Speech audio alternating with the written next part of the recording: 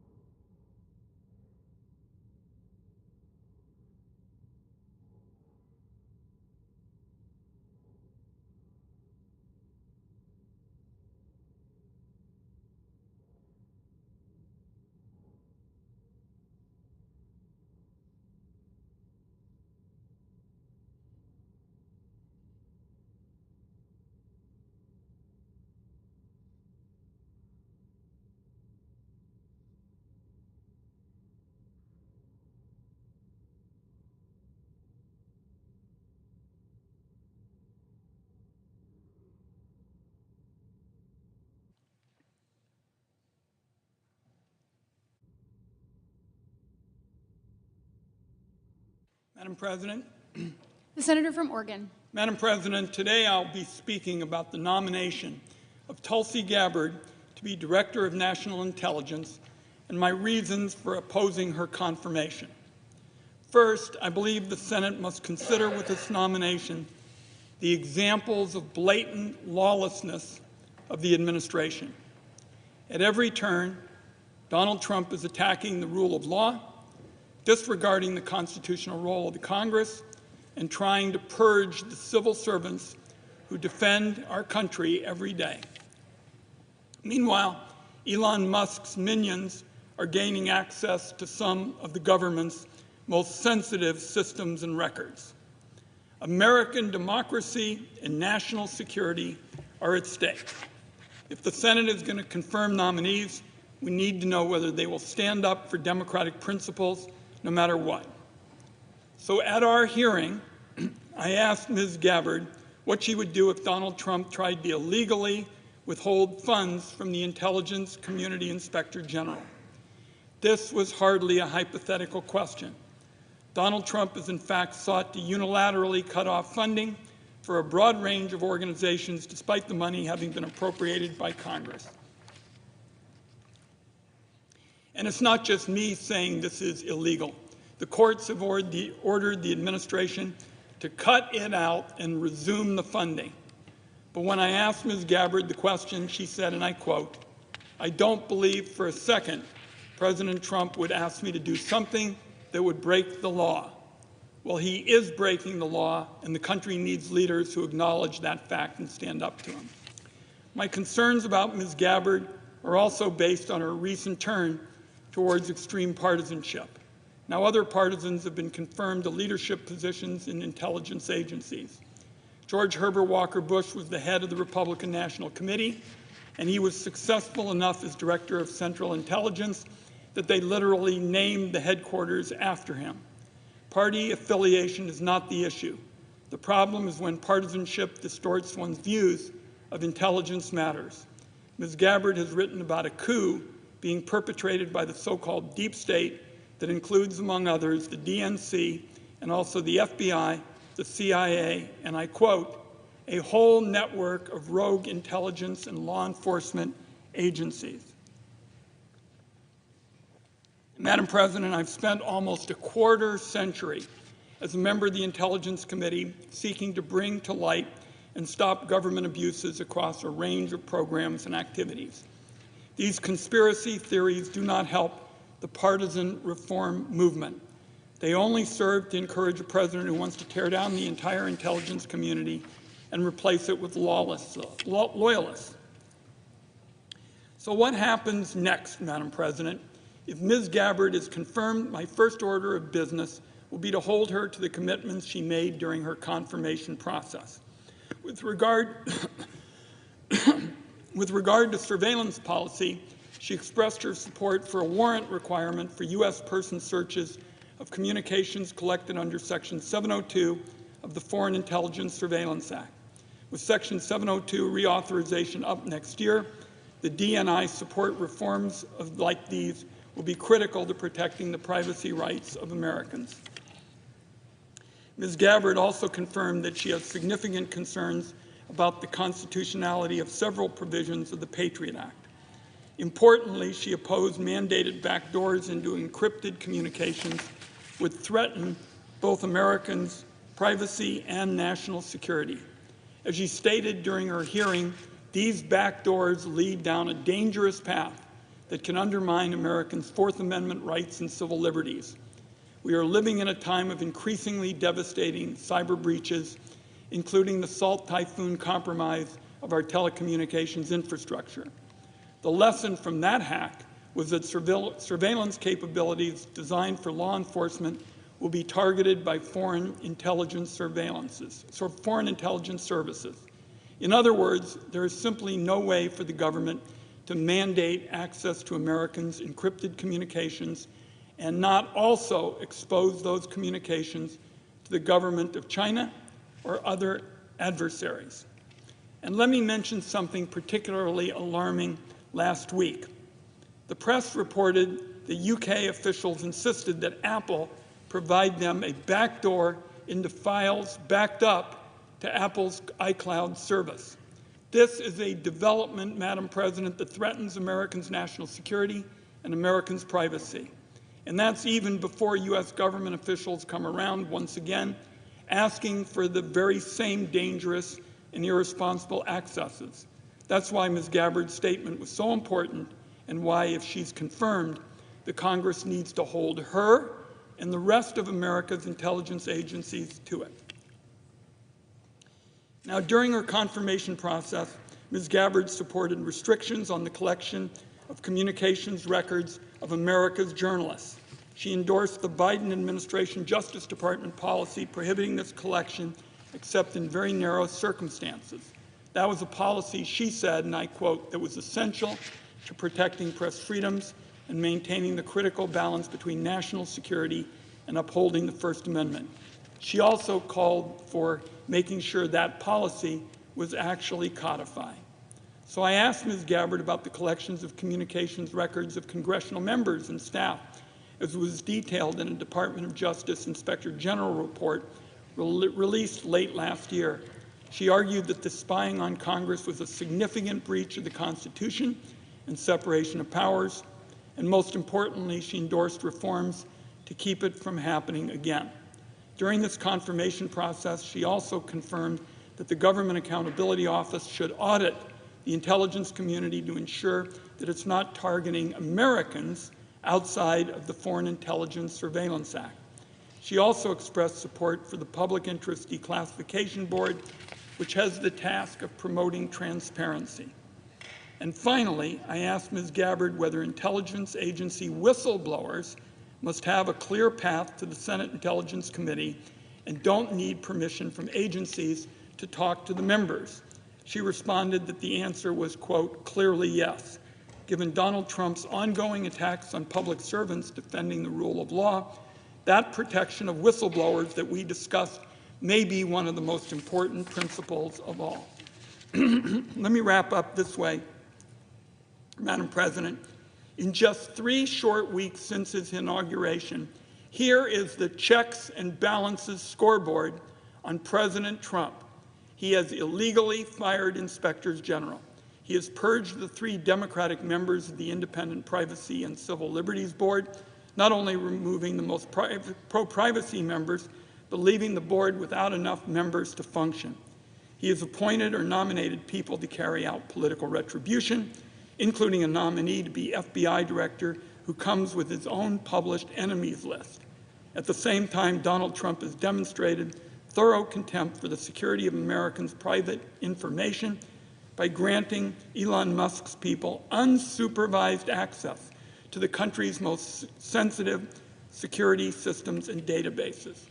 So what will happen when he attempts to steamroll oversight and the rule of law and put the privacy and constitutional rights of all Americans at risk and on the line?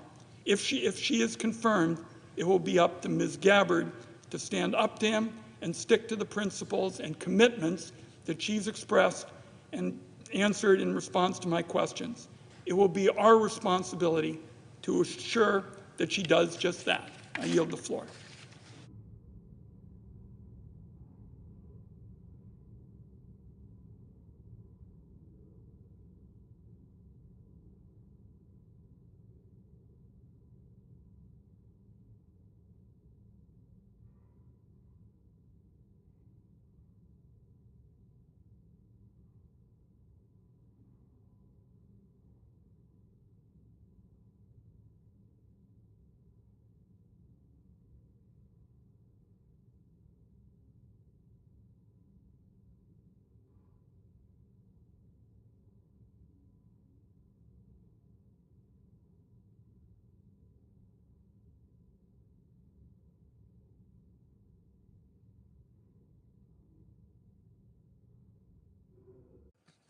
Senator from Mississippi. Madam President, I come to the floor to direct members' attention to a very important article on the front page of yesterday's Wall Street Journal, February 10, 2025, by Thomas Grove. The headline states, quote, "Be cruel, how Russia tortured Ukrainians." This is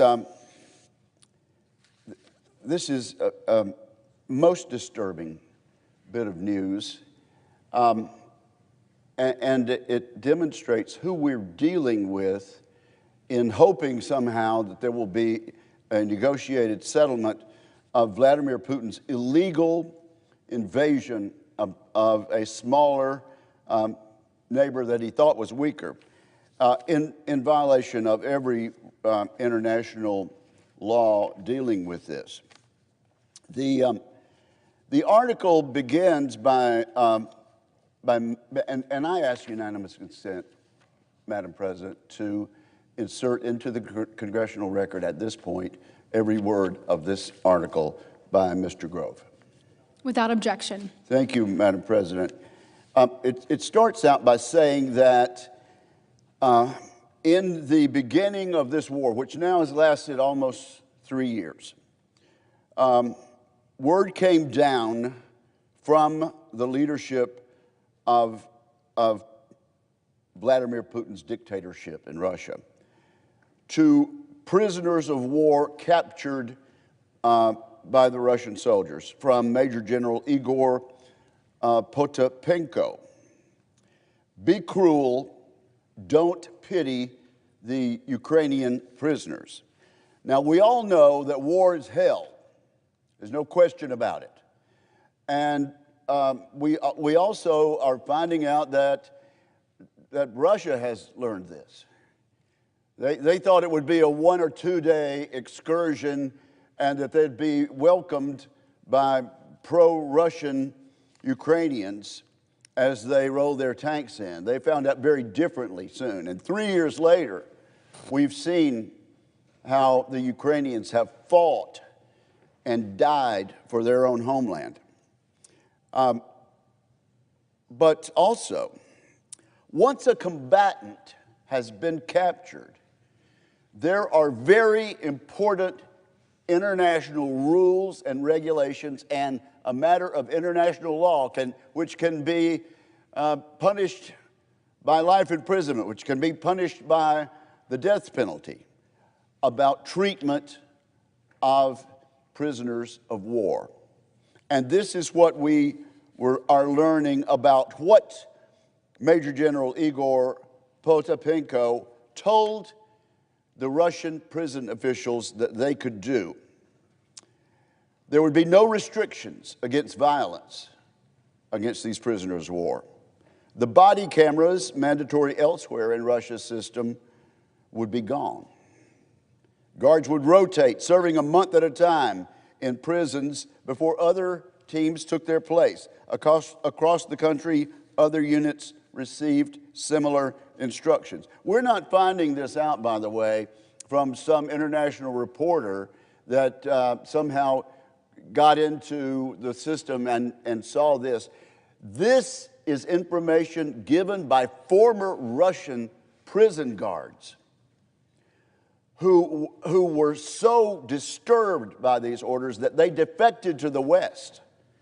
3 Russian prison guards are telling the Wall Street Journal and Americans and anyone who would listen about the horrors. This resulted in nearly 3 years of relentless torture. Guards applied electric shocks to prisoners' genitals until the batteries ran out. I'm almost reluctant, Madam President, to speak these words in public. They beat prisoners to inflict maximum damage, experimenting to see what kind of material would be most painful.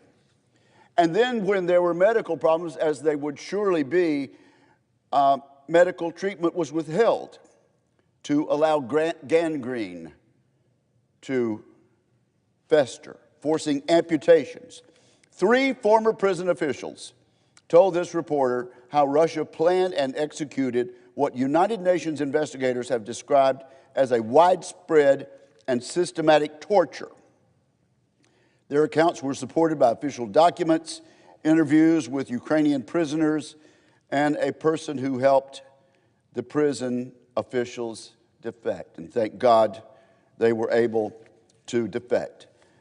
This is also borne out, Madam President, by a former prisoner of war, Pavel Ivisov, taken prisoner in Mariupol early in the war, was among the first Ukrainian prisoners detained in Russia. For 2.5 years, this 25-year-old combatant, who was entitled to the protections afforded by the Geneva Convention, was instead moved from prison to prison before being released just last October. He said beatings were the worst when he was transferred. After arriving at a penitentiary in Russia's Tver region north of Moscow, he was led into a medical examination room and ordered to strip. Guards shocked him repeatedly with a stun gun while shaving his head and beard. When it was over, he was told to yell, "Glory to Russia, glory to the special forces," and then, still naked, he was ordered to sing the Russian and Soviet national anthems. When he said he didn't know the words, the guards beat him with fists and batons. This is hard to read, but what did the former guards say? Russian citizens who thankfully have been willing to defect and come forward and tell the truth about the vicious, brutal, illegal regime of Vladimir Putin. The former guards described staggering level of violence directed at Ukrainian prisoners. Electric shockers were used often, especially in showers. That officers complained about their running out of batteries too fast. Can't do this anymore because the batteries have gone dead. The guards used police batons until they broke. Officers tested other materials, including insulated hot water pipes, for their ability to cause pain and damage. This is Putin's Russia. This is the regime that some people are hoping we can somehow negotiate with in good faith and depend on them to keep up their end of the bargain. The guards intentionally beat the prisoners at the same spot on their body every day, preventing bruises from healing and causing infection. At least one person died of sepsis because of this type of brutality. And the guards enjoyed their brutality, according to these Russians who were guards at the facility and who defected rather than countenance what their own government was doing. Ukrainian former POW Andrei Yegorov recalled how guards at a prison in Russia would force prisoners to run 100 yards through the hallway, holding mattresses above their heads. The guards stood to the side and beat them on the ribs as they ran by. When they got to the end of the hall, they would be forced to do sit-ups and push-ups, and each time they came up, the guards would punch them or hit them with a baton. And I would say to my colleagues, Madam President, this is not a bunch of prison guards gone rogue. This is a bunch of prison guards in Vladimir Putin's dictatorship and Vladimir Putin's illegal regime that were following orders from a high-ranking major general. Madam President, there are differences about the United States' interest in Ukraine. But I will tell you that the countries around Ukraine, in the neighborhood, know what they're facing. And they know that if Vladimir Putin succeeds in his illegal war to take over a neighbor, that will not be the end of it. And one can only listen to what we're hearing out of neighboring countries out of the Republic of Georgia, out of neighboring Armenia and Azerbaijan. Russia intends, and the war criminal, Vladimir Putin, intends to return to as much of the old Soviet Union dictatorship as he possibly can. I hope this war ends. And frankly, I've hoped for 3 years under the Biden administration that administration would provide the freedom fighters inside their own country to have the necessary equipment, the necessary ammunition, the necessary permission to defeat this illegal invasion.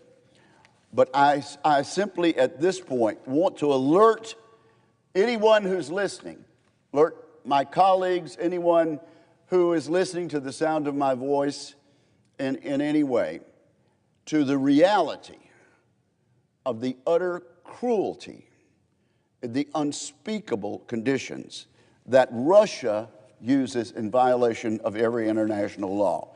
If Vladimir Putin comes to the negotiating table and agrees to a ceasefire, we need to bear in mind that he is the gentleman who has countenanced this outrage that I've barely been able to speak about today. And any negotiations we have with the Russians and with the current leadership needs to be done in light of the facts as outlined in this independent report. Thank you, Madam President, and I yield the floor.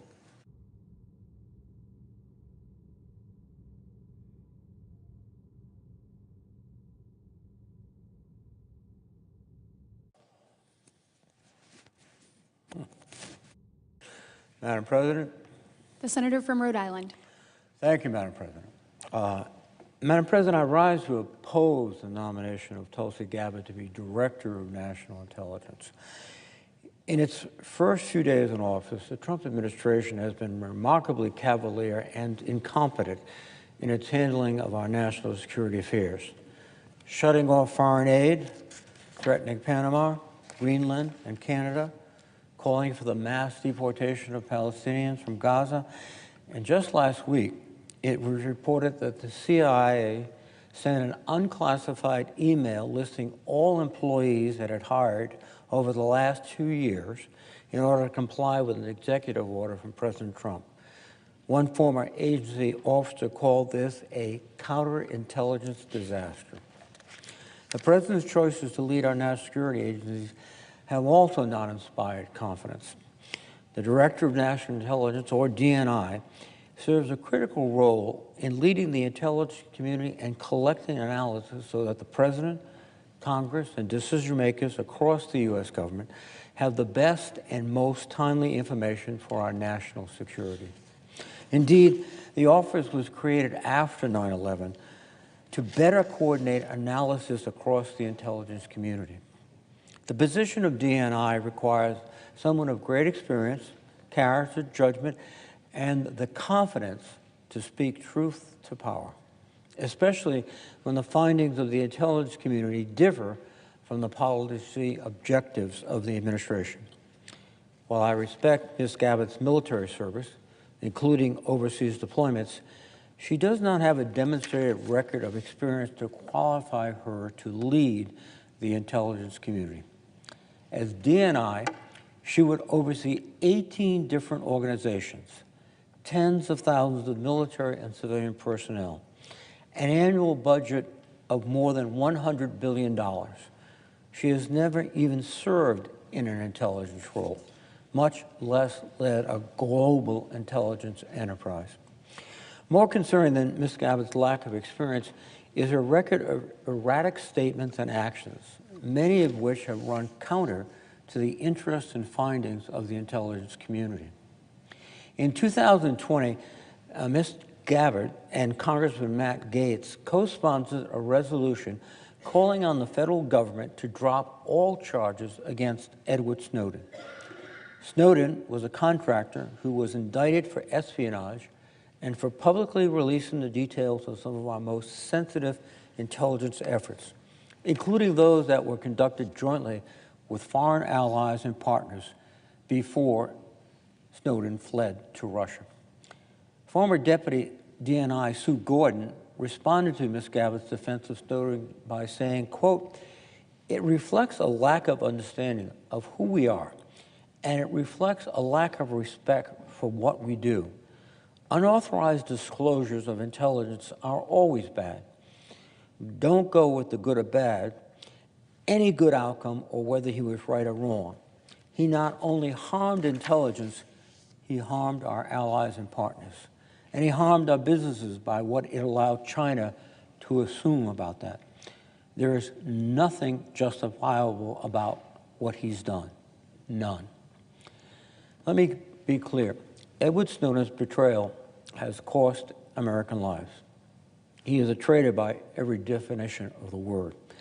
As the chairman of the Intelligence Committee, Senator Cotton, has said in the past, Mr. Snowden is, quote, "an egotistical serial liar and traitor whose unauthorized disclosures of classified information have jeopardized the safety of Americans and allies around the world.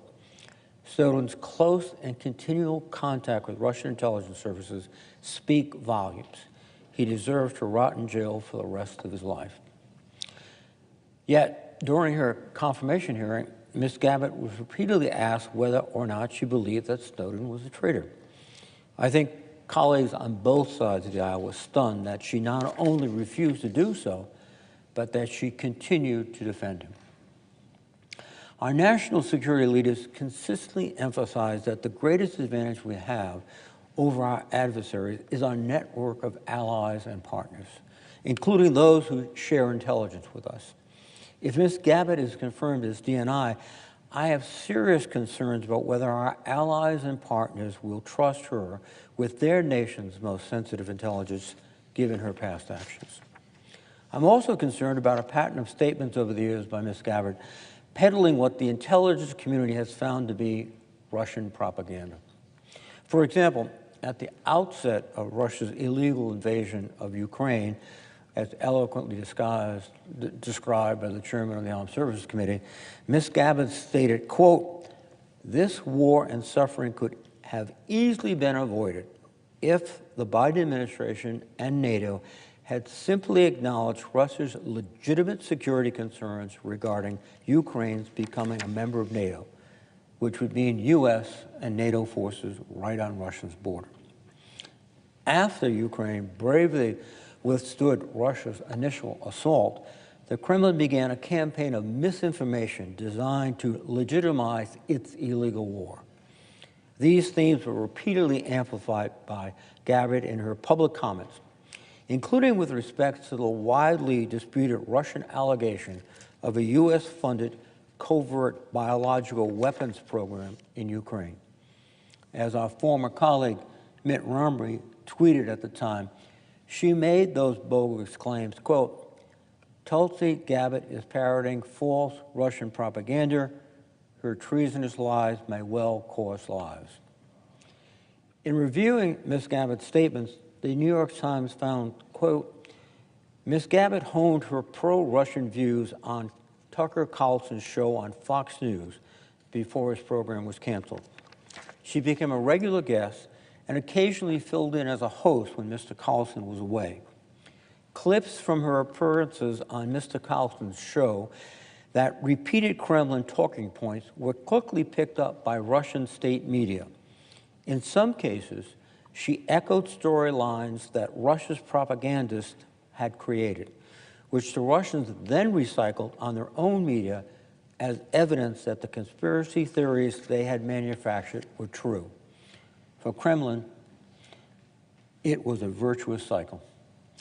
Ms. Gabbard has been roundly and appropriately criticized for her unannounced 2017 trip to Syria, where she met with Syria's then-president, Bashar al-Assad. She justified that trip by saying, quote, "We've got to be able to meet with anyone that we need to if there's a possibility that we could achieve peace."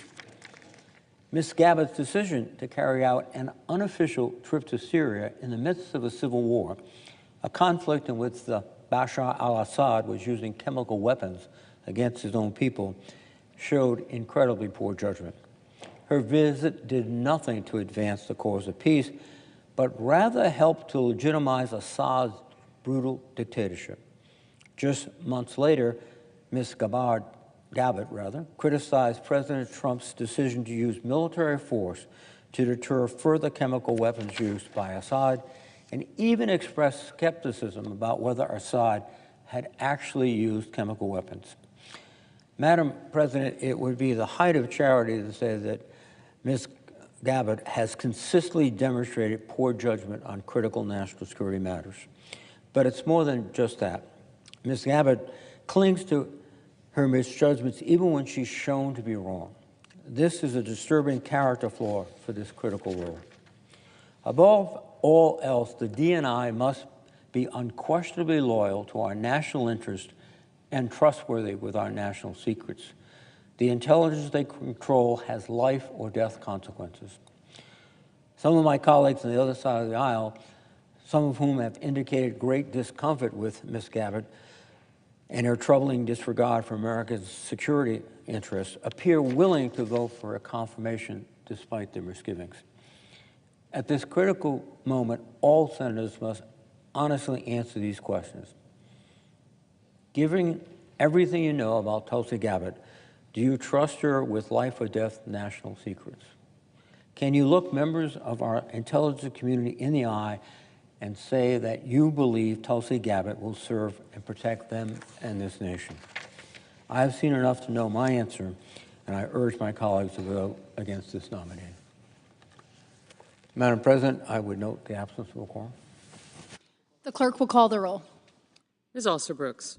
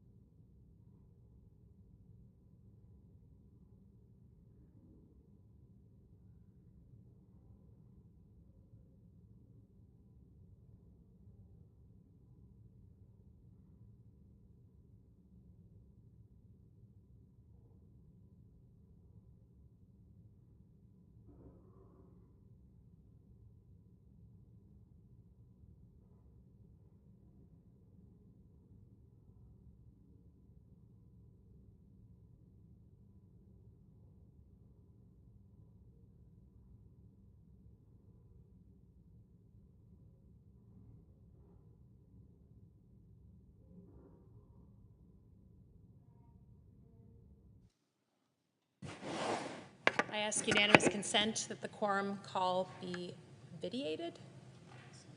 The senator from Michigan is recognized. Thank you. Without objection. Well, look, I rise today as a very new senator, a freshman senator, to talk about the confirmation prospects for the nominee for the Director of National Intelligence, Tulsi Gabbard. And I think context matters here. I am the first CIA officer to ever be elected to the U.S. Senate. Before I ran for office in Michigan, I had a career in national security. I'm what's called a 9/11 baby. I happened to be in New York City on my second day of graduate school when 9/11 happened. It changed my life. I decided to go into national security, got recruited by the CIA right out of grad school, and then was quickly sent on my first of 3 tours in Iraq alongside the military, providing intelligence to the U.S. military to deal with the groups that were shooting at U.S. forces and plotting against the U.S. homeland. I worked in national security roles very proudly in both administrations, Democratic and Republican. I worked in the White House for George W. Bush, and I was there the Friday that he left office, and the Monday that Barack Obama walked in. I did the same job for 2 very different presidents, one from each party. I went on to be a Pentagon Assistant Secretary of Defense. But in between all that time, one of the things I got to do was help stand up the Office of the Director of National Intelligence. I was the intelligence briefer in Baghdad for Ambassador John Negroponte, who was the first ambassador to Iraq under the Bush administration. I would provide him intelligence briefings early in the morning. And one day he came back from a trip to Washington and said, I'm going to be nominated to be the first Director of National Intelligence. It's this completely new position. It's a position that has been created because of the failures of 9/11, our failures to anticipate the attacks of 9/11, to put the pieces together between the FBI, the CIA, the military, all those who had a piece of the story but didn't have a place and a venue to combine it all together to anticipate the most devastating attacks on the U.S. soil since Pearl Harbor. I came home and happened to be one of those first employees to set up the Director of National Intelligence. I think it was employee number 5. I was John Negroponte's first special assistant. So I was his, body person, helping him set up that office. So when I talk about the nomination of Tulsi Gabbard, I don't do it willy-nilly. I don't do it without a background on these topics. And I believe that the people who should be taking the positions that are critical for national security should be people of competence and character. What does the Director of National Intelligence do? The office was created, as I said, to combine all of the different threads of information at the 17 different intelligence community agencies that we have to prevent intelligence failures like we had on 9/11. This is a serious position. This is a position that in the past has been in the Oval Office every morning with the intelligence briefings provided by the agencies. This is the position in the dead of night that makes consequential decisions on the security and safety of people here. And most Americans have no idea the number of threats that we still thwart every single month against our homeland. We sleep well at night because the intelligence community is working together to prevent those threats, along with our partners and our allies and our military. So for me, I want to know that the person who's going to be woken up in the middle of the night to make those last-minute decisions, do we move on that intelligence? Do we act based on that threat, that they are someone, again, of competence and character? And what I have seen from Ms. Gabbard does not meet that threshold. She has, first of all, repeatedly questioned the integrity of the intelligence community, right? She's gone after the intelligence community that she hopes to lead. She has labeled tens of thousands of intelligence personnel as deep state without even a semblance of understanding of what they do every day to keep her safe. She's questioned the findings of the intelligence community, and I think more egregious than anything, She has shown a repeated preference for our adversaries over the intelligence community in the United States of America. Most notably, a surprise trip to visit the now ousted president of Syria, Bashar al-Assad. Imagine the decision-making that goes into planning a secret trip to visit a man who has killed thousands of his countrymen, thousands of relatives of Michiganders that I represent, a man who we know has used chemical weapons, violating international law, devastating communities, a man who has seemingly sat aside as insurgent groups, terrorist groups, took territory in his area and allowed them to project attacks into neighboring states and to plot against the U.S. homeland.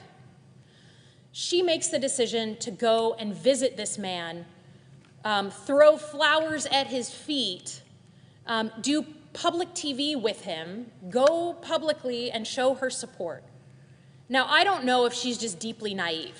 I don't know if in some twisted way she thought that this was her way of being helpful.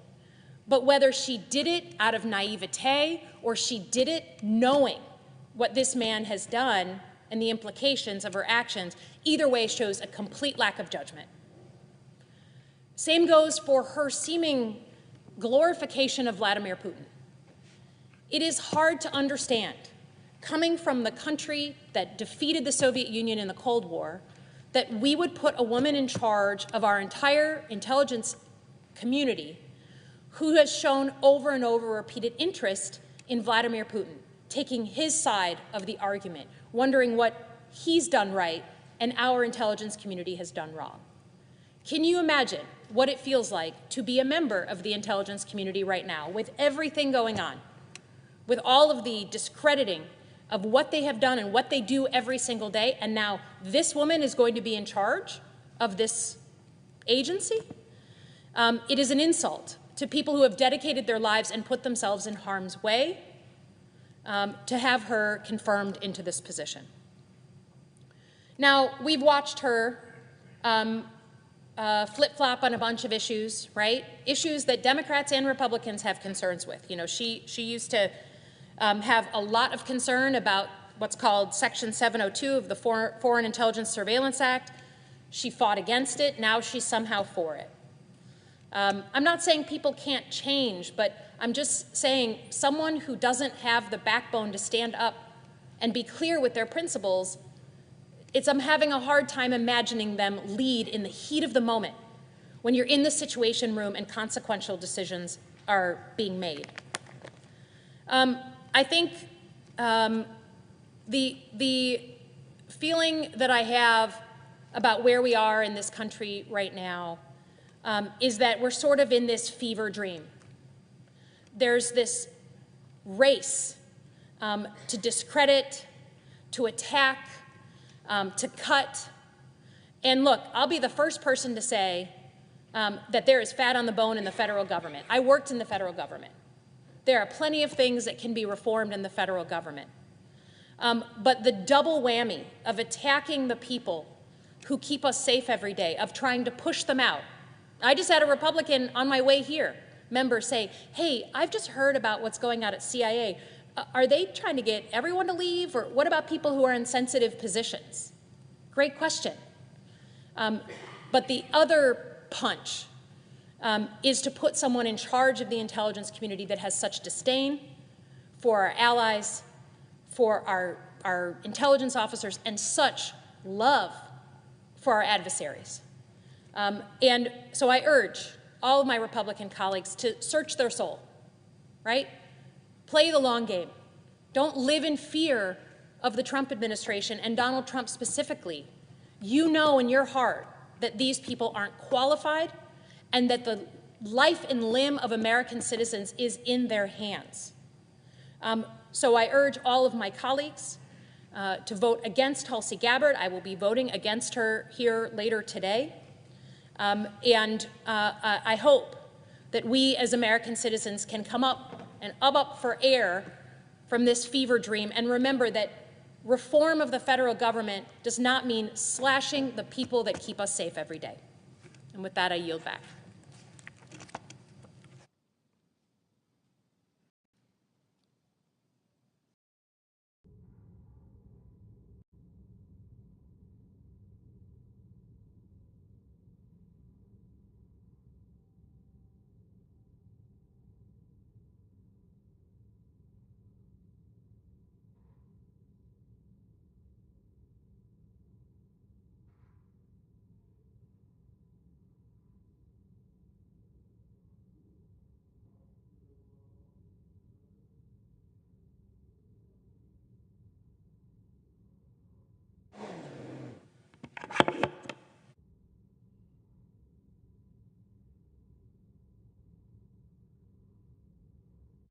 Mr. President, The senator from Alabama. I rise today to discuss an epidemic that is affecting our nation's youth. A crisis each and every parent should be concerned about, and one that so many parents I know already are. Our kids' worsening mental health is an emergency, and it's an emergency clearly and undeniably linked to social media. Emergency room visits among adolescents for anxiety, mood disorders, and self-harm have all risen dramatically in the years since social media apps exploded onto the scene. Over that same time period, and during the second decade of this century, rates of depression amongst teenagers more than doubled. By 2019, 20% of teenagers agreed with the notion that, quote, life often feels meaningless. Almost a 100% increase from a decade earlier. According to the CDC in 2021, and buckle up for this, 1 in 3 high school young women said she actually considered death by suicide. 25% of teenage girls made a plan to do so. 9% of high schoolers and 13% of teenage girls actually attempted death by suicide. As a mom, that is beyond horrifying. I worry for my own kids. I worry for their friends. And as a senator, I worry about the future of the next generation of Americans. To make matters worse, social media companies know the harm their platforms create. Instagram's parent company, Meta, conducted internal research that showed that 1/3 of teenage girls who use the app report it makes them feel worse, but they cannot stop. And while social media companies have taken some steps, it is clear that there is work for Congress to do. The last time a United States president signed a major piece of legislation addressing children and the internet was, wait for it, 1998. So you look almost 30 years ago, the Children's Online Privacy Protection Act was signed into law. For reference, at that time that the law was signed, MySpace didn't even exist. It's time for an update, and there is a clear place to start. Studies have shown that the most damaging time for an adolescent to use social media is during their preteen years, and the 1998 law tried to address that. The law says that websites and other online services cannot collect personal information from children under 13 years old without parental consent. Now, the catch is that those websites have to know that the child is under 13. The standard minimum age for social media platforms is 13. But current law creates an obvious incentive for companies not to verify whether their users are old enough to be on the app. And because social media companies have to know that a child is under 13 for the law to apply, they simply choose not to verify this information. Look, anti-child sex abuse organization Thorn actually conducted a study in 2021 that showed that 49% of respondents between the ages of 9 and 12 years old said that they had used Instagram. 52% said they had used Facebook. 58% said that they had used Snapchat. And it was just last week in a Senate Judiciary hearing where I heard not one, but two parents tell about their painful story where their children had died of fentanyl poisoning from a pill that they had bought on Snapchat, thinking it was something else, thought they bought a Percocet, they thought they bought an oxycodone. It was laced with fentanyl, and now they're dead. 68% of these people in this survey between 9 and 12 years old said that they had used TikTok. The age limits social media companies claim they have mean absolutely nothing. That's why I introduced the Kids Off Social Media Act alongside Senators Ted Cruz, Chris Murphy, and Brian Schatz. The four of us approach this not as Democrats or Republicans, not as someone who sits on the right or the left, but as four concerned parents that are raising teenagers right now and dealing with this issue. Our bill would set a minimum age of 13 years old for social media platforms, but that's not the only thing that it would do. The Kids Off Social Media Act would also prevent platforms from feeding targeted content picked by an algorithm to users under the age of 17. For anyone who's curious about why that's in the bill, all you have to do is ask a teenager, especially a teenage girl. Former U.S. Surgeon General Vivek Murthy wrote that nearly half of all adolescents say that social media makes them feel worse about their bodies. That doesn't seem like an accident. If you read, and many people have, Jonathan Haidt's book, The Anxious Generation, you will learn that these apps use algorithms that, quote, home in on and amplify girls' desires to be beautiful in socially prescribed ways, which includes being thin, end quote. Once that starts, once the algorithms start feeding teenage girls images and videos of increasingly thin and unhealthy women, the vicious cycle begins. And those girls end up finding images or videos promoting anorexia or as Haidt says, emaciated young women urging their followers to try extreme diets like the, quote, corpse bride diet or the, quote, water-only diet. These algorithms on social media platforms are not just leading our daughters to starve themselves, they are leading them to torture themselves as well.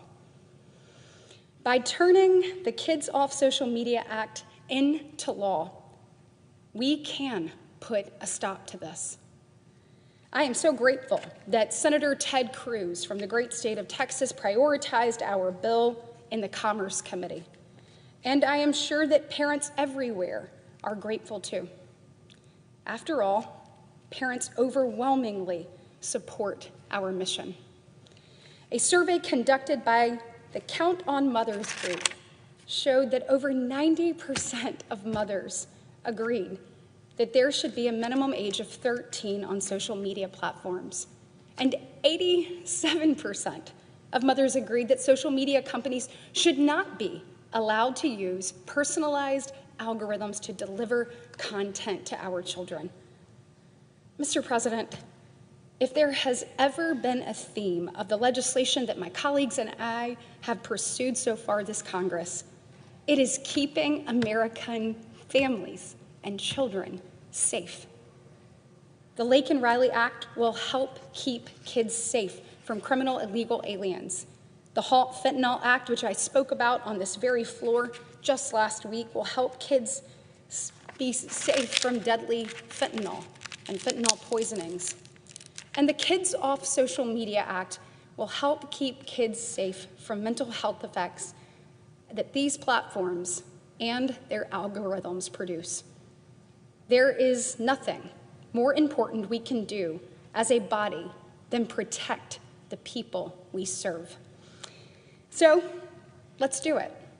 Let's get the Kids Off Social Media Act through Congress and to the president's desk. There are parents across this country that are counting on us to step up, to put the proper guardrails in place so their children can be safe and their children have an opportunity to both explore and to succeed. All of our country's children are free to pursue their own American dream, just as our generations were, and this will enable them to do that. Thank you, Mr. President. I yield the floor.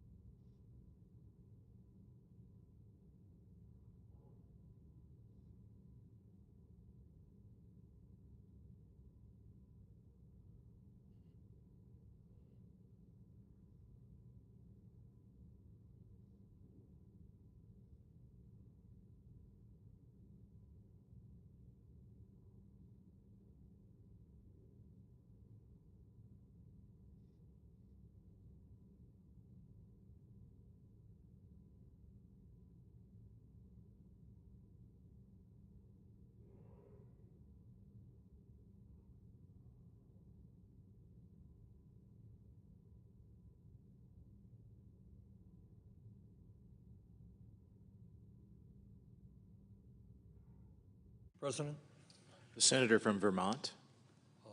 are we in a quorum call here? We are not. Okay. Mr. President, we are living in a extremely dangerous time. And future generations will look back at this moment, what we do right now, and remember whether we had the courage to defend our democracy against the growing threats of oligarchy and authoritarianism.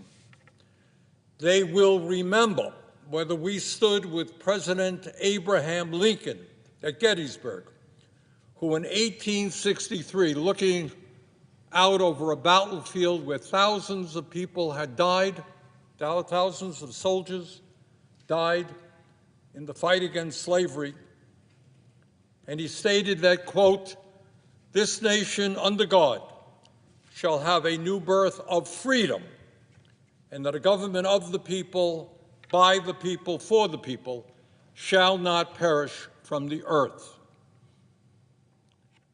Do we stand with Lincoln's vision of America, or do we sit idly by and allow this country to move into a new vision? And that is a government of the billionaire class, by the billionaire class, for the billionaire class. But it is not just oligarchy that we should be concerned about. Not just the reality that today 3 people own more wealth than the bottom half of American society, 170 million. 3 people, more wealth than the bottom 170 million Americans. It is not just that the gap between the very, very rich and everyone else is growing wider, and it is not just that we have more income and wealth inequality today than we have ever had. On top of all of that, the reality is that today we are moving rapidly under President Trump toward authoritarianism. More and more power resting in fewer and fewer hands.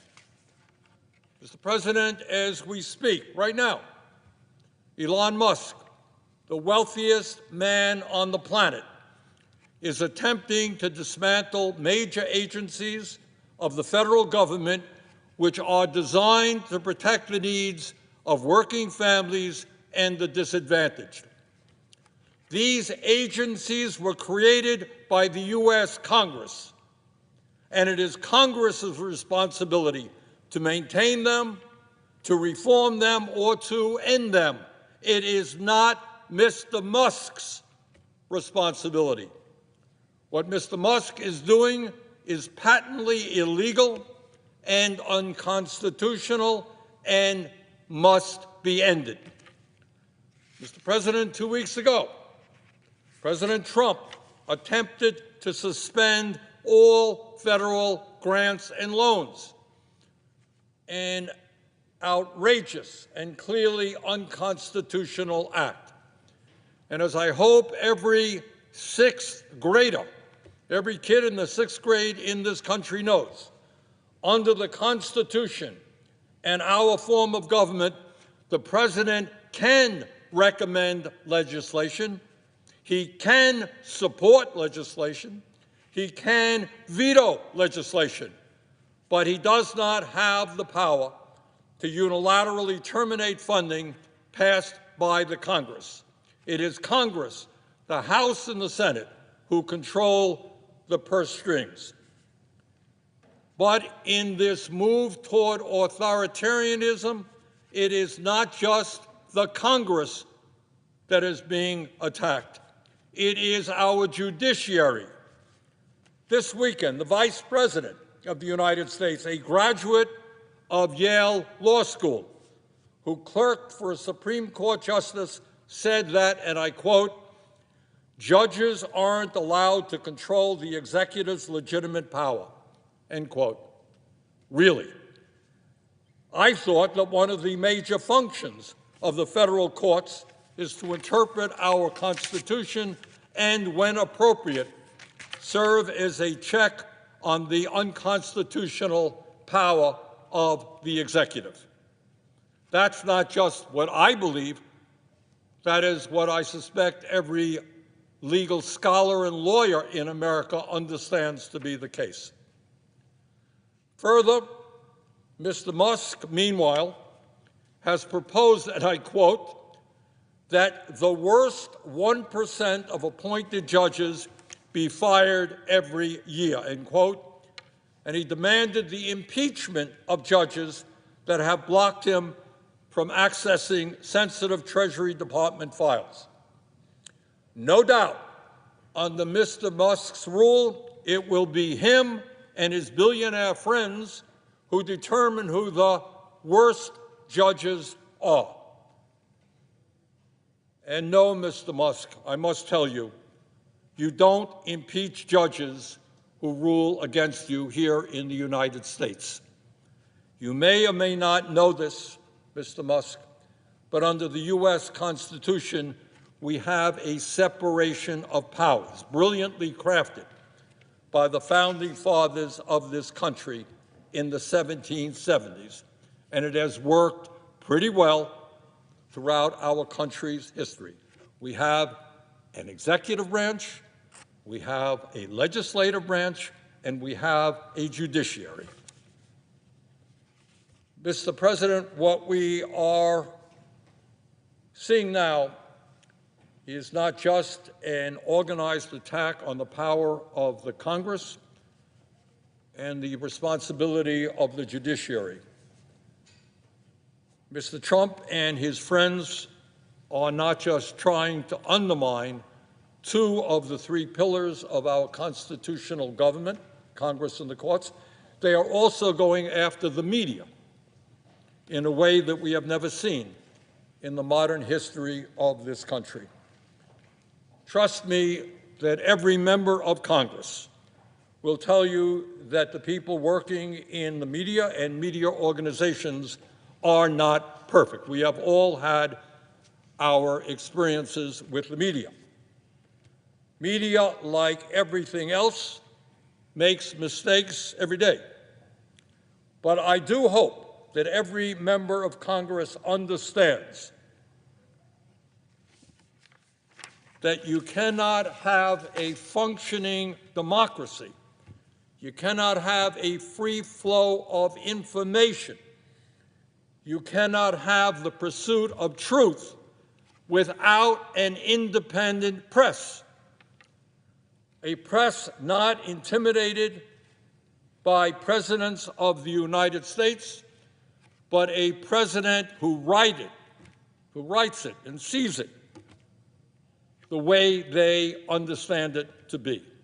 And in that regard, I want to mention to my colleagues what President Trump has done just in recent months.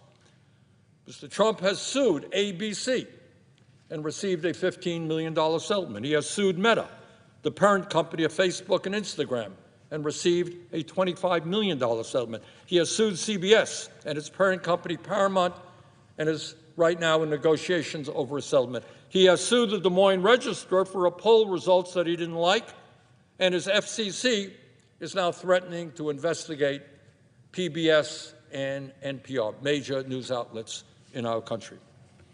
In other words, we have a president of the United States who is using his incredible power and the power of his agencies to go after media in this country who are saying and doing things he does not like.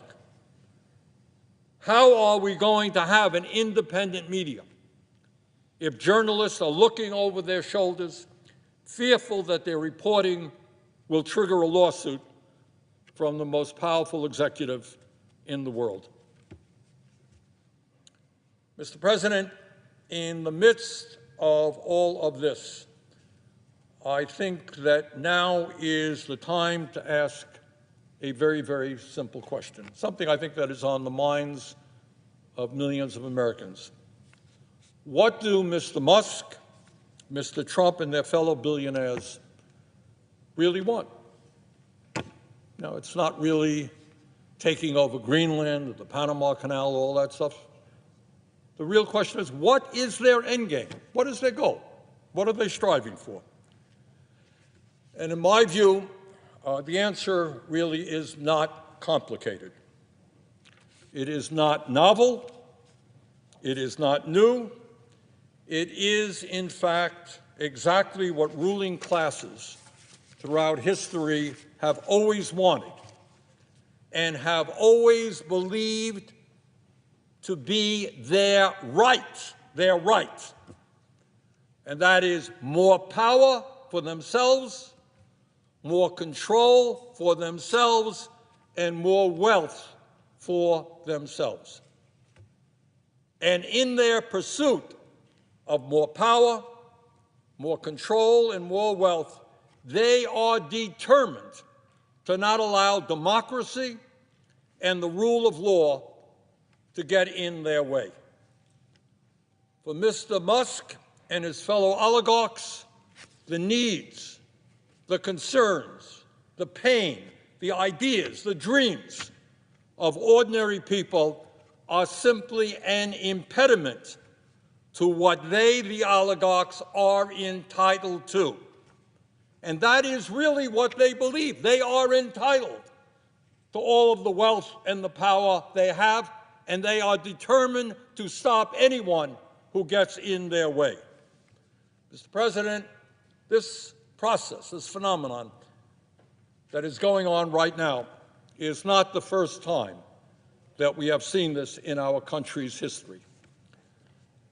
As I think many Americans understand, in pre-revolutionary America, before the 1770s, before the creation of the United States and the writing of our Constitution, the ruling class of that time governed through a doctrine called the divine right of kings. The belief that the King of England was an agent of God, that God appointed him, and that he was not to be questioned by mere mortal human beings. He was appointed by God. In modern times, we no longer have the divine right of kings.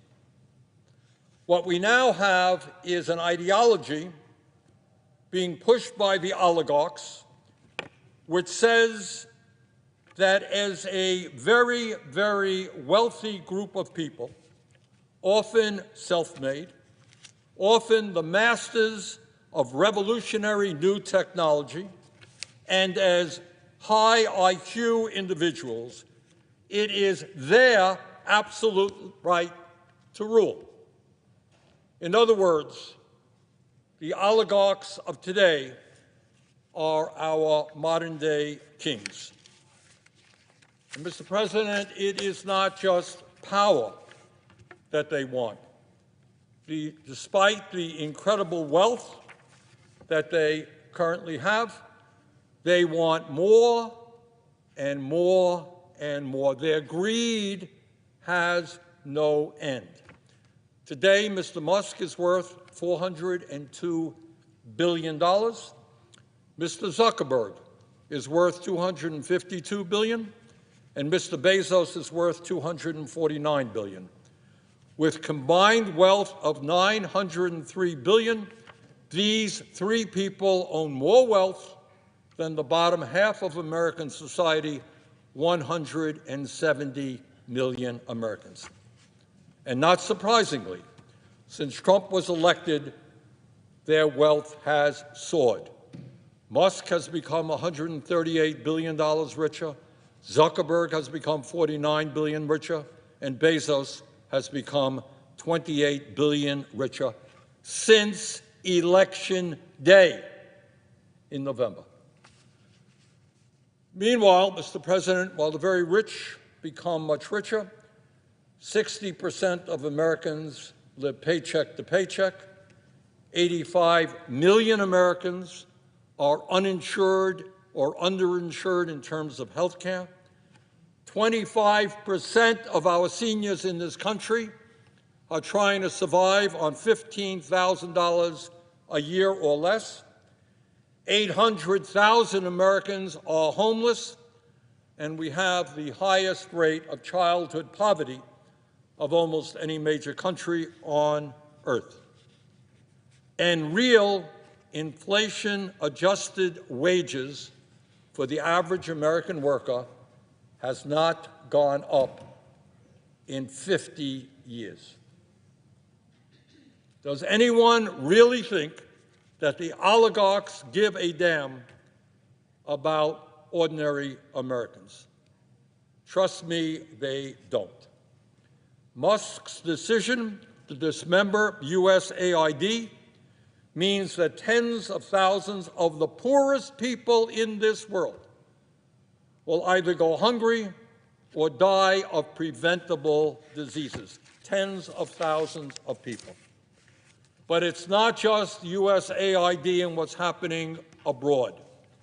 Here in the United States, mark my words, if we do not stop them, they will soon be going after the health care, nutrition, housing, and educational programs that protect the most vulnerable people in our country, all so that they can raise the money they need to provide huge tax breaks for themselves and for other billionaires. As modern-day kings who believe they have the absolute right to rule, they will sacrifice without hesitation the well-being of working people in order to protect their power and their privileges. Further, they will use the enormous media operations they own to deflect attention away from the impact of their policies while they entertain us to death. Mr. Musk owns Twitter. Mr. Zuckerberg owns Meta, which includes Facebook and Instagram. And Mr. Bezos owns the Washington Post and Twitch. Further, they and their fellow oligarchs will continue within our corrupt campaign finance system to spend huge amounts of money to buy politicians in both major political parties. Bottom line, the oligarchs, with their unlimited amounts of money, are waging a war on the working class of our country, and it is a war that they are intent on winning. Now, I'm not going to kid anybody. The problems that our country faces right now are enormously serious, and they are not easy to solve. Our economy is rigged. The rich get richer, poor get poorer, and the middle class struggles. Our campaign finance system is totally corrupt. Billionaires can now pour as much money as they want into both political parties.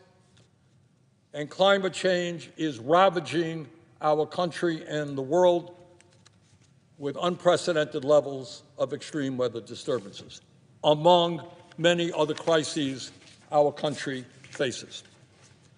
But, Mr. President, in the midst of all of these crises, this is what I do know, and this is what I do believe. And that is that the worst fear of the ruling class of our country is that the American people, whether they are black or white or Latino, whether they are urban or rural, whether they are young or old, gay or straight, whatever. The fear of the ruling class is that the American people come together to demand a government that represents all of us, not just the people on top. The oligarch's nightmare is that we will not allow ourselves to be divided up by race, religion, sexual orientation, or country of origin, and will come together and have the courage to take them on. Will this struggle be easy? No, it will not. And one of the reasons that it will not be easy is that the ruling class of this country will constantly remind us that they have the power. They control the government. They own the media. But our job right now in these difficult times is to go back and remember the great struggles and sacrifices that millions of Americans have waged over the centuries in difficult times to create a more democratic, just, and humane society. Think about all of the sacrifices and the struggles that Americans went through to create a more democratic, just, and humane society. And think about trying to put yourself to where they were in those times of crisis. Think about what was being said at those times.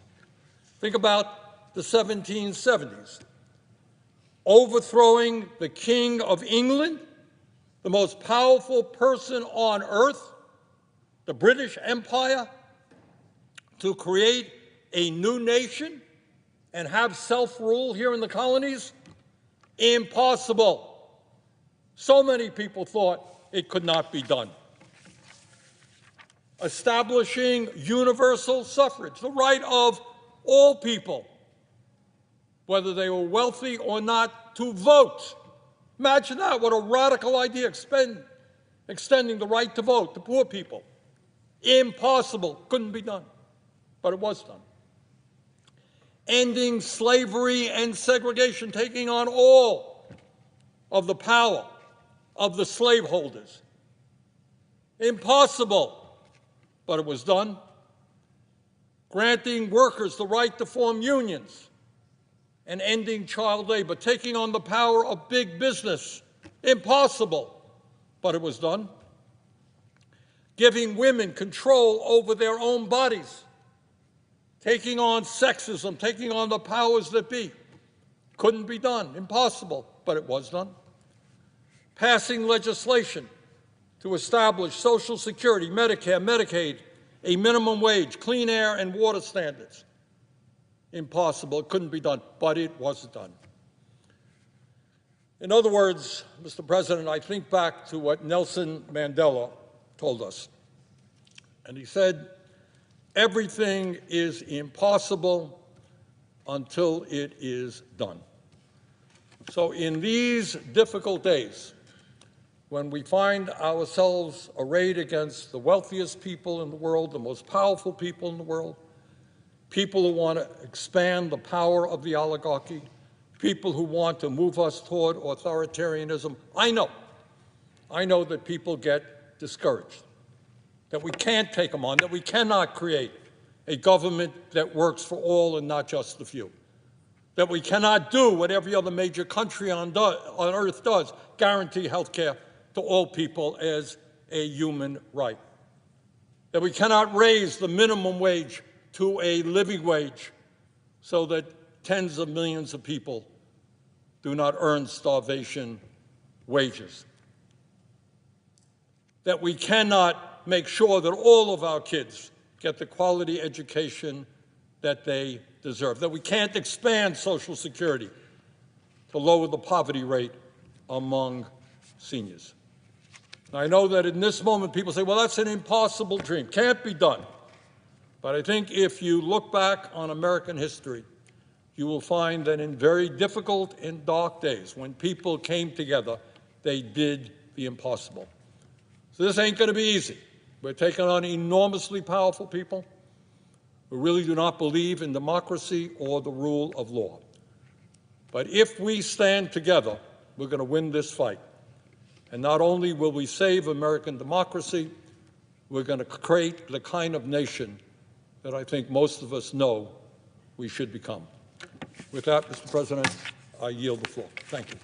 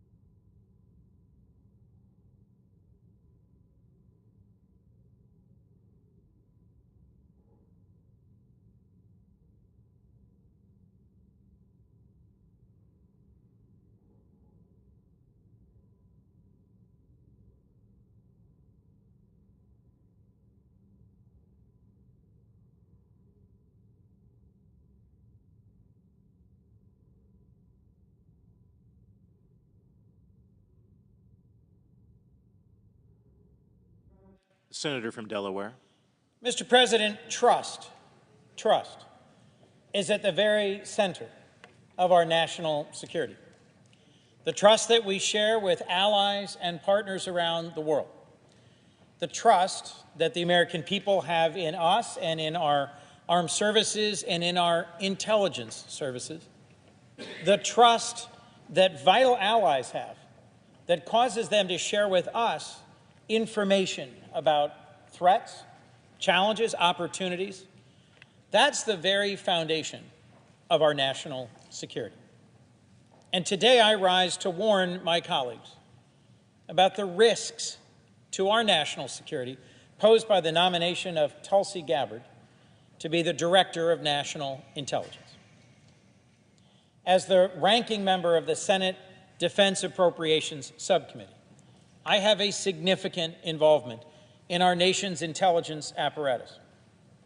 And over the course of the confirmation hearings and the debate here on the floor about former Congresswoman Gabbard, I've concluded that she has an alarming record, revealed more fully in her confirmation hearings, but also in a review of her speeches, her travels, her positions as a Democrat, as a Congresswoman, as a candidate for president, as a supporter of President Trump. She has gone quite a distance. She has defended Edward Snowden. Snowden is widely viewed by folks in our intelligence community, our national security apparatus, our armed forces, and many here as a traitor who betrayed some of the most important secrets that are critical to keeping the United States secure. She would not, in her confirmation hearings, answer the question, is Edward Snowden a traitor? Ms. Gabbard bemoaned the rise of HTS in Syria, which recently overthrew the brutal dictator Bashar al-Assad, without mentioning the fall of Assad. She talked about how tragic it was that HTS overran Damascus, without mentioning the side benefit of the fall of a brutal dictator. And in her confirmation hearings, repeatedly dodged pointed and relevant questions about FISA and Section 702, key tools for our intelligence community. All of this is in keeping with a long-standing record as an apologist for authoritarians and even enemies of the United States. She has repeatedly blamed the United States and NATO for Russia's full-scale invasion of Ukraine in 2022. And I will tell you, as someone who is about to go to the Munich Security Conference this weekend with a broad and bipartisan delegation from this body and from the House, I will never forget being at the Munich Security Conference just before Russia invaded Ukraine broad spectrum. They'd been in eastern Ukraine at that point for years. They had occupied Crimea and then launched a war into the Donetsk, the Donbass, the eastern part of Ukraine. But it was just days after the Munich Security Conference in February of 2022 that tens of thousands of Russian troops, whole divisions, poured over the line in a broad spectrum invasion that included brutality against civilians, bombardment of the entire nation, ultimately cruel acts of violence against women and children, fully documented in the press and courts around the world. And yet Ms. Gabbard blamed the United States and NATO for provoking this invasion by Russia of a sovereign nation, a nation where the United States, in writing, guaranteed its territorial sovereignty in the 1994 agreement that led to them giving up their nuclear weapons. Ms. Gabbard visited Syria and met with Bashar al-Assad for several days in 2017 and relied on pro-Assad sources to cast doubt on accounts of his use of chemical weapons against his own people. She has a long history of repeating pro-Kremlin talking points and has become a favorite on Russian state media. She appears frequently because she frequently is attacking the United States in Russian state media. Mr. President, this body will all too soon take up the confirmation of Tulsi Gabbard. We should not proceed. We should not vote for her. Our nation faces massive threats that are growing day by day. Our nation is facing threats around the world, from North Korea and Iran, from China and from Russia, and we need an intelligence service equipped to respond to these challenges. Can we trust Tulsi Gabbard to lead our intelligence services and to respond to these threats? I cannot, we cannot, and we should not. This body should not vote to confirm Tulsi Gabbard as the next Director of National Intelligence. Thank you.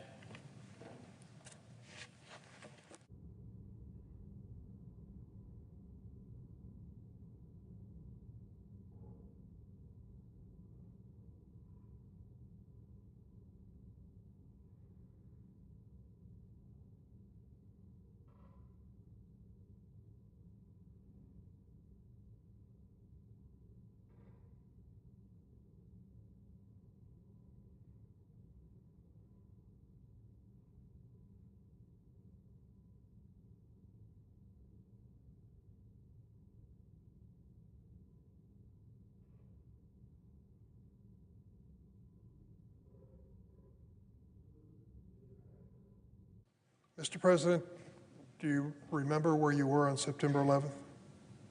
Most Americans do. I do. It was right outside that door.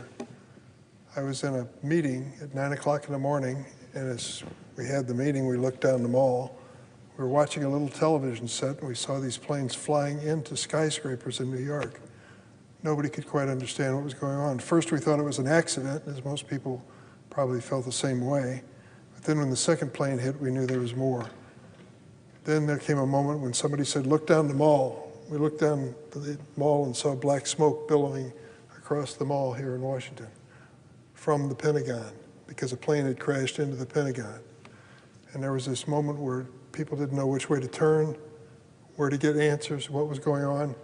And someone came racing into the room and said, evacuate the Capitol building. Another plane is coming directed toward this building. We all raced out down the steps and stood on the lawn outside, didn't know which way to turn, had no idea what was going on. Tourists were coming up to me because I had a suit and tie on and said, where are we supposed to go? Well, I told them where the metro stations were and pointed in several directions. It's a day you won't forget. Most of us, I'm sure, felt at that point we had to figure out what happened first and to stop it from ever happening again. So where did we turn? First, we turned to law enforcement for obvious reasons. That's who you call, 911. See if they can give you any information, give you any advice, and keep you safe. But also, in this town, you think, we hope our intelligence agencies, the ones that collect information, know who those people were so we can stop them from ever doing this again. Those intelligence agencies were critical, not just for the security of this country, but the survival of this country. The wake of September 11th, the most historic terrorist attack in our nation's history, we learned the hard way that agencies within the intelligence community need to be good, effective, and coordinate what they're doing. And so we embarked on several projects, and one that I was a small part of, in rewriting the laws, creating intelligence agencies, and making sure that each of our intelligence agencies, as good as they are, speak to one another. It seems so obvious. They need to coordinate, but they had what they called smokestacks, where they kept their information to themselves and didn't share it with other agencies. Well, that changed, and we changed the whole attitude towards intelligence and coordinating information. We created the Office of the Director of National Intelligence. It oversees 18 different intelligence agencies that span the CIA, Defense Department, State Department, Energy Department, and others. It is now essential to modern safety in America. But yet the President, Donald Trump, has selected a person to run this critical agency coordinating 18 different intelligence agencies who has little or no experience leading this critical American security apparatus. Her name is Tulsi Gabbard. During President Trump's first term, he made clear of his fondness for certain leaders in the world who were controversial, such as Viktor Orban of Hungary, Vladimir Putin of Russia, and Kim Jong-un of North Korea. So he ends up picking a person to run intelligence network who shares a similarly terrible judgment on critical leaders. Tulsi Gabbard, former Congresswoman, is infamous for spending time with despots and autocratic leaders in the world, including Vladimir Putin of Russia and Bashar al-Assad of Syria, and traitors to the United States like Edward Snowden. Her fondness for these oppressive, anti-democratic regimes does not go unreciprocated. They know her, they like her, and they say quite a few things about her. Let me show you one of these posters.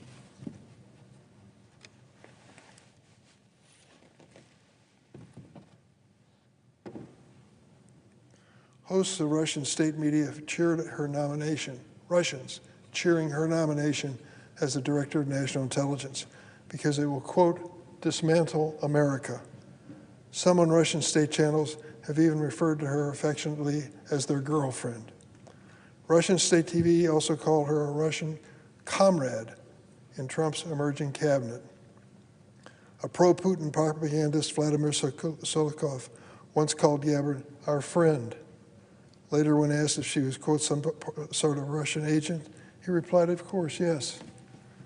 What's going on here? This woman wants to head up the intelligence agencies, and she's being cheered on by Russians. And in a glowing profile in a Russian state newspaper, it said of Tulsi Gabbard, and I quote, "The CIA and FBI are trembling, noting that Ukrainians consider her, quote, an agent of the Russian state." Imagine that. The person tapped to head America's intelligence community being called a puppet of an adversary country by that very same country. It seems too ridiculous to be true, but I'm sorry to say it is. To merely join America's intelligence community, never mind lead it, candidates have to go through a vigorous background check and earn security clearance. I'll just tell you, based on what she has done since serving in Congress, she could not pass a routine security clearance. If Tulsi Gabbard was applying for the entry-level position, her relationship with Russia alone would disqualify her from the job. Why then would we trust our entire intelligence network to the number one friend of our number one enemy? Why then would we want to put that sort of person in charge? Given the examples that abound of Tulsi Gabbard proving publicly, shamelessly, and carelessly her sympathy for nations that undermine U.S. interests and security, that is inexplainable and irresponsible. Perhaps this was summed up best by one of her people who worked with her for years. Here's what he had to say, quoted in Atlantic magazine, quote, "She was willing to do or say whatever. It was like she had absolutely no moral compass." And to head up all of our intelligence agencies? It's as controversial as choosing Kash Patel to head up our Federal Bureau of Investigation. No experience which qualifies him, nor does she have any experience either. You see, our allies depend on us as much as we depend on security and to share critical intelligence. Now they're looking at us in disbelief that we would let someone like Tulsi Gabbard, with such an appalling record, anywhere near the leadership of the intelligence community. Intelligence professionals from Canada and the United Kingdom, members of the critical Five Eyes Intelligence Alliance, along with the US, Australia, and New Zealand, have expressed concern about even working with her if she's in charge. In order to keep Americans safe throughout the world, we need to have the trust of our allies and their cooperation. This position she's aspiring to of DNI does not just impact the collection of intelligence, it also impacts the action taken on it. Because of this, I have great concern about the impact Tulsi Gabbard's confirmation would have on our support in Ukraine defending against Russia. Since Russia's full-scale invasion, Gabbard has taken Russia's side many times, claiming, quote, in reference to Ukraine and Russia, Russia had legitimate security concerns, the words of Tulsi Gabbard. And then she blames NATO, our alliance, as one of the most significant security alliances in the world. Let me be clear, supporting democracies has not historically been a partisan manner. For example, contrast Tulsi Gabbard's nonsense with former President Ronald Reagan and his clear understanding of the danger of the communist Russian Empire. Nearly 40 years ago, Ronald Reagan stood at the Brandenburg Gate in West Berlin and famously challenged the Soviet Union to tear down this wall. Reagan understood the true nature and threat of the Russians. And we've all seen the horrific cost of Russia's war in Ukraine and increasing attacks on NATO allies. Is there a deal to be made to end this war? Perhaps.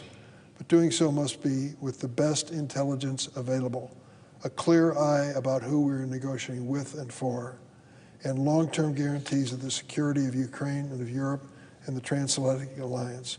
One would think that any American president navigating such difficult waters would want a top official to serve as head of national intelligence. Tulsi Gabbard fails that test. She would not be qualified for an entry-level position within the intelligence community and certainly not qualified to lead it, period. Some of President's cabinet nominees are hard to imagine because they are so unqualified. But for the position of Director of National Intelligence, putting someone unqualified in charge is not funny at all. It's life or death dangerous. I yield the floor. Suggested the absence of quorum. The clerk will call the roll. Ms. Also Brooks.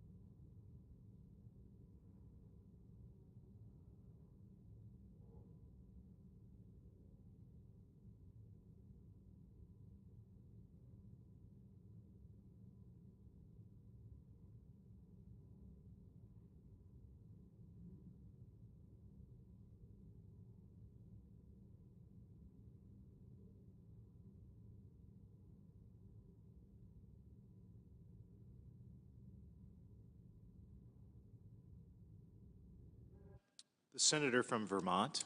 Thank you, Mr. President. I want to speak about what The Senate is in a quorum call. I request unanimous consent to vitiate the quorum call. Thank you. Without objection. Thank you, Mr. President.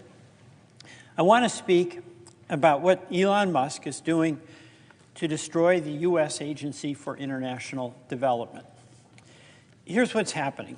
Mr. Musk, of course, a non-elected billionaire who knows really nothing and cares less about how the federal government works, is demolishing one of the most important agencies we have for countering Russia, China, authoritarianism, and anti-American extremism around the world, all being done in the name of, quote, efficiency. As one former State Department official said, disbanding U.S. aid is the strategic equivalent of scuttling the Navy. Mr. Musk, he bragged about feeding U.S. aid into a wood chipper. What he's really doing, after locking USAID's staff out of their offices and blocking their access to email, is destroying the careers of thousands of professionals who administer programs that are critical to U.S. national security, not to mention the well-being of their families. And Mr. President, I want to acknowledge something. Many Americans ask me, and they ask you, why should we send aid to other countries when we have so many problems here at home? And we do have problems at home. So that's a legitimate question. In my view, we haven't done enough, Congress, to solve our own problems, the cost of food, housing, health care, or dealing with drug addiction, gun violence, homelessness, the challenges facing our farmers and small businesses, and the devastation to communities from wildfires, floodings, droughts, and other national disasters.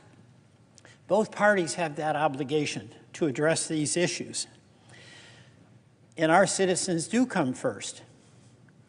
But we also have a role in the world that is absolutely vital to our own national security.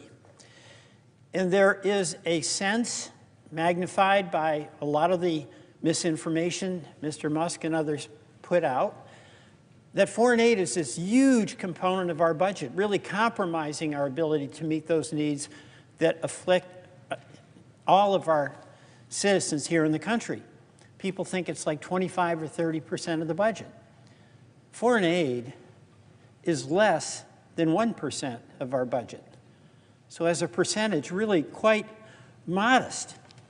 And incidentally, not that we necessarily want to compare, but as a per capita spending portion of our budget, what we spend in the United States on foreign aid is a lot less than our European allies in Japan.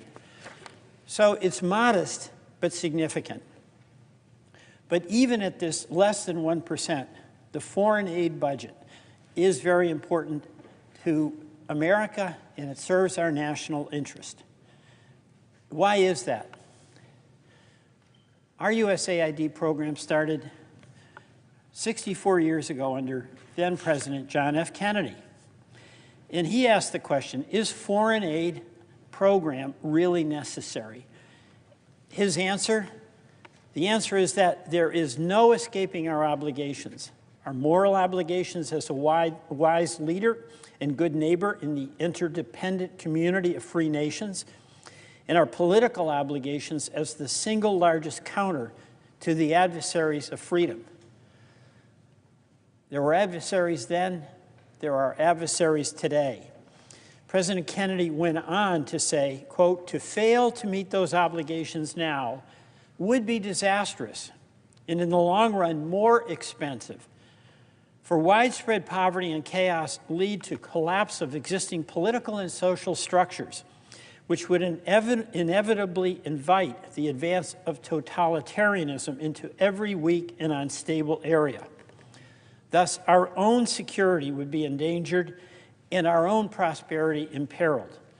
A program of assistance to underdeveloped nations must continue because the nation's interest, that is our nation's interest, and the cause of political freedom require it.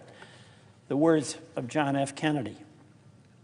But fast forward, only 5 months ago, George Bush's Secretary of State, Condoleezza Rice, said about the need for continued U.S. engagement in the world, quote, the United States has got to make both a statement and a reality of America's willingness to remain engaged in the world, because great powers don't just mind their own business. And if we don't shape the international environment, then others will. And they are others that we do not want to cede the territory for our values and our interest, powers like China and powers like Russia, unquote. The words of former Secretary Condoleezza Rice. So the question that we need to answer today is not why we spend money on foreign aid. I don't believe we need to answer that because I think President Kennedy and Secretary Rice explained that very well. The question is, how can we make the best use of the 1% of the federal budget to protect our interest in an increasingly unstable and dangerous world? As Secretary Rice said, if we don't shape the international environment, then others will. Because no matter how many times President Trump and Elon Musk say America first, isolationism, this is a decision that each one of us in the United States Senate must make. Isolationism is not an option. What does happen in Central America, in Africa, in the Middle East, in Asia, does threaten our own security, far more so today than in President Kennedy's time. Our Secretary of State, Marco Rubio, a valued former colleague, someone we're all quite proud of, has said this administration is not going to eliminate foreign aid and that many of USAID's programs will continue. He and others in the administration have called what the administration is doing a, quote, review. Let's talk about that a minute. If this were a review, I'd be all for it. We should always be looking at the best way and the best use of taxpayer dollars to get the best outcomes from the programs we fund. I've been calling for a review of FEMA, an organization that was very helpful to Vermont to recover from the floods of 2023 and 2024. My view, we should be doing a review of every agency, from food stamps to the Pentagon. So if it were a review, I'd be all in favor of it.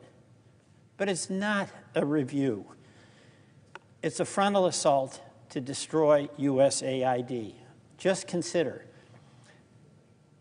Emails go out telling people not to go to work. Emails go out telling people in foreign lands they've got to come home. Websites are closed down. Work is stopped in its tracks. That's not a review, that's a decision. It's an action to dismantle and destroy an organization. By the end of the so-called 90-day review, people in Africa working for USAID will be in the US. There won't be anything left. And the administration really makes no secret about it. It acknowledged that it has decided to reduce the number of USAID staff from 14,000 to a few hundred. That's not a review, it's a decision. Mr. President, many of us know a lot about USAID. Bring on reform, yes, but this organization has helped our country by doing good work in other countries. Many of us have met USAID staff at posts overseas, often in some of the world's most dangerous places. The folks in that organization are serious, purposeful, and patriots. They put their lives at risk every day, and they don't have body armor. If the goal really is reform of USAID, then I say to Secretary of State Rubio, and I say to my Republican colleagues, I want to work with you. Anything we can do to make any program that we're responsible for better, I am absolutely all in. And we know there's ways we could make USAID better. But what Elon Musk is doing is dangerous, it's cruel, and it's illegal. It's illegal because this Congress has appropriated money for these programs, and Elon Musk is making a unilateral decision without any congressional oversight or authority to discontinue those authorized programs. Also, you know, what does it really say to the millions of people in governments around the world when we've made a commitment, whether it's one that you agreed with or I did, but as a body, as a country, we made a commitment, and then suddenly there's an email out saying we're just kidding. We're not going to follow through. And what does it mean when you think about it? That because of, in effect, this stop work order, we have food for hungry people that's not being delivered. We have vaccines, medicines that can save lives, avert injury, and they're not being delivered. Why are we doing that? Why would anyone do that? It would be like your neighbor's house is on fire, you have a hose, and you won't let them use it. That's not the way we operate. At least I hope so. You know, the USAID work, it's invisible to most people. It shouldn't be invisible to us. We're supporting civil society leaders who are inspired by our own Declaration of Independence. These folks fight for human rights and democracy, and they do that in the face of corrupt and abusive governments that imprison their political opponents. These programs have been stopped.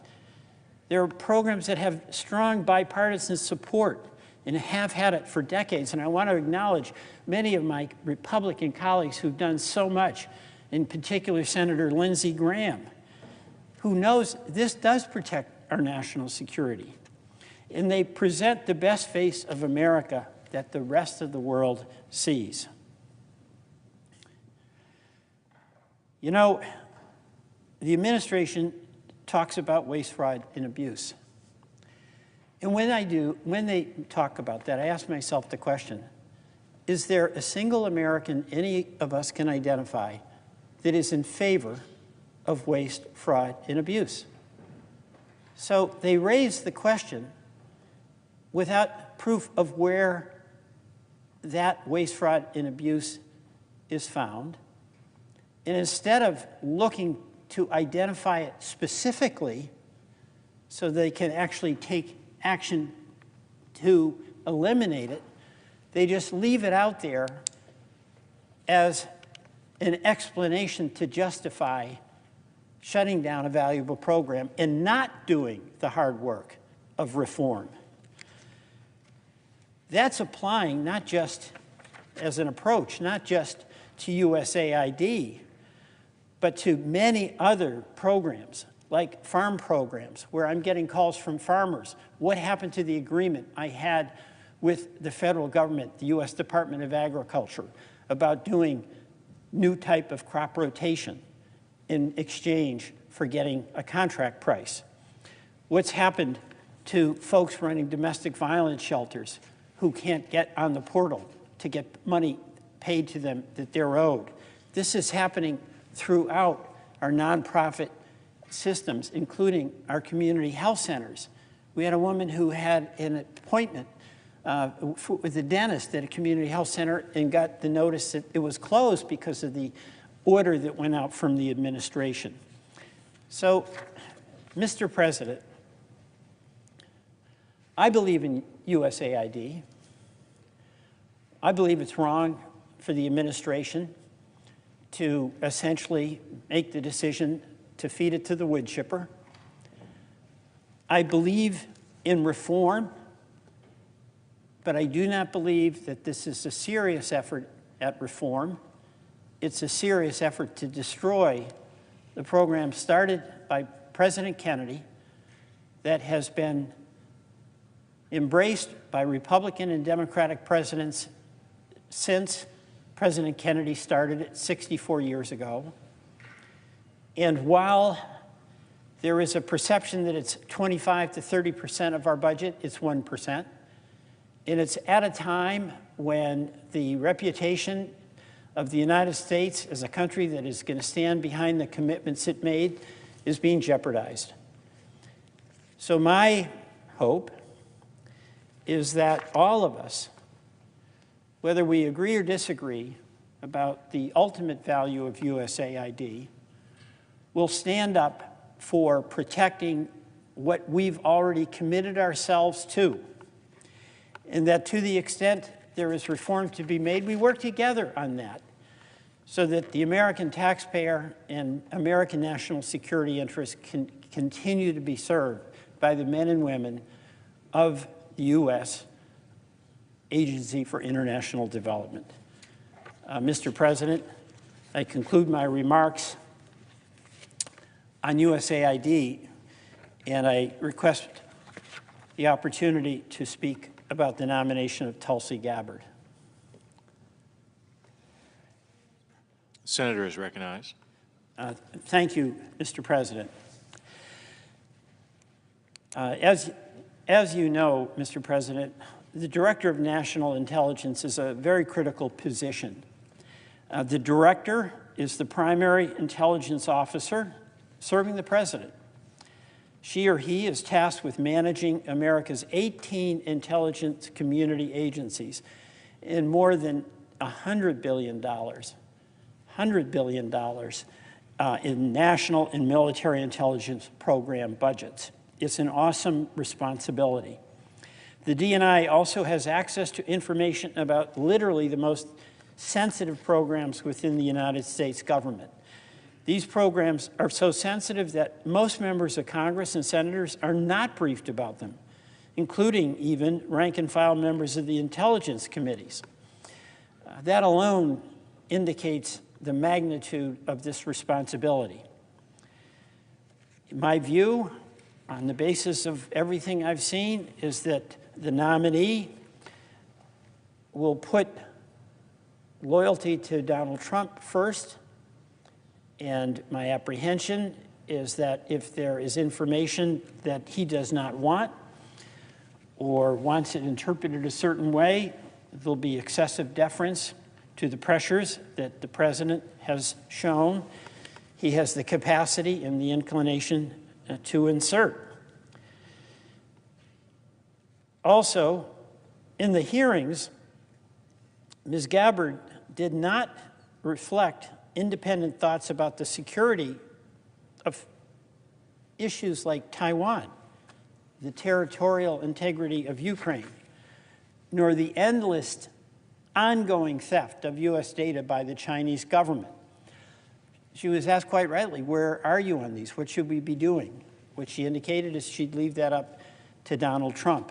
Now, I get it that as someone who is serving the President, it's ultimately his decision.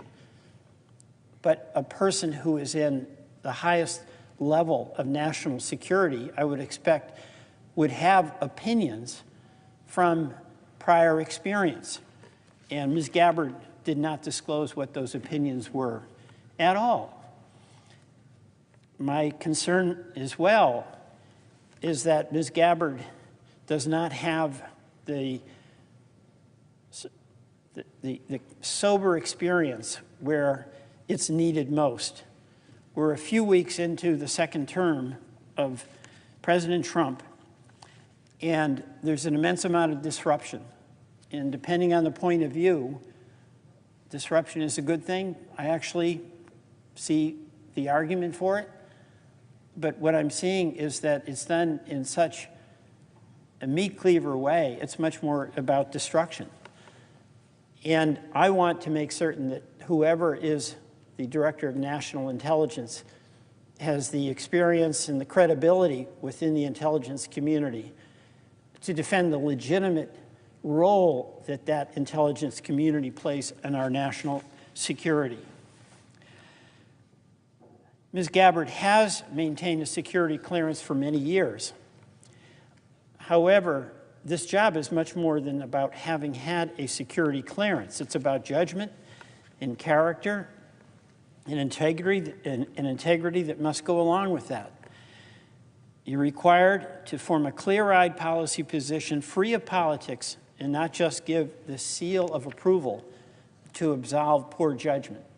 That's a very, very challenging task for a person who serves in the Trump administration. I have also been concerned about some of the judgment calls that Ms. Gabbard has made, refusing to acknowledge what we all know. Edward Snowden broke his oath to protect classified information. Edward Snowden betrayed the trust given to him and every other American who holds a security clearance. And by the way, Mr. Snowden had a whistleblower protocol he could have followed, but chose not to. People's lives were put in jeopardy.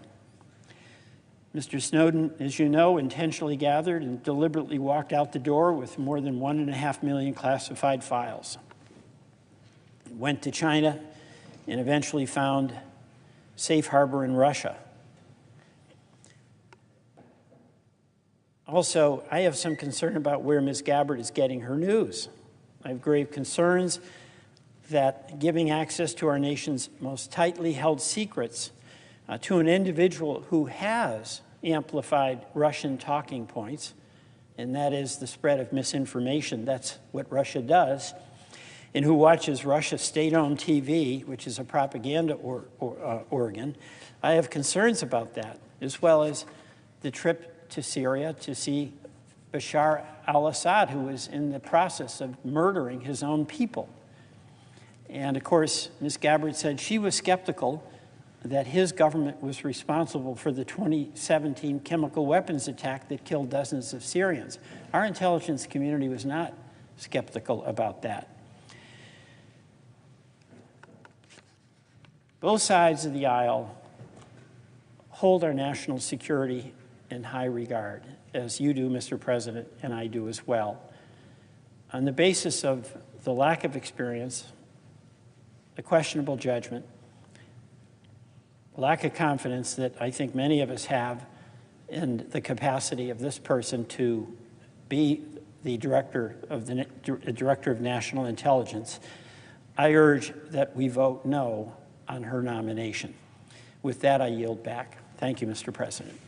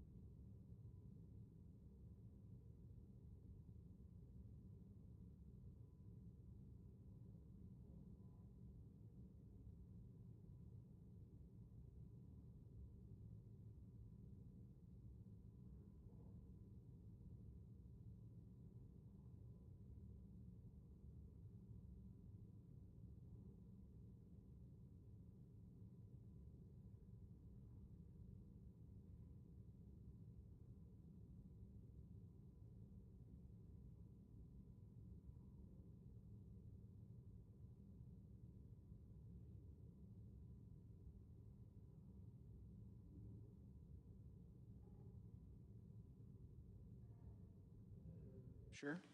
Mr. President, I come to the floor this afternoon to join a number of my colleagues because of my concern for the national security of the United States.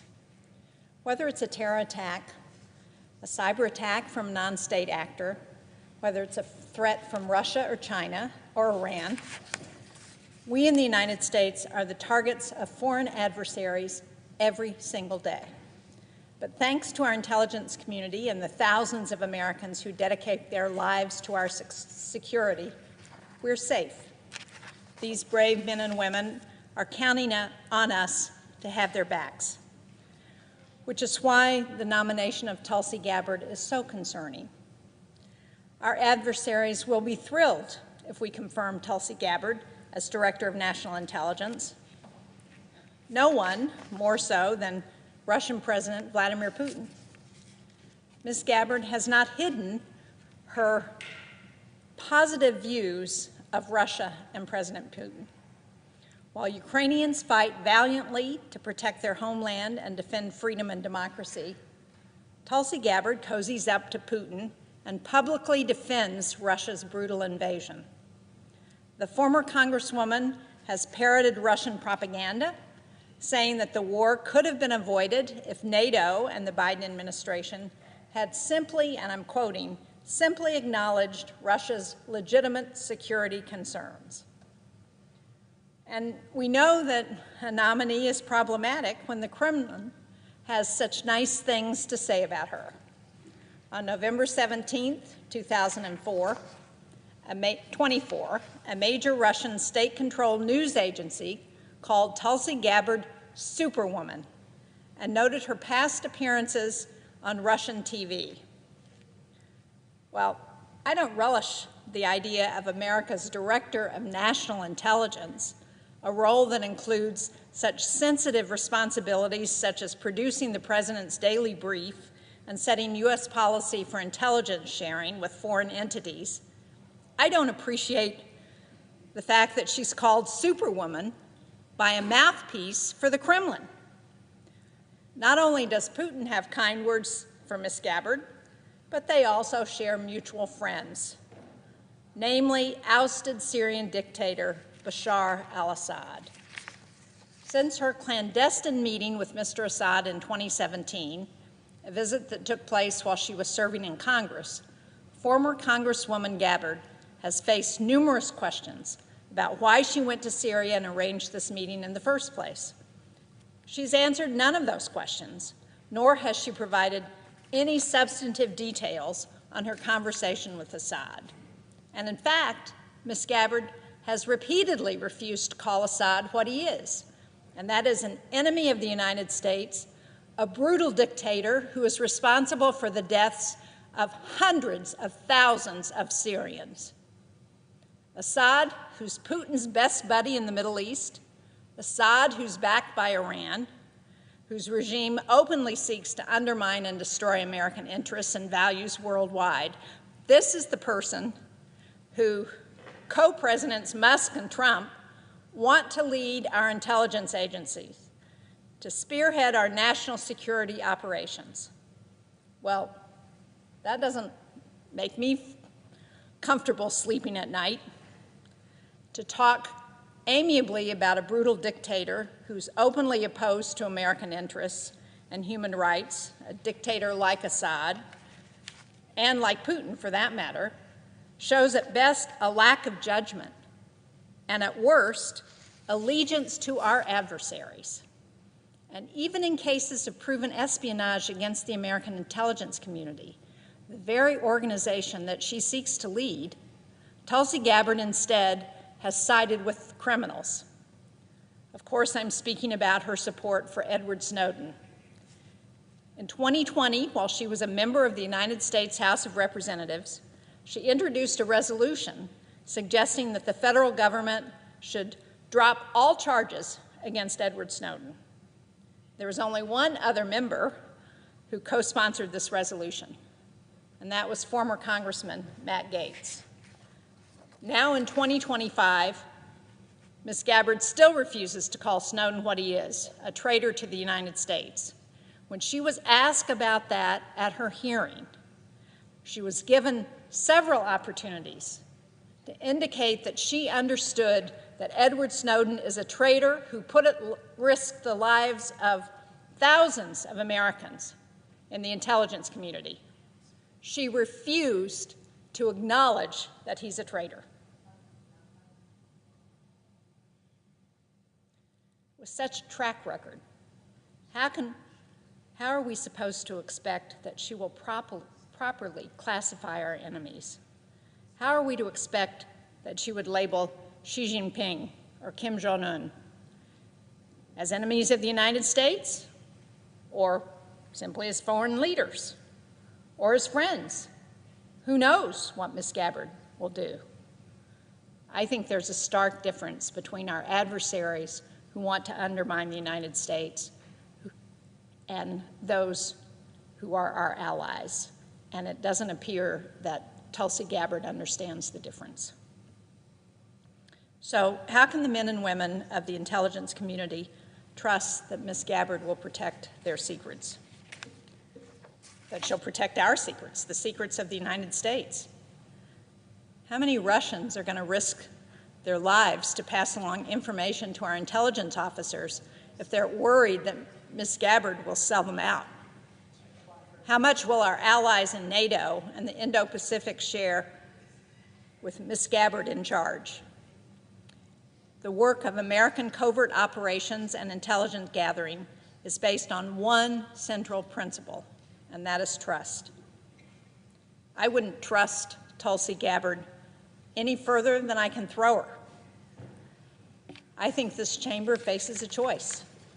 We can choose to defend America's national security and keep our promise to our constituents to protect their lives and safety and their interests, or we can choose to give a gift to Vladimir Putin and our adversaries, to usher them into the inner halls of the American intelligence system.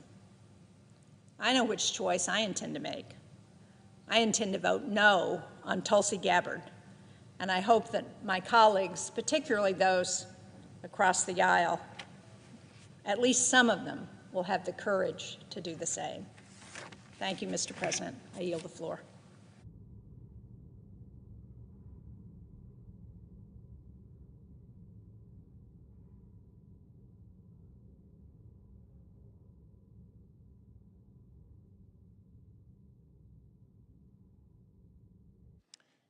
The senator from Nevada.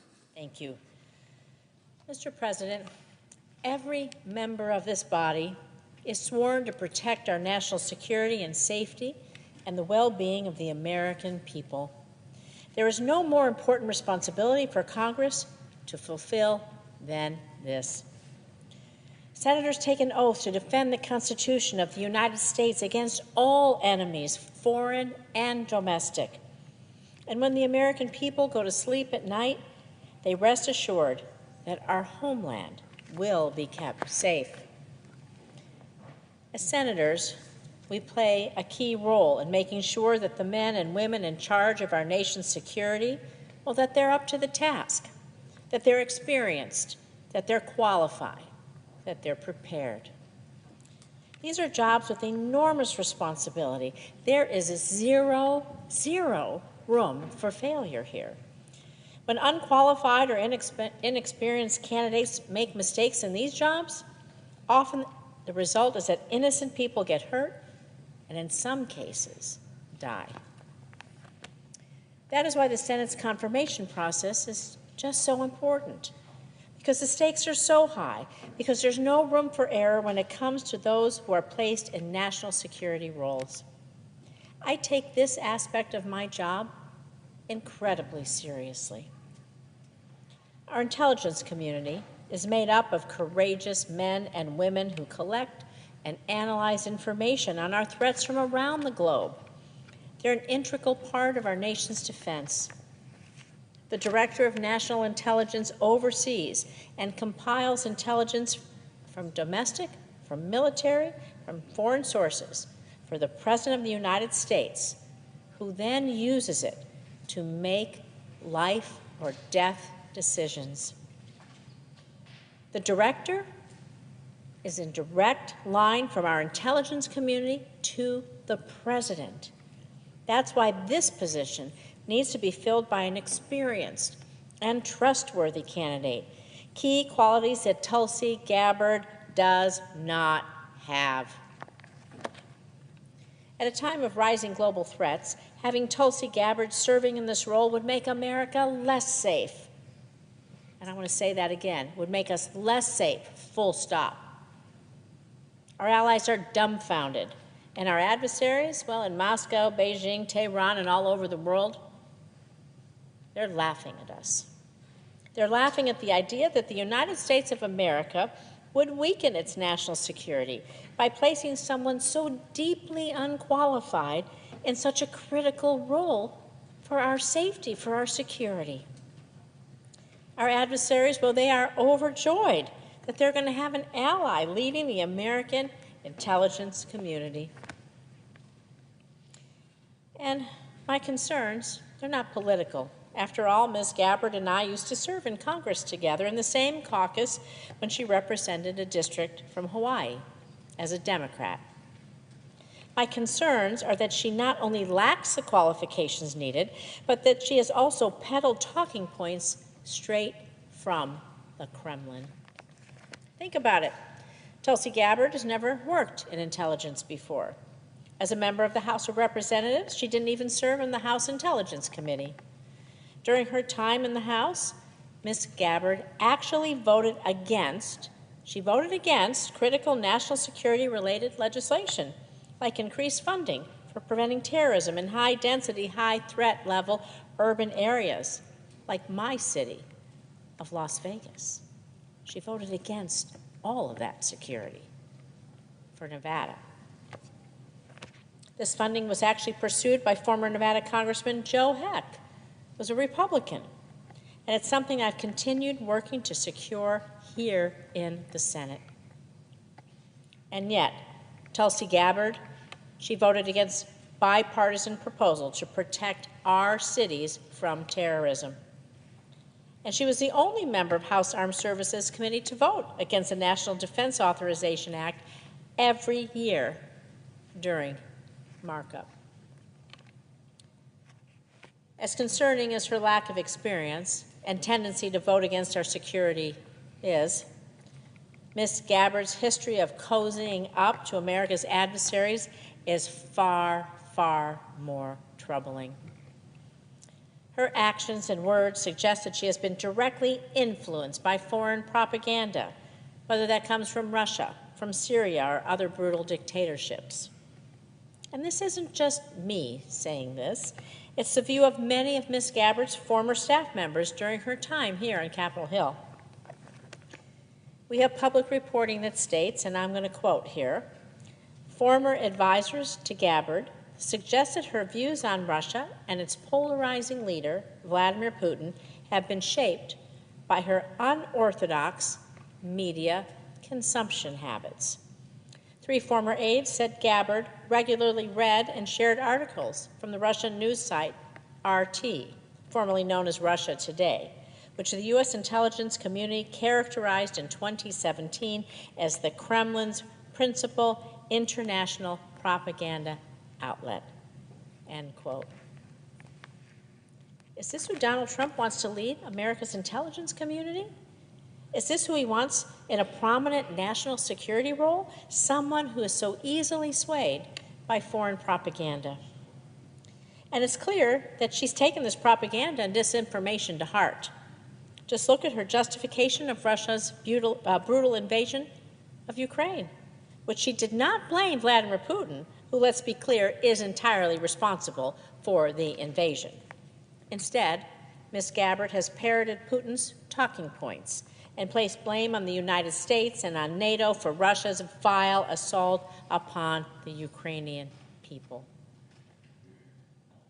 We can also look at her attempts to give cover to Syria's former dictator, Bashar al-Assad, who used chemical weapons on his own people, killing kids, killing babies in his own attempt to hold on to power. Ms. Gabbard even went to Syria to buddy up with Assad and then came back to the U.S. to defend his killing of innocent men, women, and children. those babies he killed to hang on to power. It's sickening, actually. It's a betrayal of our country's values. Time and time again, Ms. Gabbard has rejected the findings and conclusions of our own intelligence officials and has instead chosen to, well, cozy up to dictators and our adversaries. She did so again in her defense of Edward Snowden, a man who committed treason against the United States of America by leaking highly classified information that jeopardized our national security, the safety of our troops, our men and women in uniform who take an oath to serve and protect us every day. And she jeopardized the clandestine intelligence operatives who are out there working behind the scenes, again, to keep us safe and secure every day. After committing these serious crimes against the U.S., Mr. Snowden fled to Russia in his continued attempt to escape justice. Those weren't the actions of a whistleblower. They were the actions of a traitor to the United States of America, a traitor who Tulsi Gabbard, who has repeatedly defended. Because of these incidents and so many more, America's allies are rightfully concerned about what Tulsi Gabbard would do if confirmed to lead our intelligence community. In fact, there have been reports that if Ms. Gabbard is confirmed, our allies might stop sharing crucial information with us, well, in order to protect themselves, to protect their own country, to protect the people they love. So think about that. If our allies no longer share intelligence with us, think about the damage that does to our national security, to our safety, to our men and women in uniform, to our operatives around the world, and to each and every one of us here in the United States of America. It doesn't make us safer. I can tell you that. Our allies do not trust her, and neither should we. I urge my colleagues to review Ms. Gabbard's recent hearing before the Senate Intelligence, a Select Committee on Intelligence. In response to almost every question, Tulsi Gabbard avoided providing any real answer, whether it came from Democrat or Republican. She simply dodged the questions over and over and over. And that's not leadership. This isn't not an example of someone who's qualified, and this is not a candidate who will keep America safe. I urge my Republican colleagues to join me in listening to common sense, to thinking about our men and women who serve, to think about folks around the globe, to think about everyone here in America, to reject this clearly unqualified and dangerous nominee. It doesn't have to be this way. Let's have President Trump nominate someone else who we can agree is qualified for this critical and consequential role, who has our nation's best interest in their heart. Tulsi Gabbard is not that person. The safety and well-being of our country depend on having a qualified nominee. Again, I urge my Republicans to join us to reject Tulsi Gabbard and put someone up who has the heart and experience to do this important job. Thank you. I yield the floor. Mr. President. The senator from Louisiana. Thank you, Mr. President. With me this afternoon are three of my colleagues from my office, Ms. Jess Andrews, my communications director, Mr. Henson Weber, and Mr. John Lowry. As I said, there are three of my colleagues in my office. I depend on their counsel and their advice and their good judgment every day. Go ahead and put that up.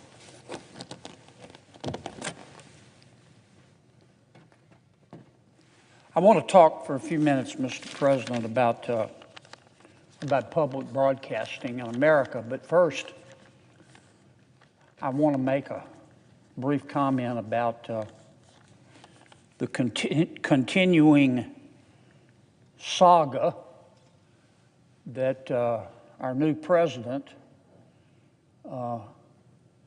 is doing, in my judgment, a good job of prosecuting here in Washington. I'm talking about his audits of federal government spending and all of the wasteful spending, I call it spending porn, that he is finding. And I want to make two quick points. Number one, it strikes me as breathtakingly ironic. The cynic might say cynical, that the people who are screaming so loudly about President Trump's decision to audit federal spending are the very same people under President Biden who wanted to hire 80,000 new IRS agents with guns to audit the American people. As I've said before, if it weren't for double standards, there wouldn't be any standards at all in this town. The battle lines are drawn, Mr. President. The battle lines are drawn. Some of my colleagues have decided to support the bureaucracy and the spending porn over the American taxpayer. That's what they've done. And some of the same people, it's not just my Democratic colleagues, there are many people in Washington, D.C. that have grouped together and they've circled the wagons and they've decided to support the spending porn and the bureaucrats over the American taxpayer. That's their right. It's not against the law or unconstitutional to be foolish in America. But these are the same people. These are the same people who chose to support illegal immigration over the rule of law. These are the same people who have chosen to support teachers' unions over parents and kids. These are the same people who have chosen to support criminals over cops and victims. These are the same people who have chosen to support transgender athletes over women's sports. And these are the same people who have chosen to support Hamas over Israel. They think they're winning. Maybe in this town, they are. If you listen to a lot of the pundits up here, if you listen to a lot of the members of the Wokarati in Washington, but they're not winning in America. The justice stick is coming, and I'm very proud to be part of that effort. Now, let me say a word about public broadcasting. There was a time, Mr. President, I don't know if you remember it, but I do, when families in the evening would gather around a single radio. They just had one radio in the house, or a single TV, often a black and white TV, to hear the evening news. And for many Americans, particularly in rural areas, public broadcasting was the only option for them. That was true in some parts of our country. They could only access public broadcasting to get up-to-date news and information. Those days are gone. Things are much different today. Today, Americans get their news everywhere. Websites, podcasts, social media posts, radio shows, cable TV, streaming, broadcast television. The world has changed, particularly the world of mass communications. I think back 10, 15 years ago in my state, Louisiana, newspapers were king. followed closely by local television stations. Newspapers led with the news, and everybody else followed in terms of what was newsworthy. Boy, those days changed. I polled recently in Louisiana to find out where my people in Louisiana get their news. 4% of the people in Louisiana get their news from the newspapers. That's just a fact. Number one, as you might imagine, is the internet. The world has changed. This trend is not partisan. It's not a Republican thing or it's not a Democratic thing. President Trump and former Vice President Harris, they both did popular podcasts in their election. And many of my fellow senators and many of my friends in the House running for election also did podcasts as well. A lot of the pundits have even called the 2024 race the podcast election. No American today, not one that I know of, is dependent on a single source of news to remain informed. And that's a good thing. It might have made sense many, many, many years ago for the federal government to subsidize and fund public broadcasting. 50 years ago, that might have made sense. But the ability of the American people today to access whatever news they would like to hear from whatever form of media they choose is no longer limited. It's virtually unlimited just only by the imagination. So here's my question, Mr. President, and something that we need to think about. If all this is true, if media has changed, and it's accessible to everyone, why is the United States Congress still spending $500 million a year, not $500,000 a year, $500 million a year to fund the Corporation for Public Broadcasting? It makes no sense.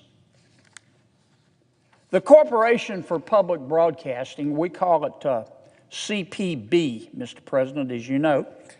It's a nonprofit entity that takes taxpayer money that it gets from Congress and distributes it to local TV and radio stations. Now, you might not have heard of CPB, but you probably heard of two of its, I won't call them subsidiaries, but two of its closely affiliated entities, I'll call them. The Public Broadcasting Station, we call it PBS, and National Public Radio, NPR. Now, here's how it works. Every year, Congress gives the Corporation for Public Broadcasting $500 million. And the Corporation for Public Broadcasting takes that money and gives it to a lot of the local TV and radio stations. And a lot of those local TV and radio stations are encouraged to, and indeed do, buy programming, if they're radio stations, from NPR, or if they're television stations, they buy a pre-recorded, pre-developed programming from the PBS. Congress established this system and established the Corporation for Public Broadcasting in 1967, over 50 years ago. At the time, Congress tasked CPB, and I'm not saying it didn't make sense then, it probably did make sense then, but Congress tasked the CPB with a mission to ensure that the American people had, and I want to quote here, to be precise, had, quote, universal access to non-commercial, high-quality content and telecommunication services. And indeed, CPB boasts that on its website that 99% of Americans have access to public media. Hell, they ought to. We're spending $500 million of your taxpayer money to make sure they do.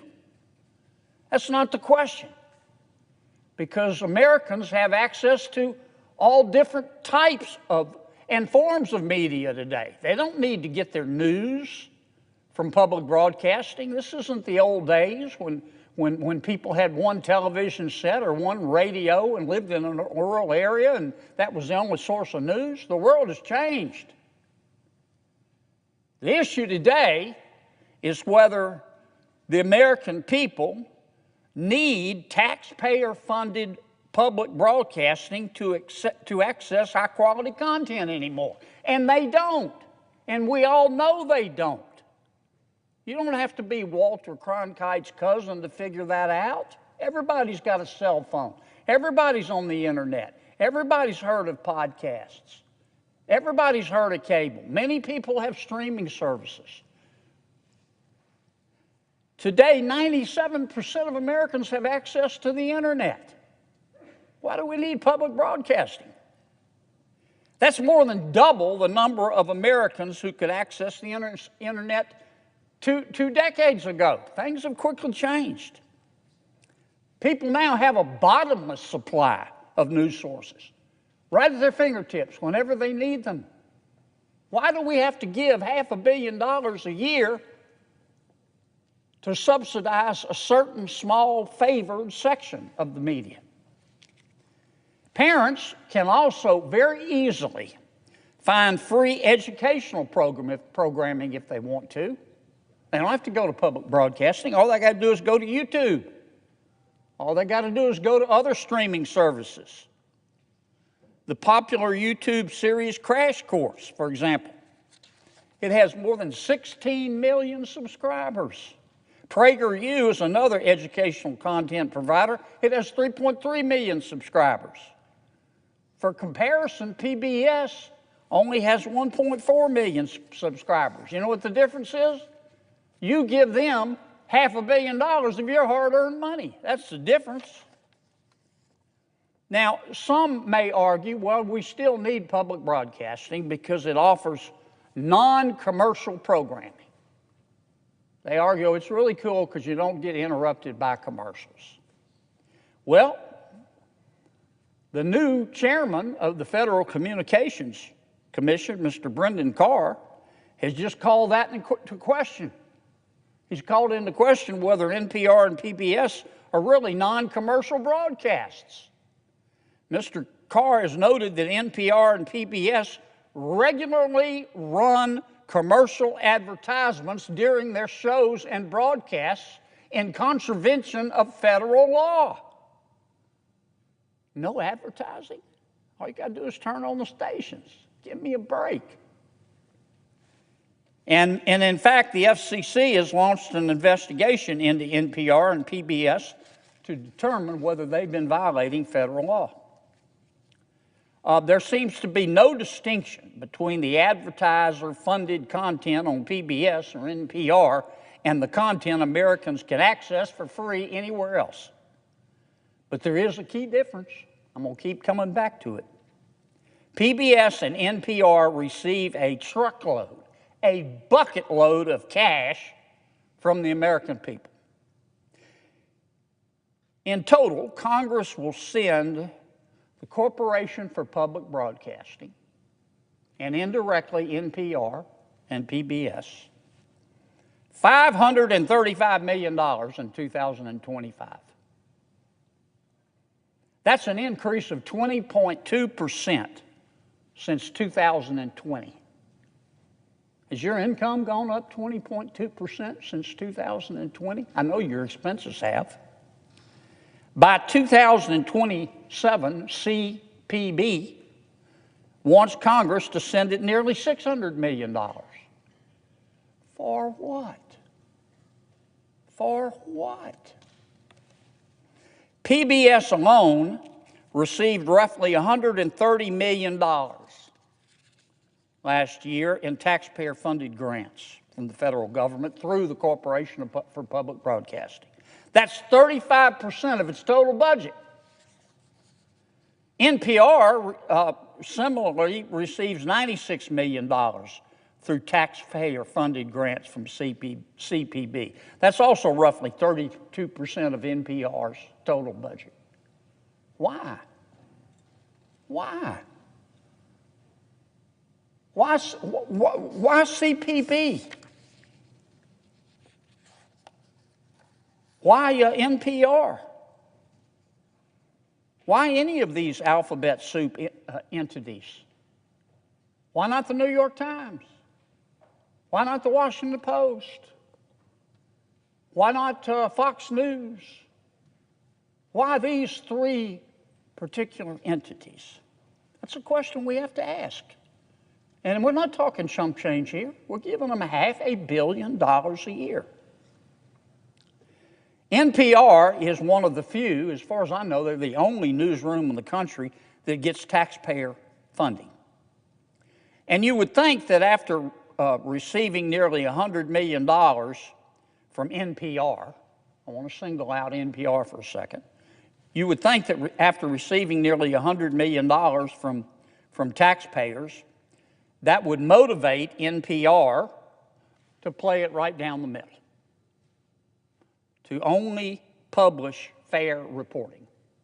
You would think that with the American taxpayer giving NPR $100 million every year, like clockwork, you should be able to go to NPR and look at the news and say, I don't know what party these folks are in. I don't know whether they're liberals. I don't know whether they're conservatives. I don't know whether they're left of center or right of center. I just know that they fairly report the news. But that's not the case, Mr. President. That's not the case. I want to give you a few examples of stories that NPR has published using taxpayer money. I'll just read the headlines. First headline, NPR News Service. Michael Avenatti, quote, a profile of the media-savvy attorney. They love Michael Avenatti. You know where Michael Avenatti is today? He's in jail. You know why? He's a crook. But for a while, he was a media darling on NPR. Here's another headline from NPR. How racism became a marketing tool for country music. I kid you not. The American taxpayers are spending $500 million a year to pay a local station to buy content that says country music is racist. Here's another headline from NPR. Donald Trump's long embrace of Vladimir Putin. Remember the Russiagate? The Steele dossier? NPR was right in there promoting it. A couple more headlines that NPR is putting out there using your tax dollars. This headline, monuments and teams have changed names. Let me say it again. Monuments and teams, presumably sports teams, have changed names as America reckons with racism. Birds are next. I don't know any birds that are racist. Here's another headline. Eating less beef is a climate solution. Eating less beef is a climate solution. I don't have anything against vegetarians. I'm a semi-vegetarian myself. I eat beef and cows eat grass. So that makes me a semi-vegetarian. But that's my choice. Not on NPR. Eating less beef is a climate solution. Here's why that's hard for some American men. Here's the final headline. I could go on the rest of the evening. How the Taliban adds to Afghanistan's woes when it comes to climate-fueled disasters. Boy, I can tell you that's on the mind of every person in Afghanistan today, is climate change and the Taliban. I can guarantee you. I don't have a problem with these headlines. This is America. If you want to publish articles like this, which no person with a brain above a single-cell organism would call fair and balanced, if you're a news outlet and you want to publish this kind of stuff, that is your right as an American. We have freedom of the press. We have the First Amendment. You're not free in our country if you can't say what you think. You're not free in our country if you can't express yourself. I'm all for this, if that's what these outlets want to do. But I'm not for taking $500 million every single year and giving it to these stations to the exclusion of everybody else so they can do it. That's immoral. That's illegal as far as I'm concerned, or should be.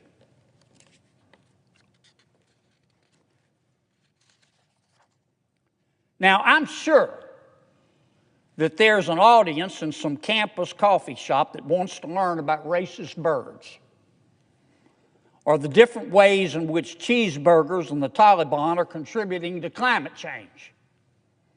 But most American taxpayers would probably prefer that Congress spend their money on something other than these controversial points of view that appeal to only a small segment of America's population, while the rest of us foot the bill. Now, that's not just my opinion. A former editor at NPR, a gentleman by the name of Yuri Berliner. Mr. Berliner, he used to be an editor at NPR. He published a column last year. And in the column, he outlined the extreme bias at NPR. He detailed how NPR decided to censor the Hunter Biden laptop story. It wouldn't run stories about it. It said it wasn't real. Mr. Berliner, the former editor at NPR, said that NPR told its readers, and I'm quoting, quote, "We don't want to waste our time on stories that are not really stories. And we don't want to waste the listeners' and readers' time on stories that are just pure distractions." End quote. The Hunter Biden laptop is real. The FBI has it. It's there at the FBI headquarters, bigger than Dallas. Of course, we now know that the laptop was not just a distraction. Every bit of it was real. But NPR censored it using American taxpayer money. NPR also similarly covered the COVID-19 lab leak theory as though it was a conspiracy. That's how the news coverage reads, in my opinion. That if you believe that COVID-19 originated from a lab leak, you're a conspiracy theorist. I would point out that we're going to have to get some new conspiracy theories in America because all the old ones turned out to be true. The conspiracy theorists are up something like 37-0. But not if you read NPR. They say or said that the COVID-19 lab leak theory, you had to be some kind of conehead, some kind of meathead, some kind of whack job to believe in that stuff.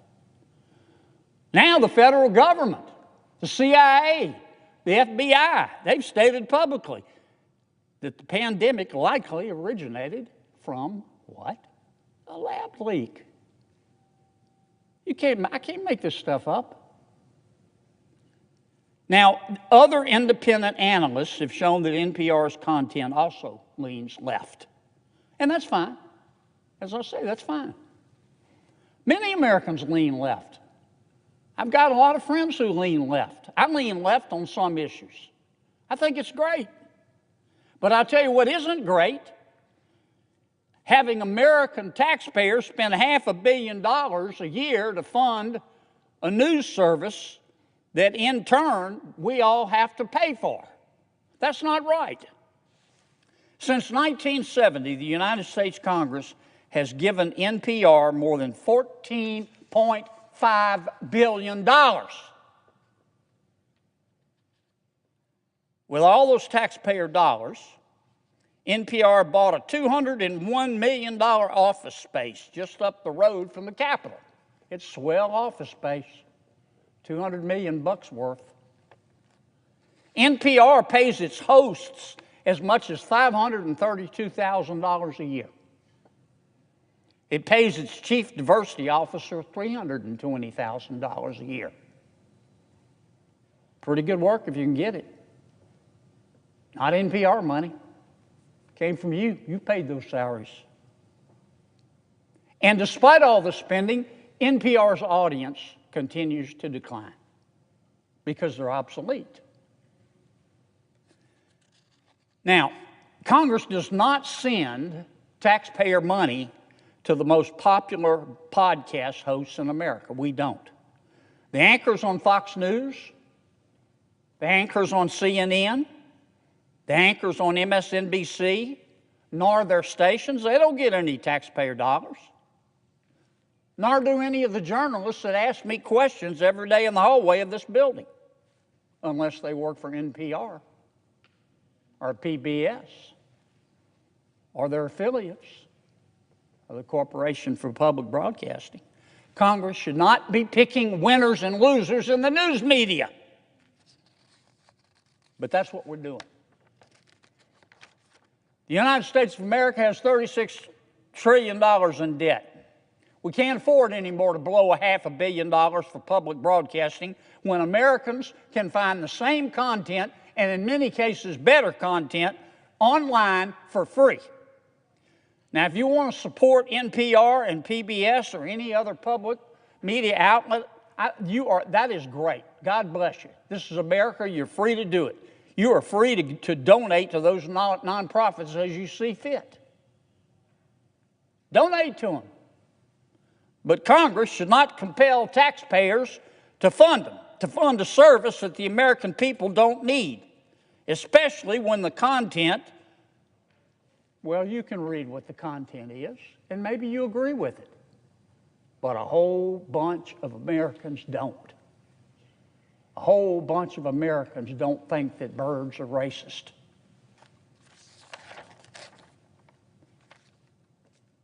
President Trump's Department of Government Efficiency is looking for fat to trim, Mr. President. As far as I'm concerned, this gravy train with biscuit wheels called the Corporation for Public Broadcasting is the perfect example of a project the American people no longer need and should not fund. Mr. President, I suggest the absence of a quorum unless Senator Peters would like me to yield the floor. I take that back, Mr. President. I've been given instructions to read this. Mr. President, I ask unanimous consent that notwithstanding Rule 22,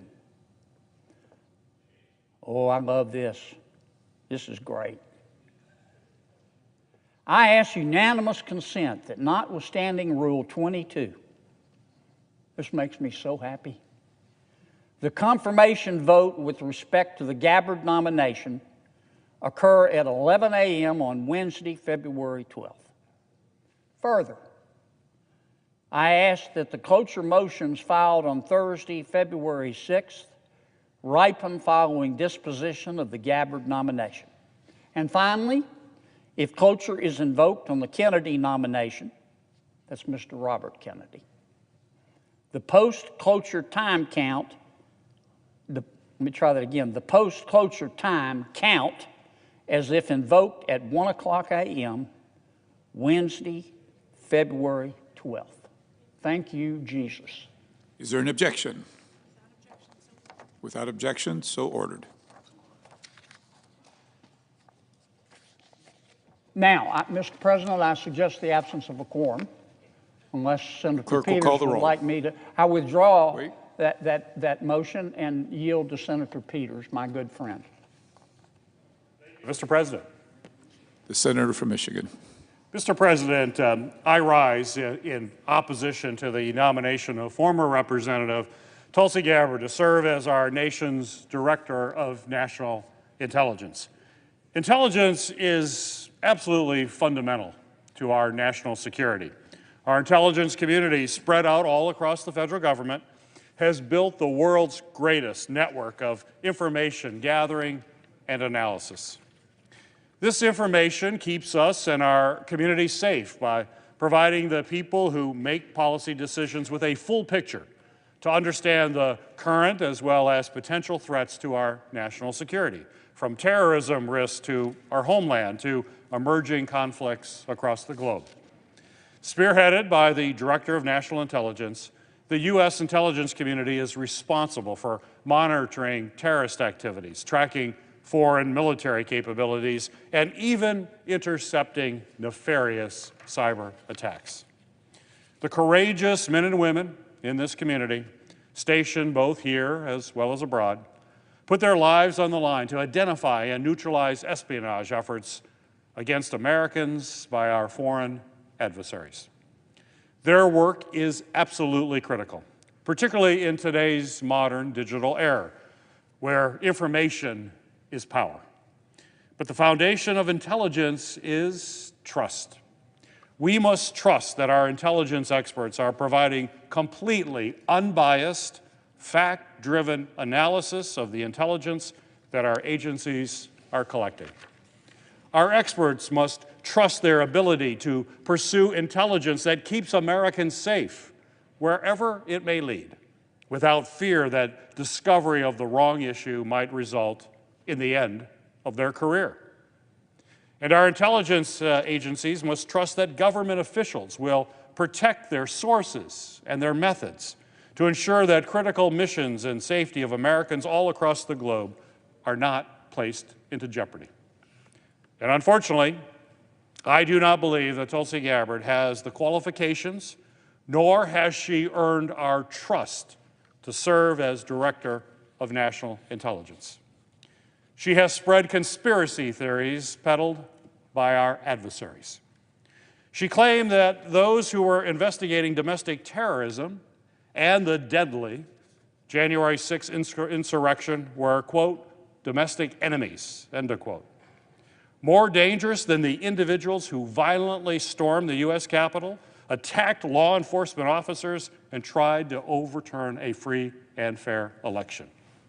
She cannot differentiate between our adversaries and our allies, between those who seek to harm our country and those who seek to defend it. Time and time again, Ms. Gabbard has proven that she does not hold the judgment to serve as the leader of our intelligence community. So let's start with Russia. As we know, Russia engaged in a widespread disinformation campaign before its deadly invasion of Ukraine in an attempt to justify its actions and manipulate public opinion. Russia actually claimed that the United States was to blame for the war, for failing to recognize Russia's, quote, legitimate security concerns about Ukraine's ascension to NATO. Tulsi Gabbard agrees with Putin and Russia. She said that the United States was entirely to blame for the war in Ukraine. Russian propaganda efforts also pushed lies that the United States was supporting bioweapons labs in Ukraine. A claim, by the way, that has been debunked by Ukraine's government, the U.S. government, news organizations, and independent researchers around the world. But Ms. Gabbard posted on her social media in 2022 supporting this conspiracy and accusing the Biden-Harris administration of a cover-up. Former Republican U.S. Senator Mitt Romney called Ms. Gabbard's post treasonous and saying that she was, quote, parroting fake Russian propaganda, end of quote. So now let's talk about Syria. Tulsi Gabbard has a long history defending former Syrian ruler, Bashar al-Assad. In 2015, she even introduced a bill to end U.S. support to opposition to the Assad regime.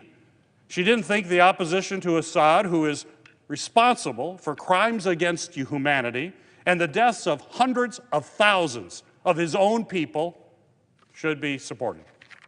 Not only did she oppose the support, Gabbard then traveled to Syria and met with Assad in 2017. Gabbard tried to justify her meeting, going as far to say that Assad is not the enemy of the United States. And despite U.S. intelligence, Tulsi Gabbard continued to turn a blind eye to Assad's horrific use of chemical weapons on civilians, claiming there was no real evidence linking this regime to those attacks. Even though the intelligence community under the first Trump administration attributed these chemical attacks to the Assad regime. Ms. Gabbard has promised to, quote, end the politicization of the intelligence community. But what we have seen in just the last few weeks from the administration in the name of freeing our government from politicization, weaponization, should certainly give us pause. This administration has fired dozens of prosecutors in a matter of days for doing their duty to provide justice on criminal cases stemming from the January 6th attack on our nation's capital. The administration has also fired most of the senior leaders of the FBI and is trying to go after every single FBI agent who was involved investigating January 6th, even if they were just doing their job as ordered by their superiors. And let's be clear, January 6th was an attack on our nation, our Constitution, and our democracy. But to be a part of Trump administration, you have to show absolute loyalty to him over anything else. Don't worry about facts, just show loyalty. And don't worry about the law, just show loyalty. So this pattern certainly begs the question, with Ms. Gabbard at the helm, will the intelligence analysts and operatives who worked on investigations into January 6th or any other domestic terrorism plot, are they now going to be fired as well?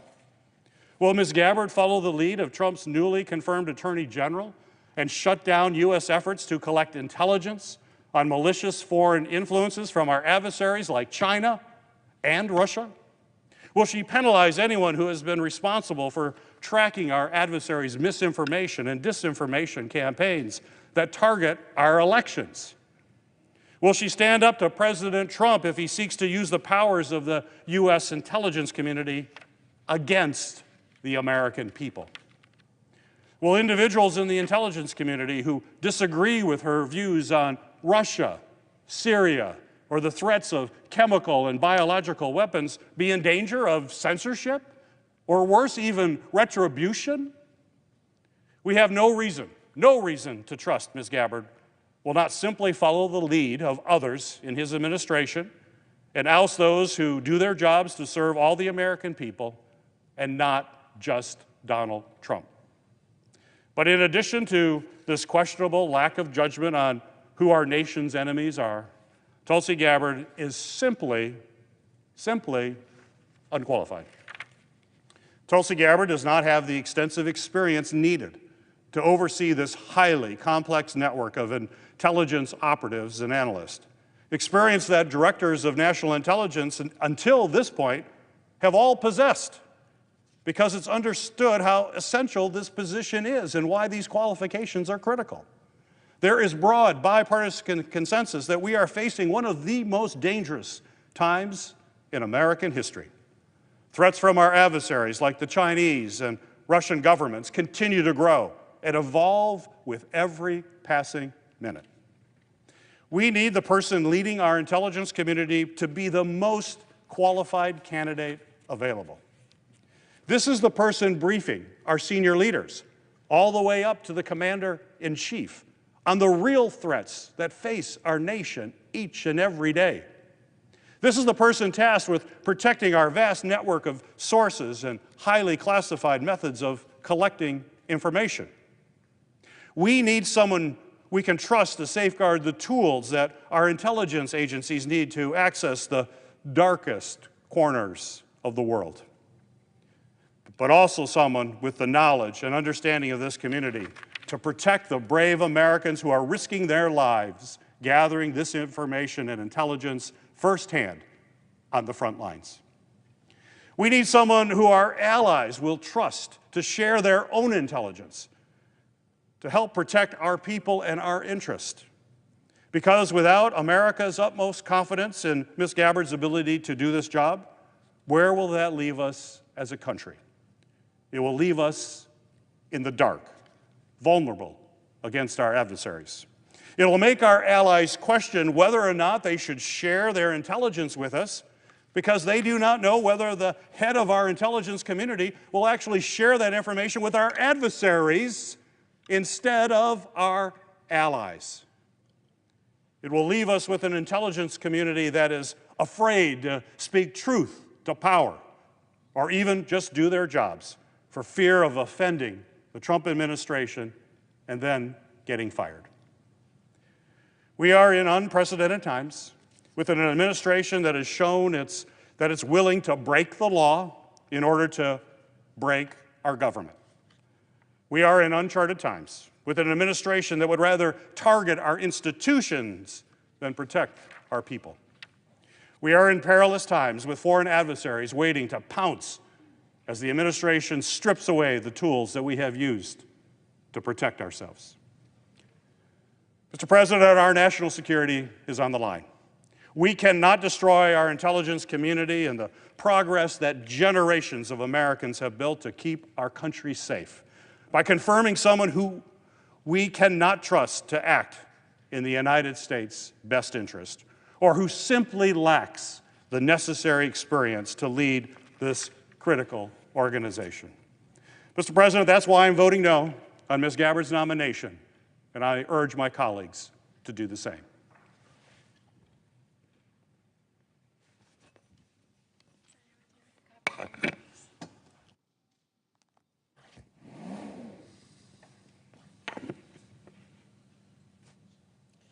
Mr. President.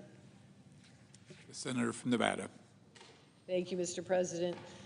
Almost 3 years ago, President Vladimir Putin launched a massive, illegal ground invasion of Ukraine, which has become the largest and deadliest conflict in Europe since World War II. Now, I've stood up again and again with my fellow senators, leaders of both parties, and our allies across the world to condemn Putin's war, which has killed thousands of civilians, including hundreds of children, and left millions of Ukrainians displaced. It is not a hard position to take. But Tulsi Gabbard has repeatedly justified Putin's expansionist war. She chose to blame the United States, our NATO allies, and even Ukraine itself for Putin's war. Now, President Trump wants Ms. Gabbard to be the Director of National Intelligence.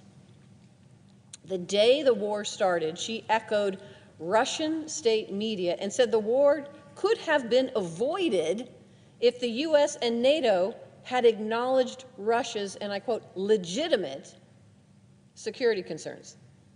She made baseless claims that Russia was justified in invading Ukraine because the U.S. had secret biolabs there. Where did she find that claim? It came directly from a Kremlin propaganda website.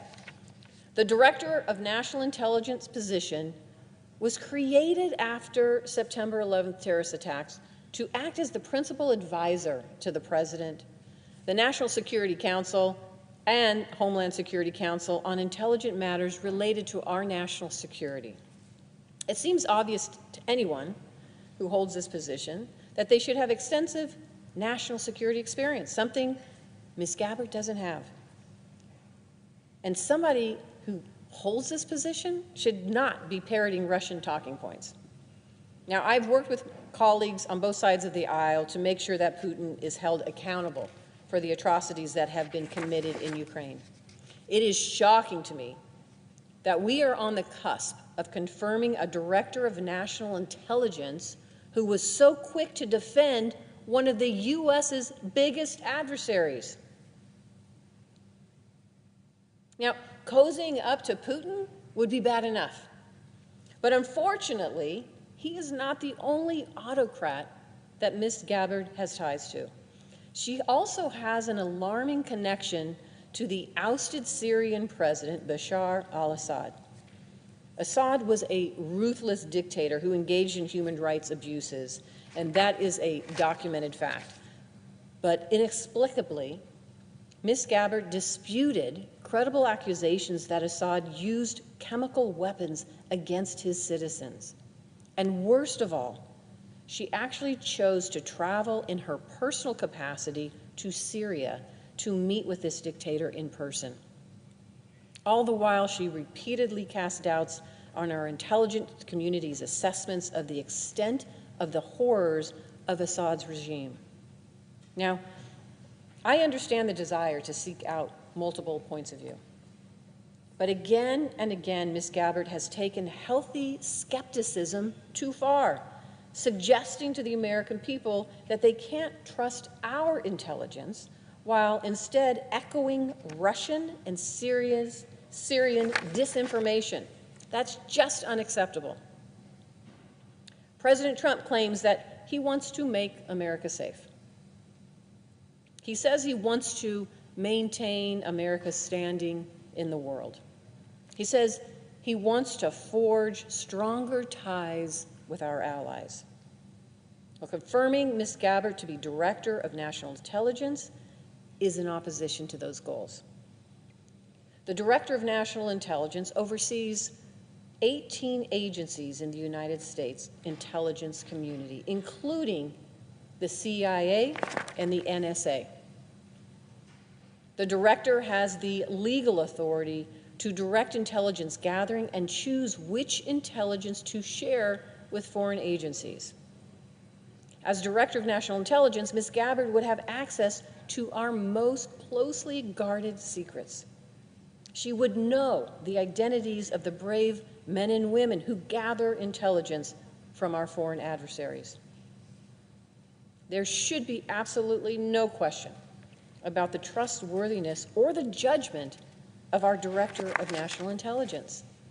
The Director of National Intelligence should not sympathize with autocrats, blame our allies for wars of aggression, or parrot Kremlin talking points. This is a low bar to clear. Mr. President, I am here in the Senate to represent the people of Nevada. They are relying on me to work to keep them and our community safe. I want to tell you what, I pledge to help keep Nevadans safe by opposing Ms. Gabbard's confirmation, and I hope my colleagues follow suit. And with that, Mr. President, I yield the floor.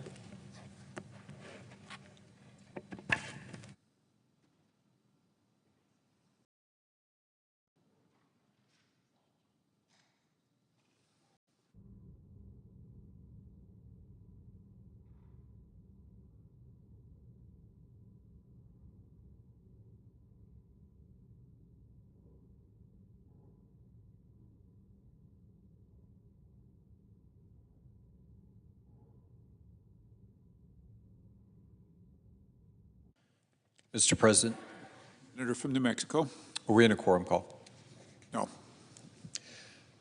Mr. President, every one of us remembers where we were when the first plane struck the World Trade Center the morning of September 11, 2001.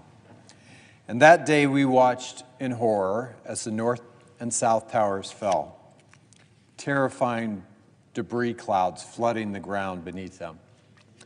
We witnessed the Pentagon, the heart of our national defense, engulfed in flames as a hijacked plane crashed into it head-on, taking the lives of all the people aboard that flight and over 125 employees in the building itself.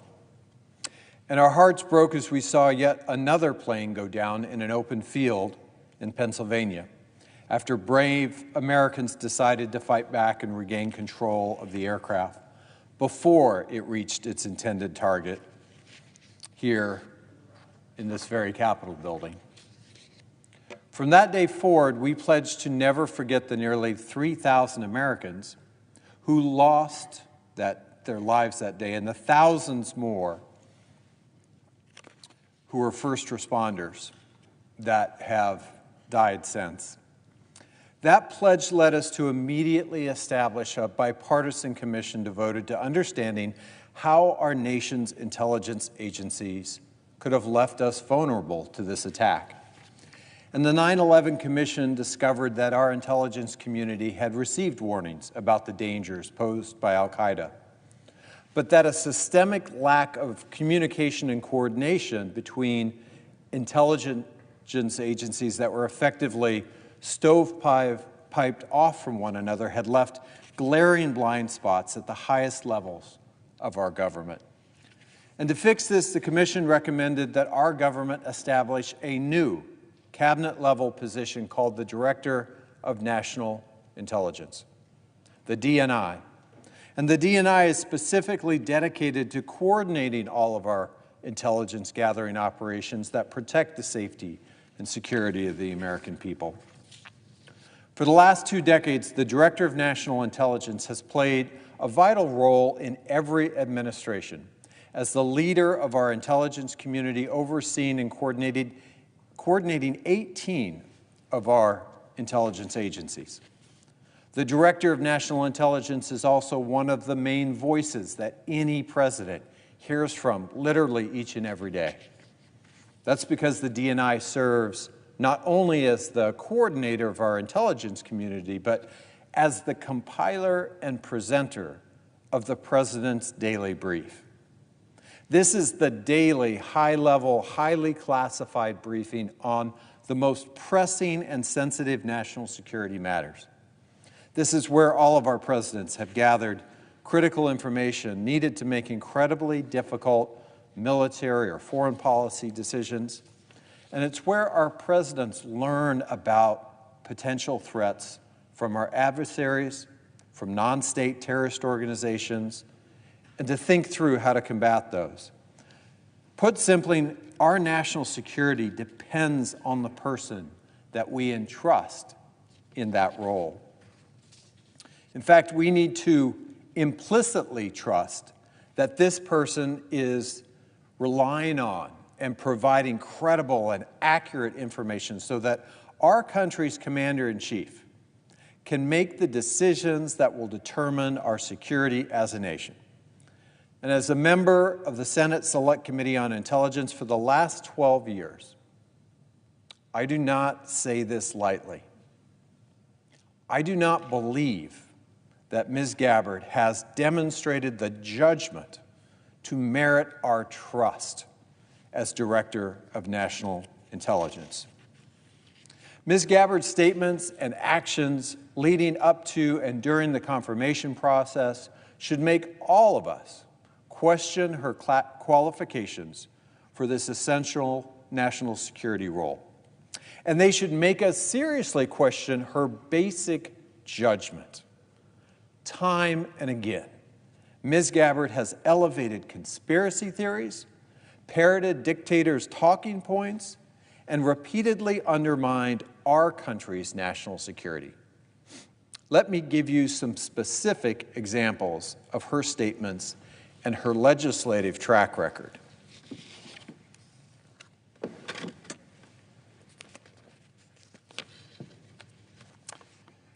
In 2017, while she was still serving in the House of Representatives, Ms. Gabbard exercised seriously questionable judgment in scheduling a foreign trip into Bashar al-Assad's pariah state of Syria. This was after Assad had committed well-documented crimes against his own people, including the use of chemical weapons, and plummeted his country into a bloody civil war and devastating humanitarian crisis. Both before and after this trip, Ms. Gabbard undermined U.S. intelligence and echoed Russian and Syrian disinformation regarding Assad's use of chemical weapons on his own people. And she has made statements that appear to defend Assad. For example, on February 6, 2019, Ms. Gabbard claimed in an interview that, quote, Assad is not the enemy of the United States because Syria does not pose a direct threat to the United States. This is a shockingly narrow view of threats to U.S. national security. During the course of Syria's civil war, Assad used chemical weapons more than 300 times against his own people, killing and wounding thousands. To this day, Syria has still not accounted for this. The U.S. has also described Syria as being in flagrant noncompliance with the Chemical Weapons Convention. And there is no question that Assad's regime posed a serious threat to international peace and security. It is mystifying to me how Ms. Gabbard could not understand this then and still apparently doesn't understand it today. Ms. Gabbard's 2020 presidential campaign website stated that she remained skeptical about two particular chemical weapons attacks in Syria in 2017 and 2018. Her website wrongly stated that, quote, both attacks occurred in towns under the control of al-Qaeda-linked opposition forces. Both attacks resulted in multiple civilian casualties, and both were immediately blamed on the Assad government. However, there is evidence to suggest that the attacks may have been staged by opposition forces for the purpose of drawing the United States and the West deeper into the war, end quote. Of course, there never was such evidence. Disturbingly, Ms. Gabbard decided to take the views of a discredited professor who was himself taken in by a Syrian-Australian YouTube influencer, that somehow the opposition forces had staged these chemical weapons attacks. As a member of Congress, she could have taken the time to read the summary of a declassified U.S. intelligence report released the week after the 2017 attack, warning that claims shifting blame to rebel groups reflected the false narratives spread by Syria and its patron state, Russia. Instead of looking into the intelligence community for answers, or to the intelligence community for answers, Gabbard sought out fake intelligence, demonstrating her distrust in the very intelligence agencies that she could soon coordinate and oversee. Her trip to Syria and her visit with Assad himself should be alarming to all of us. Normally, if any member of Congress goes on a foreign fact-finding trip like this, we take precautions to not jeopardize our vital national security interests. We coordinate with the State Department. We coordinate with the Pentagon. We carefully account for our schedules. And we sure as hell make sure we are not giving a platform to state sponsors of terrorism or terrorist leaders. Ms. Gabbard did none of these things on this rogue trip into Assad's Syria.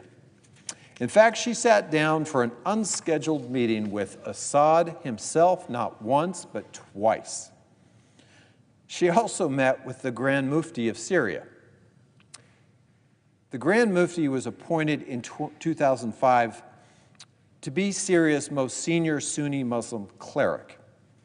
In 2011, he threatened Western countries, including the United States, against taking military actions in Syria. And he said in a speech, I say to all of Europe, I say to America, we will set up suicide bombers who are now in your countries. Now, during her confirmation hearing last month, I asked Ms. Gabbard directly about this meeting with the Grand Mufti, Mr. Hassoun. She claimed that this was the first she had ever heard about Mr. Hassoun's threats to set up suicide bombers to target America and our European allies. However, records from her congressional office suggest that almost immediately after returning from her controversial trip, she was fully aware that she had met with a leader with direct ties to terrorism. According to recent reporting in the Washington Post that helped to unearth these records right after she returned from Syria, Ms. Gabbard and her congressional staff worked feverishly to account for her meetings and official paperwork and to contain the political fallout. In the documents that the Post reviewed, Ms. Gabbard's staff asked her, "Did you know you were meeting with people with direct ties to terrorist organizations?" And her response in those documents, "Is this question reason the Mufti?" I want to be clear, I am not suggesting that Ms. Gabbard endorsed or endorses the despicable views or actions of this particular Syrian terrorist leader. What I am suggesting is that Ms. Gabbard's false denial to me in her confirmation hearing of any prior knowledge of this terrorist leader whom she personally met with should be evidence enough that we cannot trust her. And in the position that we are being asked to confirm her for, telling the whole truth accurately is the whole point. On top of this, Ms. Gabbard has repeatedly made public statements that echo Russian justification for Putin's unjustified, unprovoked invasion of Ukraine. She has blamed our NATO allies for failing to recognize Russia's legitimate security concerns. Those are literally her words. And she has amplified Russian and Putin's disinformation campaigns, alleging Ukraine's development of bioweapons. On February 23, 2022, Ms. Gabbard echoed Russian talking points blaming Putin's invasion of Ukraine on the Biden administration. Specifically, she tweeted, "This war and suffering could have easily been avoided if Biden administration and NATO had simply acknowledged Russia's legitimate security concerns regarding Ukraine's becoming a member of NATO, which would mean U.S. NATO forces right on Russia's border." End of quote. As my colleague Senator Bennett said so powerfully as he pointed out at Ms. Gabbard's confirmation hearing, she sent this tweet at the very moment that Russian tanks were rolling over Ukraine's border, essentially saying that Vladimir Putin was justified in invading the free nation of Ukraine. Then Senate Intelligence Committee Vice Chair, now Secretary of State, Marco Rubio, tweeted in response saying this is, quote, "simply not true," end quote, noting that the week before the invasion, Putin once again demanded NATO leave every country that joined after 1997, including Bulgaria, Romania, and 12 others. Ms. Gabbard chose not to listen to the vice chair of the Intelligence Committee or the intelligence community itself, which had issued a declassified threat assessment 2 weeks prior. Ms. Gabbard decided instead to give the benefit of the doubt to Vladimir Putin. How can we trust that she won't do that again? Ms. Gabbard has also repeatedly praised Edward Snowden, a former National Security Agency contractor who fled to China, then to Russia, after he was charged in 2013 with illegally exposing government surveillance methods and classified information. Ms. Gabbard has called him a brave whistleblower, and even went so far as to introduce legislation in the House of Representatives to pardon Edward Snowden. In 2016, the House Intelligence Committee issued a declassified, scathing report that found Snowden leaked secrets that caused tremendous damage to U.S. national security. This included leaking secrets that protect American troops and American personnel overseas. As that report made clear, Snowden was not a whistleblower. He was and is a traitor to this nation. Ms. Gabbard and anyone who is interested in understanding the impact of the leaked secrets has access to the declassified House Intelligence Committee report and many other public sources of information explaining the damage that Snowden caused for our national security. Yet she continues to believe her own sources of information instead, and to this day will not say that Snowden betrayed this country. Let me be clear, Edward Snowden is not a whistleblower. He is a traitor. Ms. Gabbard should know this full well. If we confirm her as our next Director of National Intelligence, Ms. Gabbard will be responsible for transmitting lawful whistleblower complaints to Congress. Her past statements on Snowden reveal deficient understanding of our nation's whistleblower laws that should be patently disqualifying for any Director of National Intelligence, much less any national security appointee.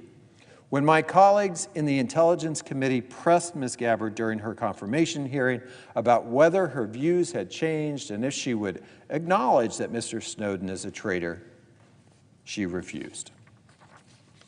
This is who we want to lead our intelligence community? Someone who outright refuses to condemn the actions of someone who jeopardized our national security and put the lives of many members of our intelligence community and national security community at risk. It's hard to believe that we could be so reckless. Finally, Ms. Gabbard has also advocated a full repeal of Section 702 of the Foreign Intelligence Surveillance Act, or FISA. Section 702 is one of our intelligence community's most important tools to effectively fight terrorism, disrupt foreign cyber attacks, impede drug trafficking, and protect U.S. troops serving abroad. Ms. Gabbard introduced a bill in the House that would have completely repealed Section 702. I will be the first to say that there are reforms to Section 702 that we should make to ensure that this law always focuses on the communications of foreign targets abroad and is never inadvertently used in a way that threatens the privacy of innocent Americans. In the past, including just last year, I've worked closely with my colleagues to advance some of these reforms. A wholesale repeal of Section 702, however, is a wildly out of step and dangerous proposal. Do we really want to confirm a Director of National Intelligence who has advocated for the dismantling of such a foundational source of foreign intelligence to protect our national security?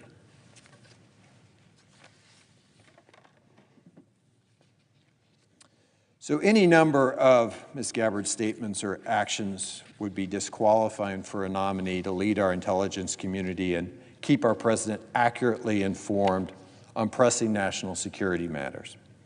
But I am not alone in raising concerns about this nomination. And as with many of President Trump's unqualified nominees, I have heard from many New Mexicans, many constituents in my own state, in opposition to Ms. Gabbard's nomination. And I want to take a moment to read to you from some of these letters that I have received.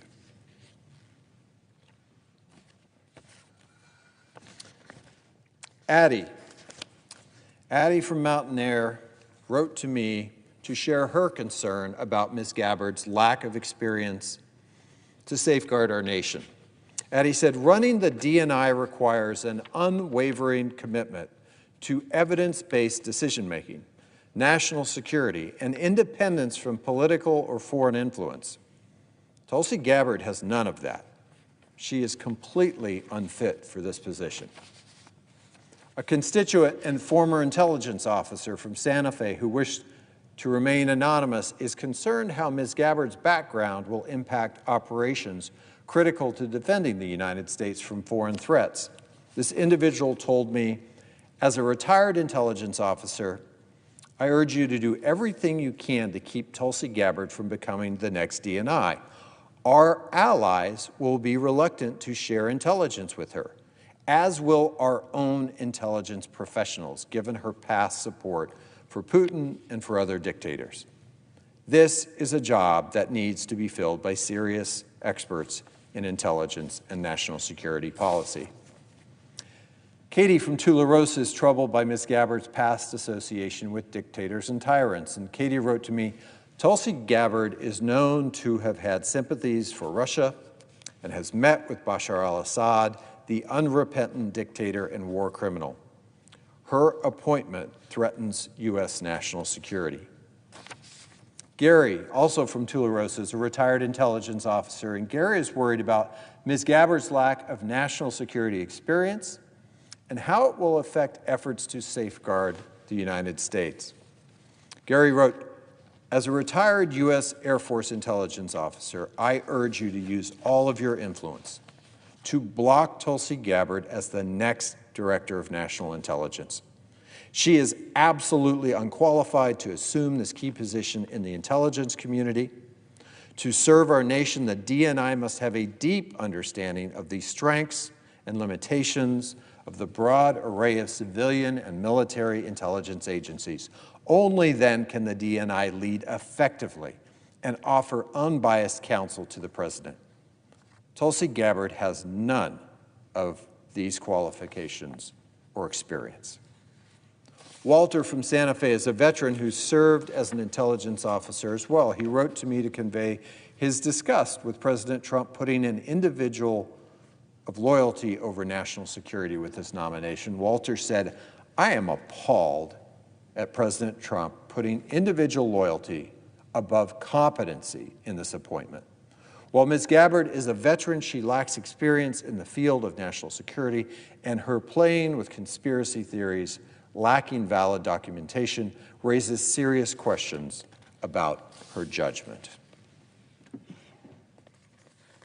I agree with my constituents in New Mexico. Ms. Gabbard's poor judgment, lack of national security experience make her wholly unqualified to serve as our next Director of National Intelligence. Confirming her to this role will make our nation less safe. And for all of these reasons, I will not be supporting Ms. Gabbard's confirmation. Thank you, Mr. President.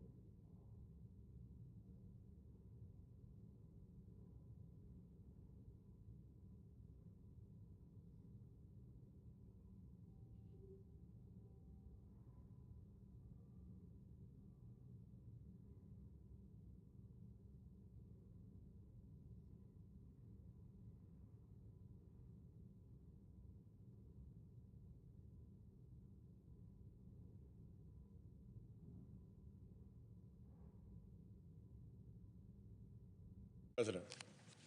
The senator from Rhode Island. Mr. President, is the Senate presently in a quorum call? We are not. In that case, Mr. President, I am here to speak in opposition to the nomination of Tulsi Gabbard to serve as the Director of National Intelligence of the United States of America. Setting aside her lack of qualifications and setting aside her rotten judgment, her nomination strikes me as being part of a pattern of unilateral disarmament by the Trump administration against Russia. One can hazard as to why this is happening, but the fact that it is happening seems hard to deny. In November 2024, the Washington Post wrote this: Gabbard's planned appointment as the head of national intelligence elicited the most excitement in Russia because she has long been regarded as a darling of the propagandist Russian RT network, which amplified her sympathetic takes on Syrian leader Bashar al-Assad and Putin. Russian state TV has called Ms. Gabbard our friend Tulsi. The Russian newspaper Komsomolskaya Pravda published an op-ed, and it was titled, "The CIA and FBI are trembling. Why Trump protege Tulsi Gabbard will support Russia as head of national intelligence." So the Russians are telling us pretty plain and simple, she's with us. If you look at some of her behavior, particularly relevant to the DNI position, she has constantly opposed Section 702 of the Foreign Intelligence Surveillance Act, which is a key source of foreign intelligence for our national security, and which, I guess I'd have to say in this location, presumably is useful at getting intelligence on Russia. She's not alone. Over at the FBI, Trump's nominee for FBI director, Kash Patel, we just found out, was paid $25,000 by a Russian filmmaker with Kremlin ties to participate in a documentary attacking the FBI, which is an adversary of Russia's, which spends a great deal of time and effort keeping an eye on Russia's adverse intelligence activity in the United States. To make it worse, Kash Patel has said he wants to shut down what he calls the intel shops, the part of the FBI that would go after Russian intelligence operations and Russian criminal networks in the United States. He's even said he wants to shut down the FBI building and run everybody out into the field offices around the country. Well, guess what takes place at FBI headquarters? Our intelligence and counterterrorism operations. If you empty that place out and you move everything out to the field where people are doing regular criminal work, it's another way of saying we're going to shut down our intelligence operations. And just in the past week, since she has been in, Attorney General Bondi has pulled down the DOJ Kleptocracy Asset Recovery Initiative, which has recovered billions of dollars in ill-gotten gains from foreign kleptocrats, many Russian, many close to Vladimir Putin. And she shut down DOJ's Task Force Kleptocapture, which is the entity that has been working to target the Russian oligarchs around Putin, seize their assets that have been used to support Putin in his illegal, brutal invasion of Ukraine, and take those assets and provide them to the Ukrainians for their rebuilding and defense. So, common theme here. Tulsi Gabbard wants to come in as our friend Tulsi, according to Russian state TV, to have the CIA and FBI trembling because she will support Russia. Kash Patel's coming into the FBI, who takes money from a Kremlin-associated filmmaker and promises to shut down or at least degrade our intelligence capabilities within the FBI. And Attorney General Bondi is busy over at the DOJ taking down the anti-kleptocracy initiatives that focus on Putin's little gang of oligarchs who prop him up. It's 3 for 3 in unilateral disarmament by the United States against Russia. There's a little history here that's worth going back to in evaluating all of this, and it includes that Russia interfered in the 2016 election through a Kremlin-linked internet research agency. There's been a good deal of reporting on that, but since that reporting, there's been a persistent right-wing Trump narrative to pretend that never existed, that there was no Trump-Russia thing, that Trump-Russia was a hoax. In fact, it was not a hoax. Trump-Russia was a thing.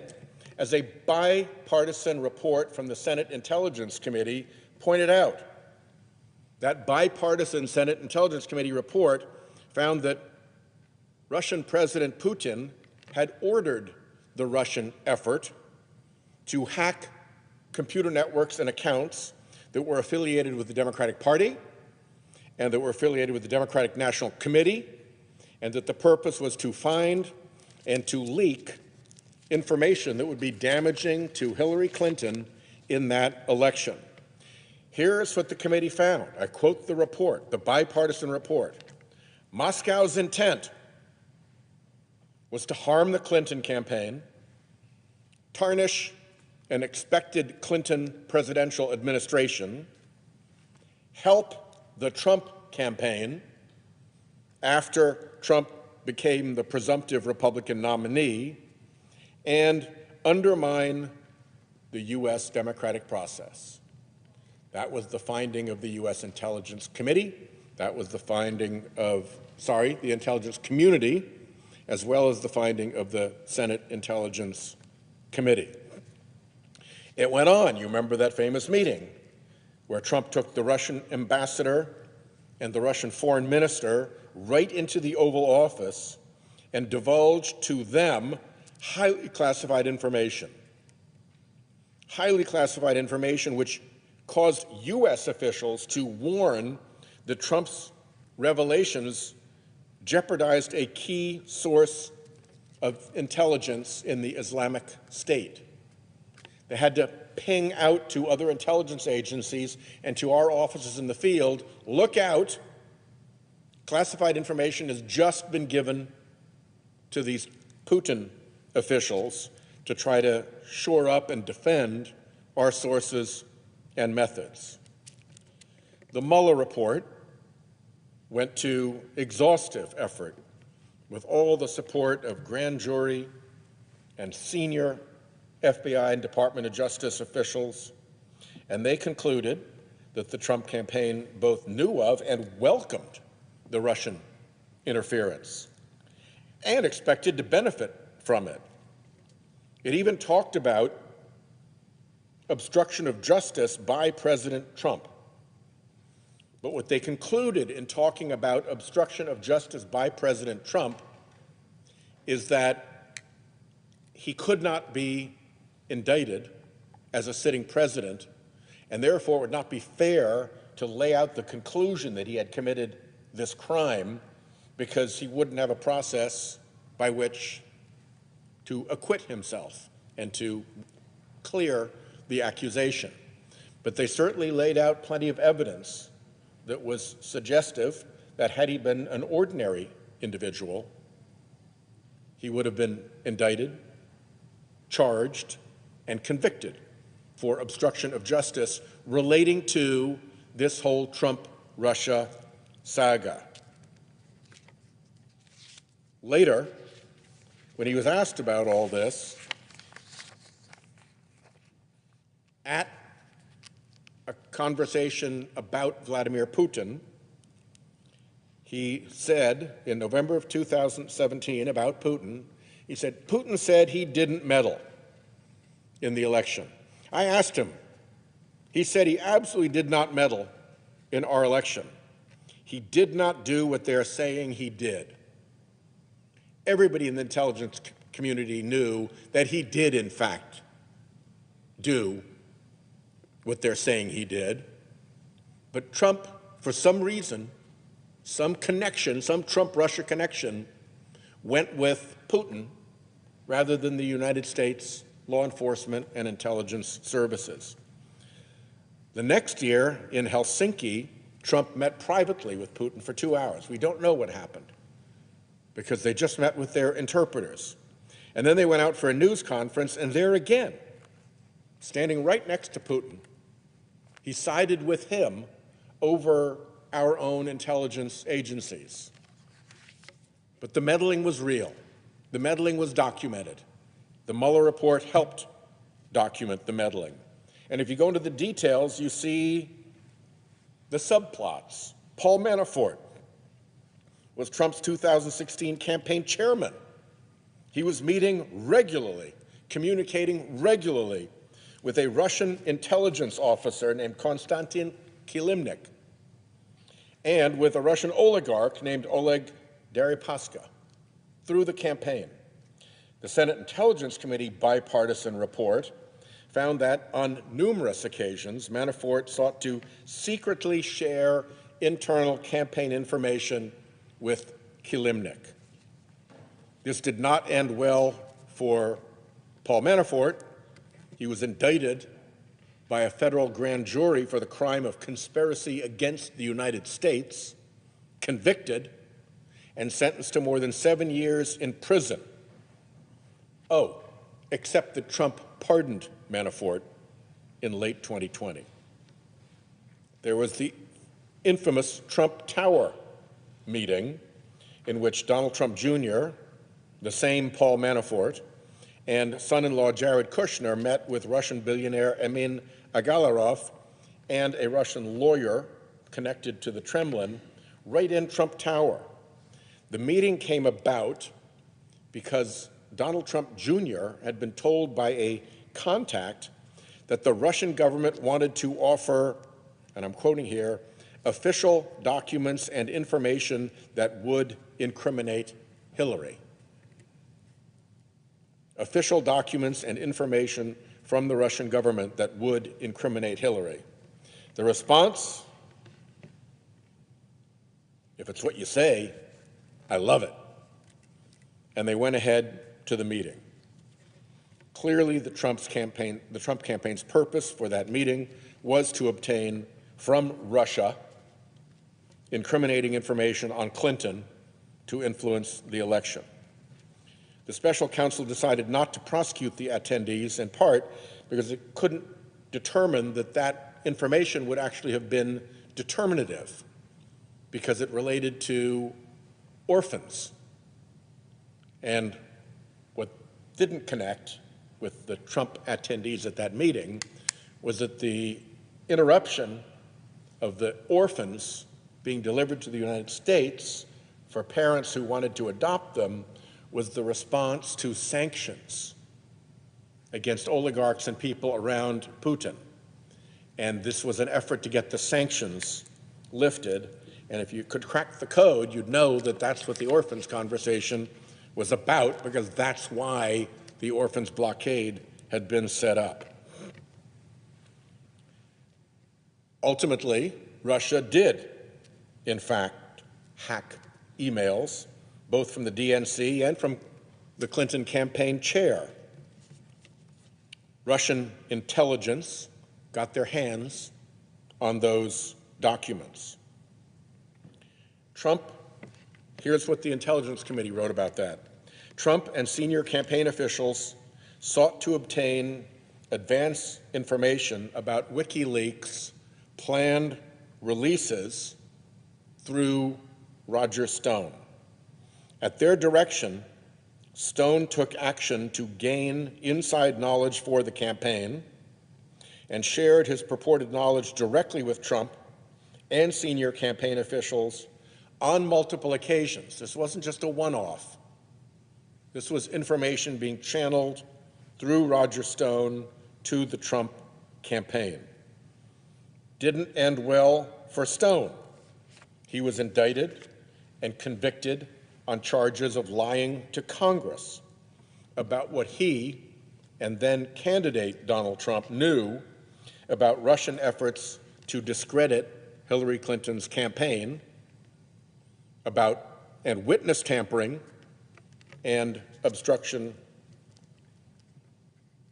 On we go to Carter Page, also associated with the campaign, who traveled to Moscow in that time frame, July 2016, to deliver a commencement speech while working for the campaign.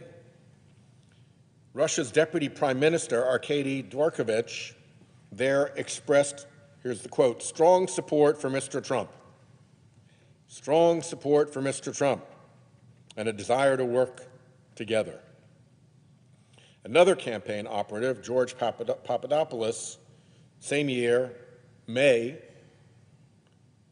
was traveling and told the Greek foreign minister that the Russians had dirt on Hillary Clinton.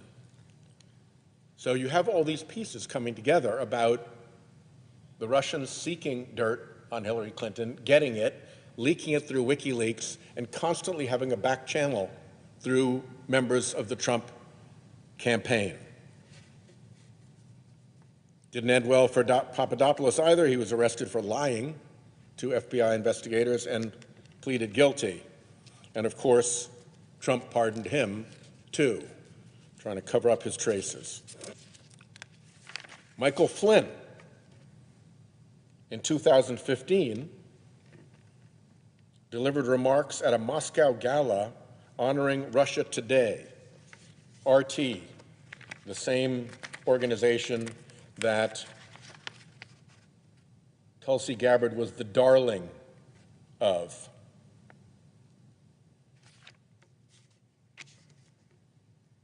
He was seated at the gala next to Putin. Next to Putin.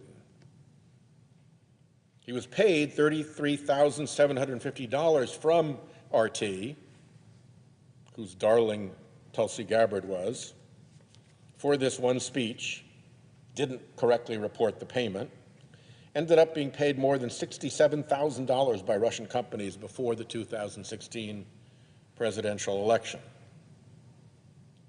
Didn't end well for him either. He lied to Vice President Pence and to the FBI about communications he was having with Russian Ambassador Sergei Kislyak about sanctions imposed by the Obama administration while President Obama was in office. Yes, the sanctions related to the orphans conversation at Trump Tower. Flynn pleaded guilty to lying to the FBI about that conversation, and of course, Trump pardoned him days before Flynn was due to be sentenced. It's kind of an ongoing thing between Trump and Russia. A lot of us on both sides of the aisle are very concerned about what's going on in Ukraine. Indeed, furious that Putin would launch his army into Ukraine and perform massive atrocities and war crimes, firing rockets into children's hospitals, having his soldiers murder through neighborhoods. It is a foul spectacle, and it started with Russia's invasion of Crimea, the so-called Little Green Men. And Trump thought that was all a pretty good thing. You'll remember that the way they started it was to foment riots by Russian-speaking people in Crimea to provide a justification for coming over the border. Sort of 1930s Europe-style tactics coming back to us here. So that kicked it off. There were these demonstrations. Putin said, oh, my people, they're being abused by those terrible Ukrainians, and in went the little green men. Here's how Trump praised Putin's invasion then of Crimea. When you see the riots in a country because they're hurting the Russians, okay, we'll go and take it over. And he really goes step by step, and you have to give him a lot of credit. And of course, there's the famous comment to Russia publicly saying, Russia, if you're listening, this is during the campaign, Russia, if you're listening, I hope you're able to find the 30,000 emails that are missing. I think you will probably be rewarded mightily in the press. Then there were the episodes that I mentioned earlier where he said, no, Russia wasn't meddling in our elections, despite the fact that everybody knew that they were, but he took Putin's side in all of that. And most recently, he refused to condemn Putin for the death of Alexei Navalny, who had been such a brave fighter standing up against the corrupt Putin regime and died in a penal colony at the age of 47. For a long time, I have described the United States as being in a clash of civilizations, with rule of law countries like ours on the one side and kleptocrats, autocrats, and governments run by criminal organizations like the narco-traffickers on the other side. Fairly simple clash. Rule of law versus rule of thuggery. There ought to be bipartisan support for making sure that the United States does not become a safe haven for kleptocrats and criminals. We should not be giving aid and comfort to our enemies by allowing them to park their funds here in our country. We've made progress to combat the kleptocrats and the international criminals who are on the other side of this clash of civilizations. Ms. Gabbard is not on the right side of that clash. Not when she's so chummy with Putin, not when she's so chummy with the murderer Bashar al-Assad,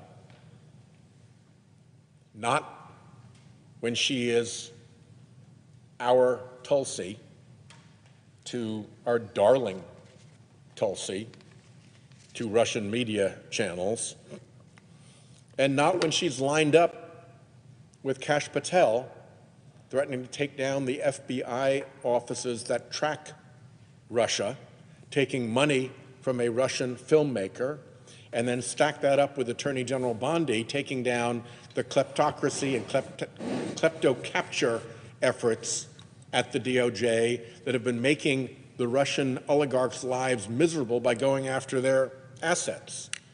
1, 2, 3, all unilaterally disarming against Russia in the wake of all that time in which the Trump-Russia connection appeared over and over and over and over again, and as far as I can tell, still persists today. I see my colleague here on the Senate floor, and I will yield the floor. Mr. President. From Arizona. Mr. President, today the Senate is deciding whether Colonel Tulsi Gabbard should be the person who each day makes the call on which intelligence gets in front of the President of the United States. That's what the Director of National Intelligence does. They sift through the intelligence collected and analyzed by all of our intelligence agencies, from the CIA to the NSA, and decide what to brief the President on. This includes information about terrorists planning attacks here in the United States or on our service members abroad. It includes evidence of adversaries backing cyber attacks. Often, the intelligence is incomplete, or there are pieces that contradict one another. It's this person's job to cut through the noise and present the president with what he needs to know. There can't be any spin. There can't be a finger on the scale to get him to do one thing or not do another. It requires impeccable judgment and sound decision-making. Everything we've learned about Colonel Gabbard during her confirmation process suggests that she is not the person for this job. It's that simple. Now, Mr. President, I went into this process with an open mind. Colonel Gabbard and I, we had a long meeting in my office. She responded to a number of written follow-up questions that my colleagues and I had for her. And I was able to ask her questions in an open and closed hearing of the Senate Intelligence Committee. And after each of those steps, I became more and more concerned.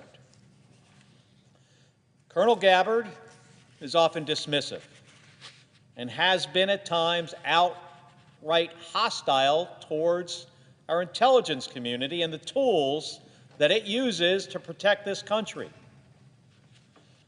Now, I have a tremendous amount of respect for Colonel Gabbard's service to this nation. And I do think that healthy skepticism is a good thing.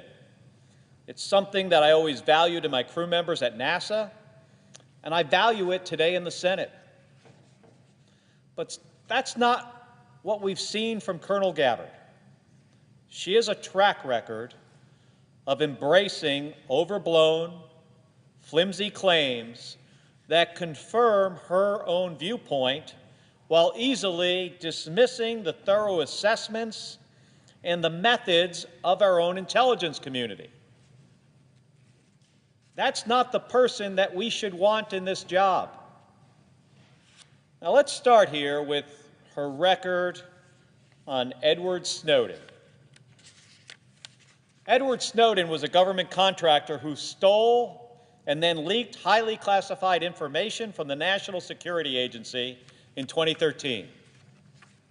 Snowden could have used whistleblower protections to securely and legally share concerns that he had about the legality of certain surveillance programs. But he didn't do that. Instead, he stole millions of documents, most of which didn't pertain to the programs that he had raised concerns about, and then he leaked them without caring about what would the lasting damage be to our national security.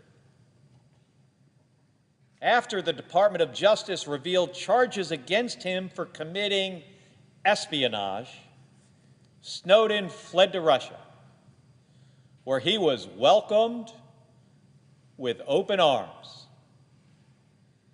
Edward Snowden exposed our government's secrets to the world, including to our adversaries. He put intelligence operatives and service members around the world at risk, at great risk. And he made all of us less safe. And that's true even today. He should be in prison for betraying our country. Colonel Tulsi Gabbard wanted him to be pardoned.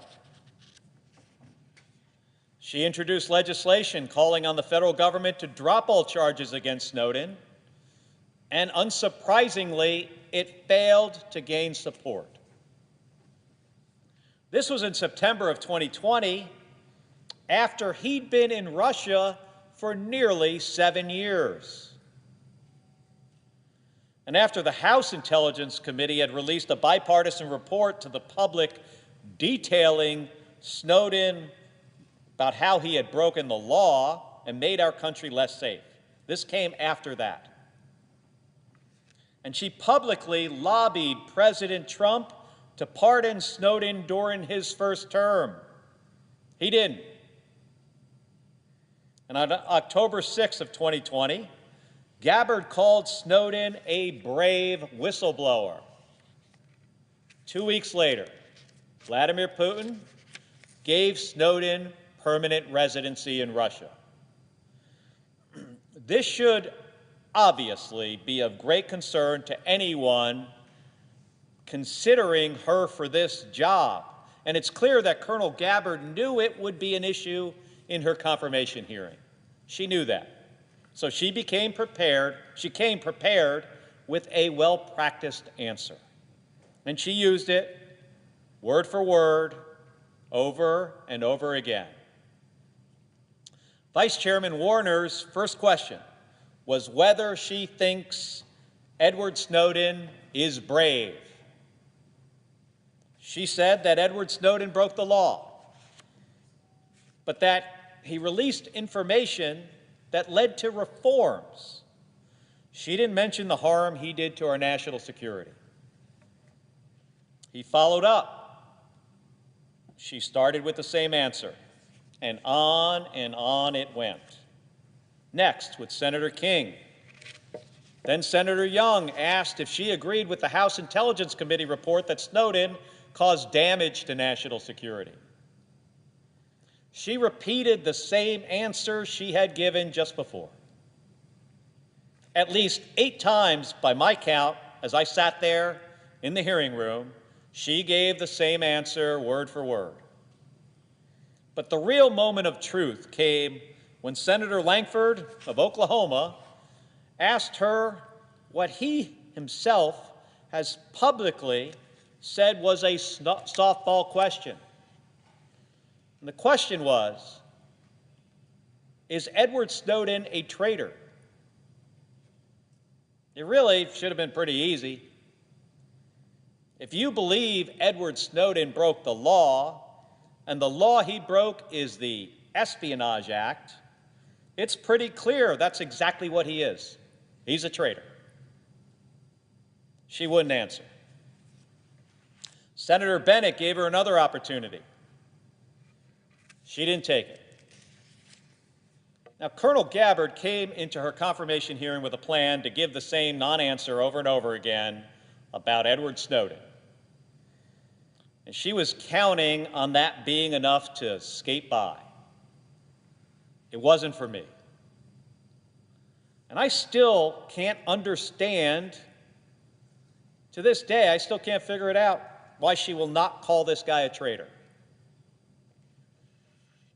Colonel Gabbard would be leading the men and women of our intelligence agencies whose work and lives Edward Snowden put at risk.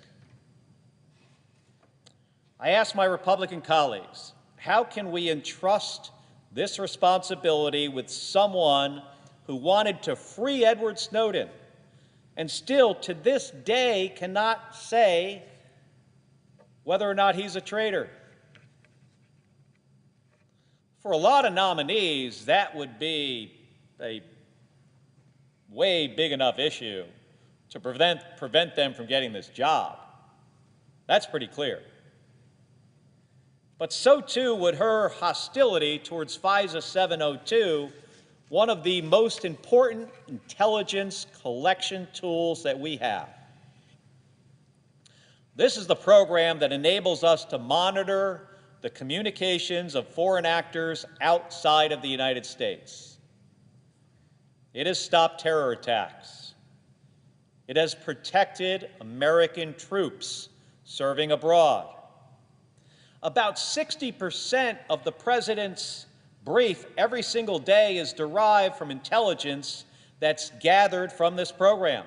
The very brief that Colonel Gabbard would be responsible for compiling every single day. Without it, we'd be exposed. We'd be less able to detect and prevent terror attacks or other attacks against the American people. But that's exactly what Colonel Gabbard tried to do. She voted against reauthorizing this program in 2018. And in 2020, she introduced legislation to repeal it, all of it. Not just the piece of it that Congress was debating how to reform. She wanted to just get rid of the whole thing, all of it. And when she advocated for doing away with the program, she made false statements about how it works and how it impacts American citizens. This should be a concern for anyone being considered for this job. Because while the Senate Intelligence Committee has a range of views on how this program should work, none of us on the committee, on either side of the aisle, has any interest in getting rid of it. Because we know how important it is, how critical it is to the safety of all of us. In fact, we came together with others in Congress to deliver reforms that further protect our civil liberties as Americans, while retaining the tools our president needs to stay ahead of threats. Once again, Colonel Gabbard knew that this would be an issue with her confirmation. And again, she bet that she could just say as little as possible to just get by. That's why in a written response to the committee, she said, and this is a quote, "My prior concerns about FISA were based on insufficient protections to civil liberties, and significant FISA reforms have been enacted since my time in Congress to address these issues." End of quote. Sound reasonable? Well, here's the problem. Just last year, she was on a podcast trashing those very reforms. She is now saying that they back up her position on FISA. She said, and I quote, "This legislation that was just passed recently expanded those authorities. In some other ways, it took an already bad problem and made it many, many times worse." So which is it? Did these reforms fix the issues she had with FISA, as she said in her written response? Or did they make the problem worse, as she said on the podcast? It can't be both. Colonel Gabbard was asked about this inconsistency during her confirmation hearing, and she couldn't answer for it. In fact, she couldn't answer for what these reforms are and how they address her concerns, or don't. And folks, Mr. President, this is not trivial. The Director of National Intelligence works with the Attorney General to assess compliance with the law and improve internal procedures that decide how the intelligence community will collect, use, and store foreign intelligence to combat threats like terrorism, while ensuring their constitutional rights are protected. That means Colonel Gabbard would be responsible for implementing these reforms and advising Congress on their effectiveness. Finally, as we are all aware, well, all of us in the Senate, we are aware that this program is up for reauthorization in just over a year. Now, President Trump, he has been all over the map on this program.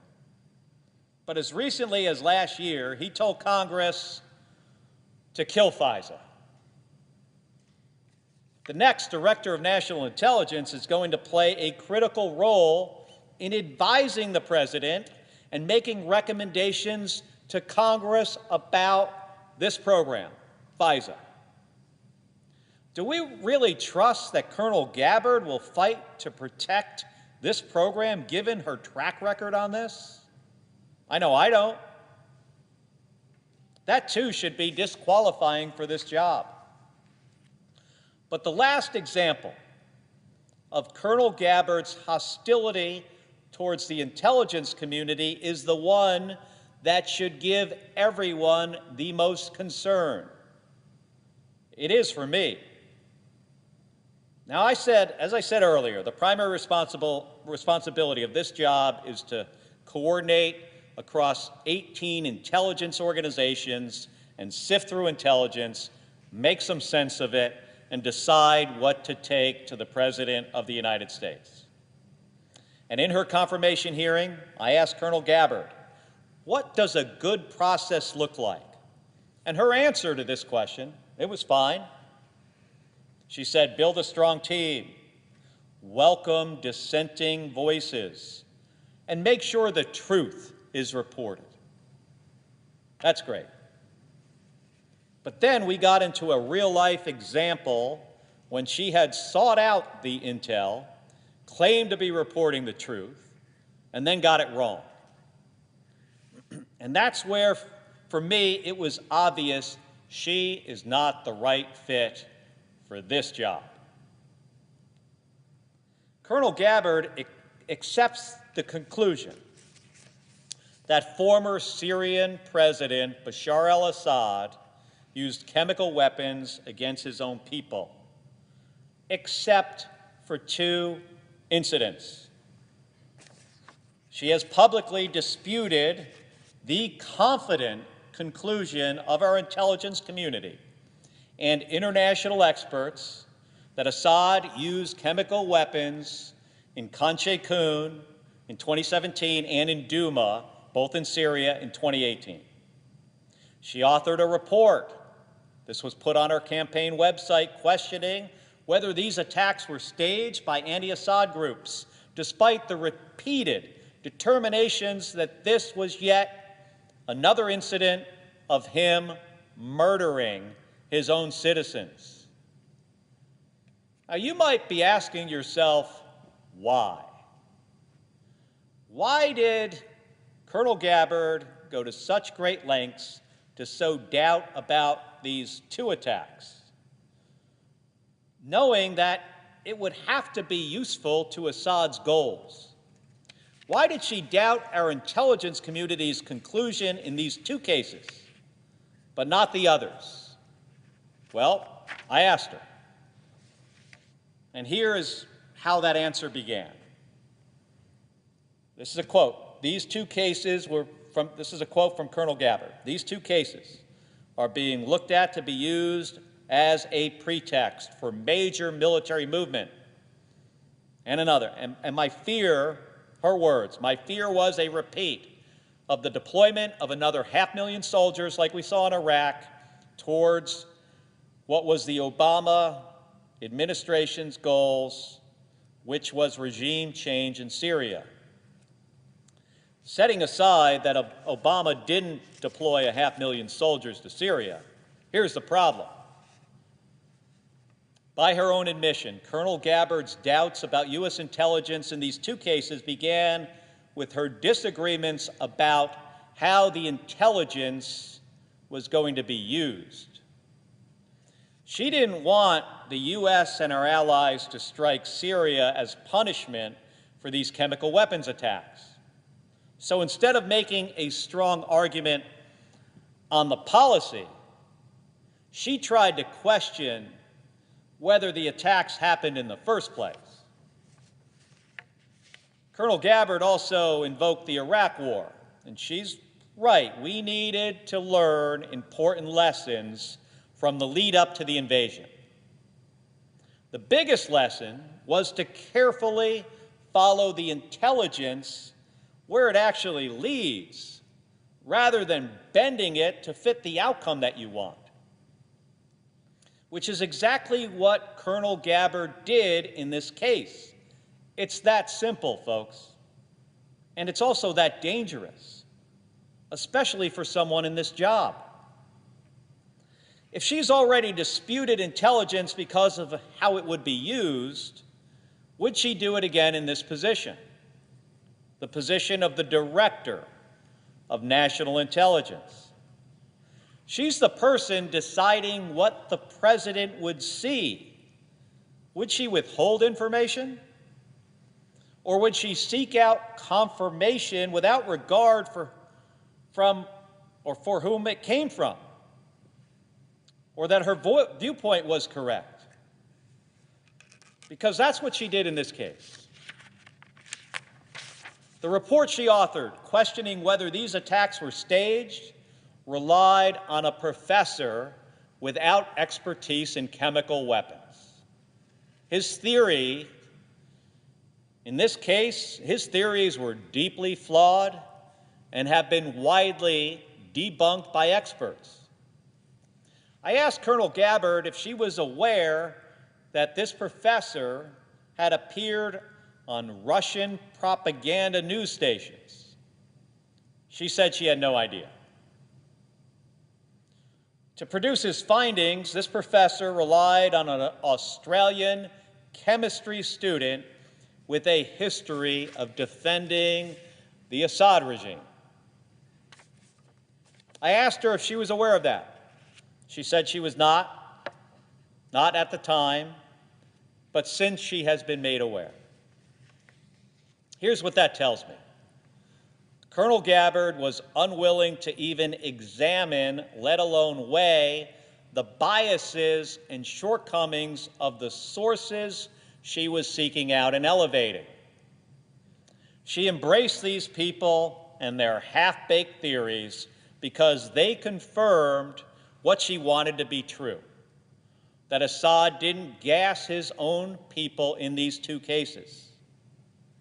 She wanted it to be true so badly that 5 years later, she says that she was still unaware of the facts of their background.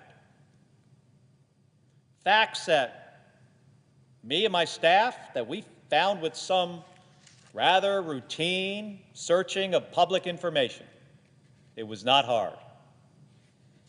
And she trusted and further publicized their claims without verification, despite our government making clear that Assad and Russia would attempt to raise these sorts of questions and theories to distract America and our allies. Mr. President, if that's not a red flag, I don't know what is. Still, 5 years later, Colonel Gabbard came before the United States Senate Intelligence Committee and repeated all of this as if it weren't in contention. She continues to apply less skepticism towards these sources and narratives than the assessments of American intelligence operatives, professionals, who have a ton of experience at this, and who she is nominated to lead, all because they support her point of view that the United States should not have struck Syria in retaliation for their use of chemical weapons. That's why she believed the people online. Now, that kind of reverse engineering to try to steer a policy outcome is dangerous in a job like this. And Mr. President, the next couple of years are going to be challenging for our national security. I think we all agree upon that. We face threats that grow more complicated each and every day. And our intelligence community, now they're the best in the world. They're really good at gathering intelligence of all kinds. Now, the hardest part is sifting through that information and making some sense of what it all means. Making determinations. That's what this job is all about. And everything we have seen from Colonel Gabbard throughout this process suggests that she is the wrong person for this job. She lifted up Edward Snowden as a hero and is unwilling to call him a traitor. She tried to get rid of one of the most important intelligence collection tools that we have and has contradicted herself when answering for it. And most central to this role, Mr. President, she's displayed poor judgment and poor decision-making when assessing intelligence, especially when it comes to chemical weapons use in Syria. Each of these, each one of them on their own, should be disqualifying for holding this job. Taken together, they paint a picture of someone who is especially ill-suited and unprepared to take on this responsibility. And Mr. President, I know that these concerns are shared by my Republican colleagues. So let's be honest about it. Let's say no to the political pressure, and let's put our national security first, and let's vote no on this nominee. Thank you, Mr. President. I yield the floor.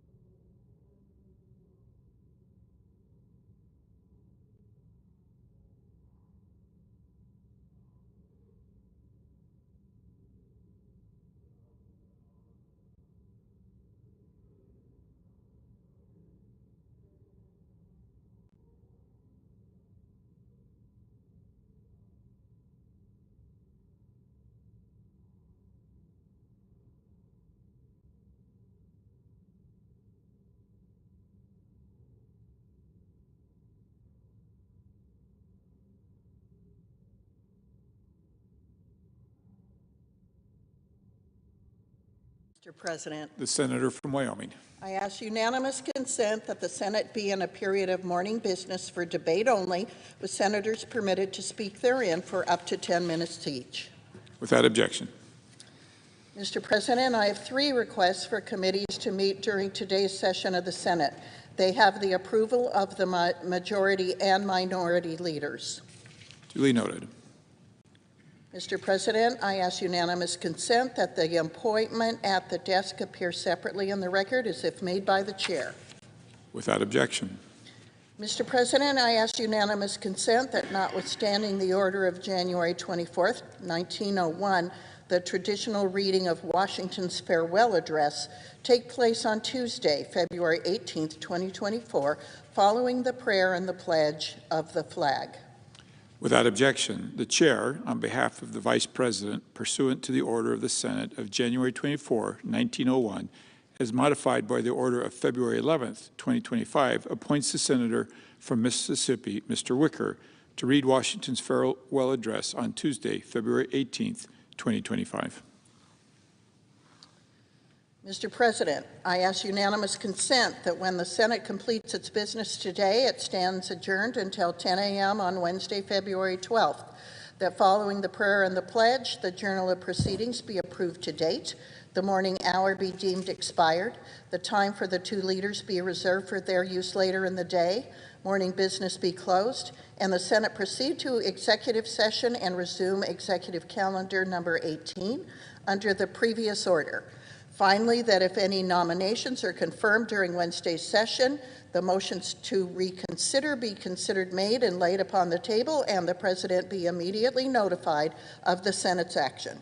Without objection. If there is no further business to come before the Senate, I ask that it stand adjourned until the previous order, following the remarks of Senators Blumenthal, Warren, and Schumer. Without objection. Mr. President? The Senator from Connecticut. Mr. President, I'm here to ask my colleagues to join me in a very simple truth. Tulsi Gabbard should not be the next Director of Intelligence. It's a simple, unequivocal truth, and it should be so clear to everyone because she is unprepared and unqualified for this role. She lacks the competence and character, and that has been made crystal clear in the proceedings so far during her confirmation. I urge my colleagues to consider not just her lack of preparedness, but the existential threat her confirmation would pose within the intelligence community that she would head. Since the Revolutionary War, our nation's intelligence professionals have served out of the spotlight, never expecting recognition or adulation or award. They served in some of the most demanding, dangerous posts, in harm's way and hostile environments, far from their families, in many cases unable to speak to their friends and loved ones for long periods of time, and unable to tell them where they are or what they're doing. Others serve in the nation's most sensitive facilities here in Washington, D.C. or elsewhere in this country. Many of them constitute the best mathematicians, the best linguists, the best analysts, and cryptographic minds in the world. These silent sentinels choose to serve because they believe in the values and institutions that we should cherish and protect: democracy, integrity, the truth. We expect our intelligence professionals to live to the standards personified by one of Connecticut's greatest sons, Nathan Hale, whose dying regret was that he had but one life to give to his country. He served ably and instrumentally during the Revolutionary War. He came to be admired and adulated for his patriotism, his dedication, his willingness to give his life for his country. That is the tradition of our nation's intelligence community. They know they are going into some of the riskiest places on the planet. They do it for their country, and they keep it secret. I can't support Tulsi Gabbard to be in charge of them. I can't countenance allowing someone who is this risky to them and to our country having responsibility over their lives and their capacity to contribute to the intelligence that is critical to this country avoiding disasters. You know, what I've learned in this body is that very often the most important work of the intelligence community is to avoid disaster, terrorist attack, or other kinds of catastrophes. And the country never knows about it because it's been avoided. The history of these last 2.5 decades since 9/11 is we have avoided some of the greatest disasters that might have befallen us because of that intelligence community, their competence, and their dedication. Ms. Gabbard has given a part of her life to the nation through uniformed service, and I respect her service in that role. But she has given another part of her life to our adversaries, in service to those who would see us become supplicants of ruthless, ruinous powers. Her integrity is, at best, suspect. Her judgment is flawed. Her moral compass is capricious. That's a nice way of putting it. For the last several years, she's made a career of antagonizing the very patriots who serve in the community she now wants to lead. Her disdain for the intelligence community undermines the public's trust in those very agencies that often serve as our first line of defense and avoid those catastrophic attacks on this country or on our allies and partners and friends around the world.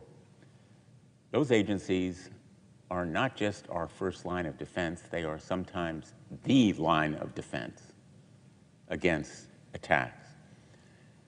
Make no mistake, we're in an age of strife and conflict. It demands leaders of principle and determination, leaders who are willing to counter the efforts of anyone who would seek to end all of our democratic and free peoples.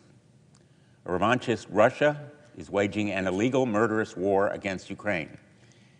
It is hell-bent on establishing itself as a disruptor in Europe for the foreseeable future, a disruptor of democracies. It is using disinformation through social media and tech for spreading lies and dividing democracy, bolstering far-right movements that threaten the fabric of our allies' democracy. It isn't just our nation that is at risk. It is democracies around the world at risk from Russia. And in the Indo-Pacific, the People's Republic of China is determined to defy the international norms that have maintained security in the region for 60 years.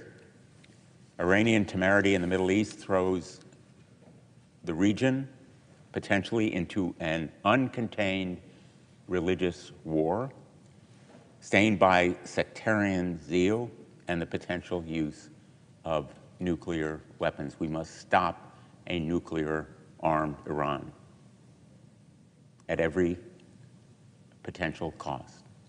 And we should be siding with our ally there, our great friend and partner, Israel, to stop a nuclear-armed Iran. We should support their effort to eradicate terrorism, Hamas, Hezbollah, the Houthis, proxies of Iran. The axis of evil that we're seeing now, Russia, China, Iran, moving against us, they are working together and they're developing new methods to threaten the United States and our allies around the globe. They are potentially disastrous to our security and our allies, and the intelligence community stands as a bulwark, seeking information, sometimes at great cost, developing human sources of intelligence, using electronic surveillance, all of it depending on secrecy and trust. The credibility of this nation will crater if Tulsi Gabbard is confirmed. Ms. Gabbard's confirmation would be a self-inflicted wound. I don't believe that conflict is unavoidable or inevitable, but we should not do our adversaries work for them. And confirming Tulsi Gabbard puts in place someone who has proven untrustworthy throughout her career, potentially an aide to Moscow, Beijing, Tehran, and others. We are waiting for this body. They are waiting for this body to give her control of the intelligence community. Putin's minions call Ms. Gabbard Devichukha Nacha, our little girl.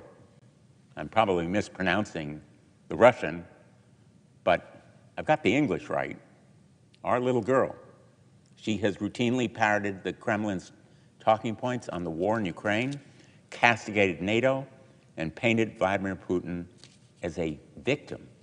That's exactly how Vladimir Putin wants to be depicted, and Mother Russia, to seek reestablishment of the Russian Empire, including Ukraine, potentially Poland and other Eastern European countries.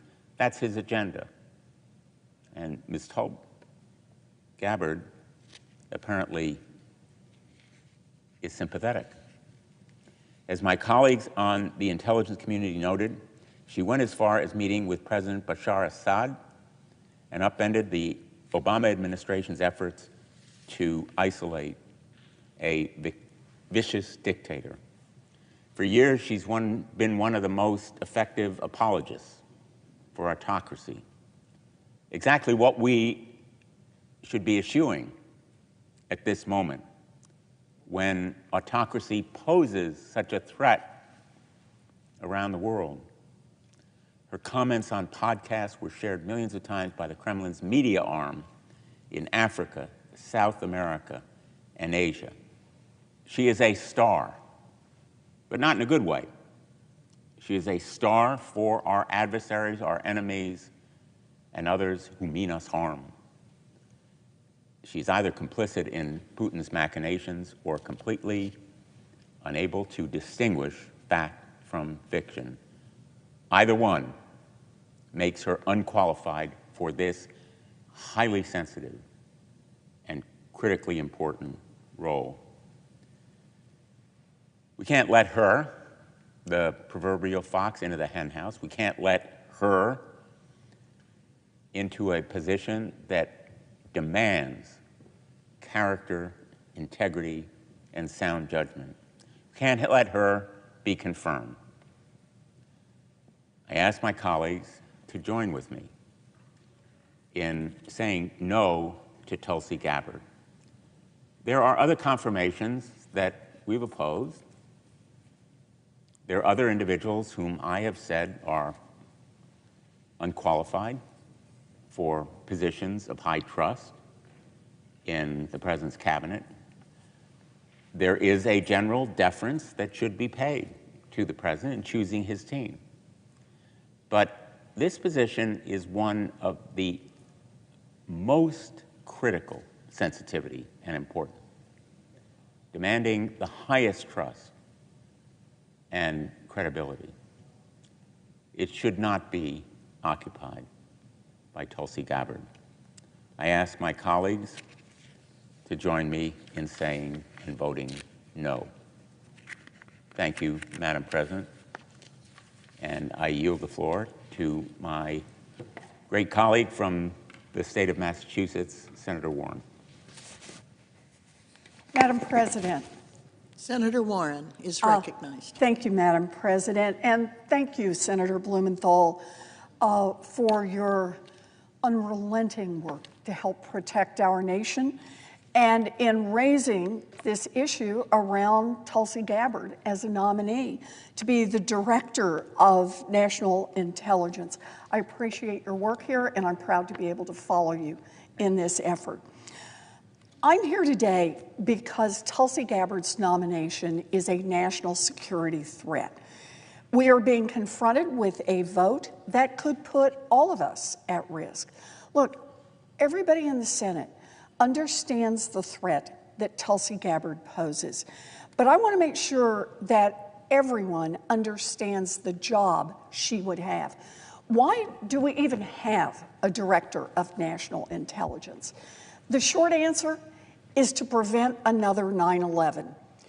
The Director of National Intelligence position was born in the aftermath of the terrorist attack on New York that caused the Twin Towers to crash to the ground, that collapsed part of the Pentagon, that led to the deaths of 40 brave passengers on Flight 93.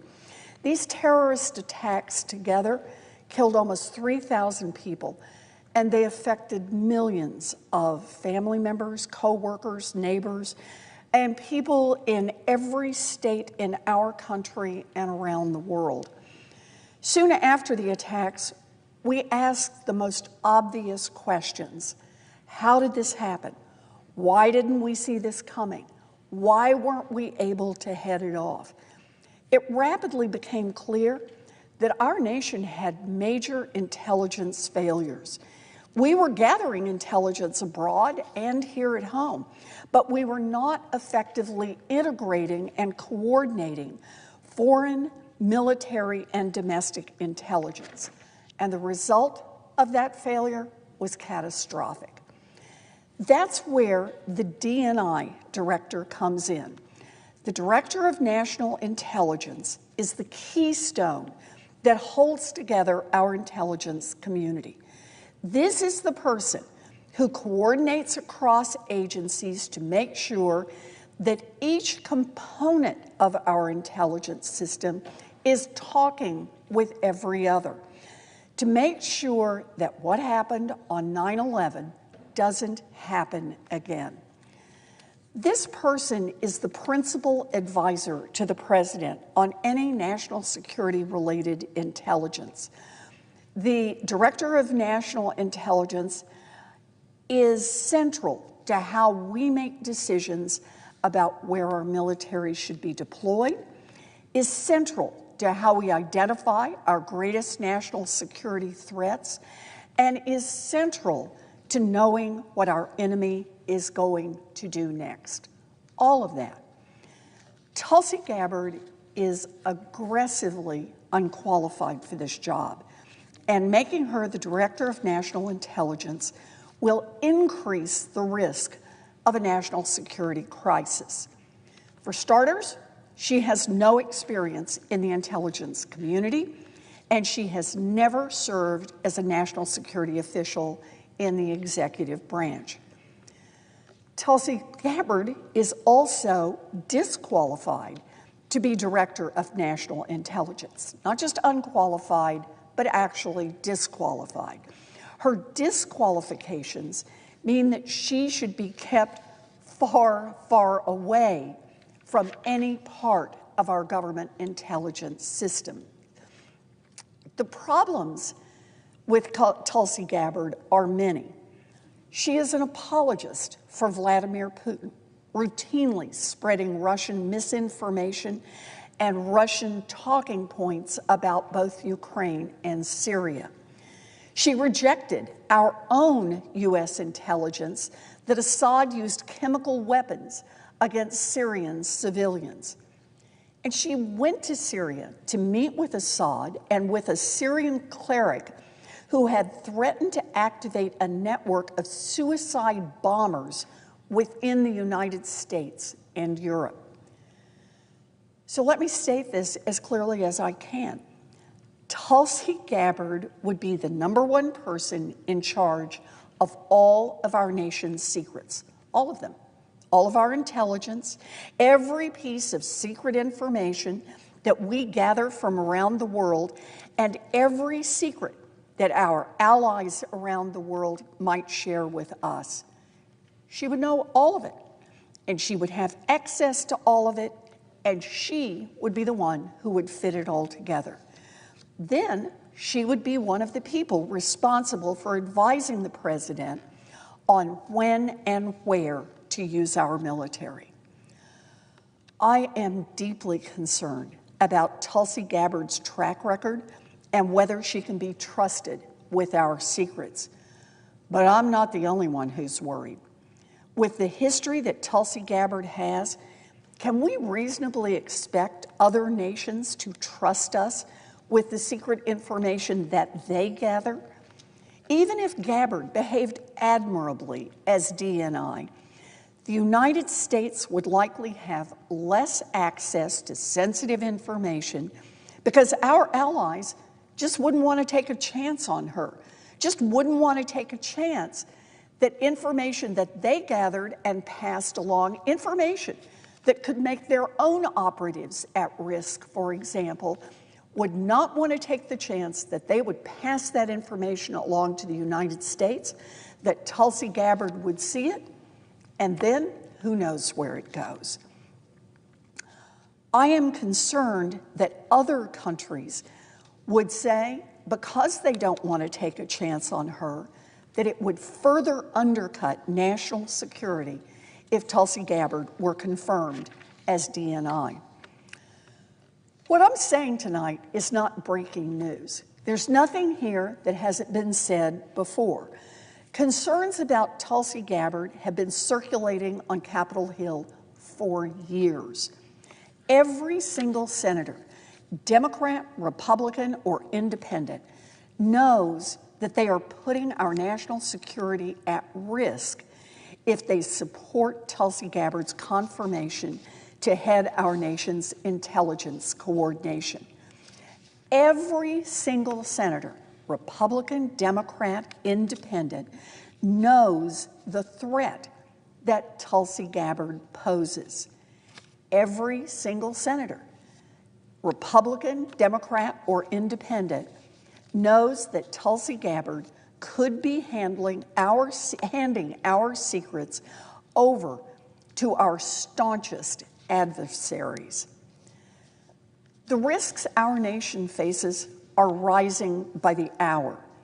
Tulsi Gabbard at DNI, Pete Hegseth at DOD, and it isn't just confirmed cabinet appointees who are putting our nation at risk.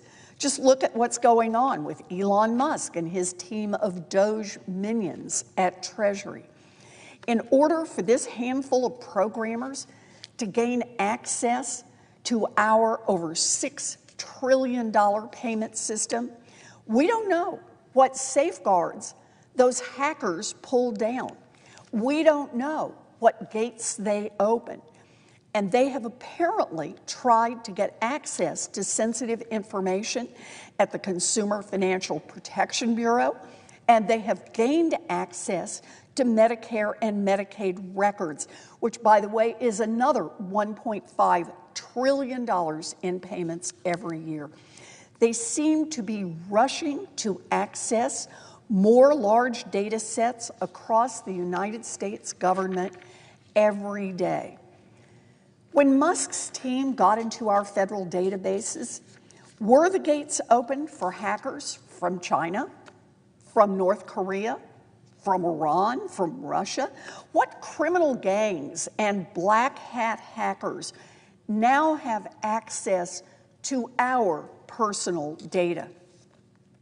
I never thought we would get to this moment. My colleagues in the Senate, despite our differences, have always taken national security seriously.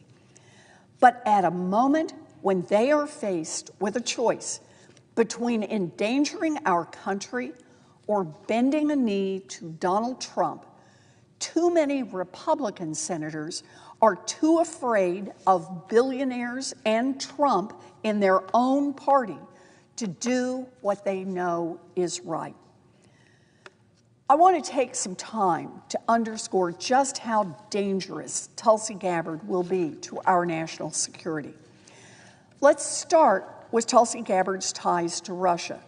These connections are laid out nicely in the New York Times article, How Tulsi Gabbard Became a Favorite of Russia's State Media. Quote, in 2017, when she was still a Democratic member of Congress, Tulsi Gabbard traveled to Syria and met with the country's authoritarian president, Bashar al-Assad. She also accused the United States of supporting terrorists there. The day after Vladimir Putin began a full-scale invasion of Ukraine in 2022, Ms. Gabbard blamed the United States and NATO for provoking the war by ignoring Russia's security concerns. She has since suggested that the United States covertly worked with Ukraine on dangerous biological pathogens and was culpable for the bombing of the Nord Stream gas pipeline from Russia to Germany in September 2022.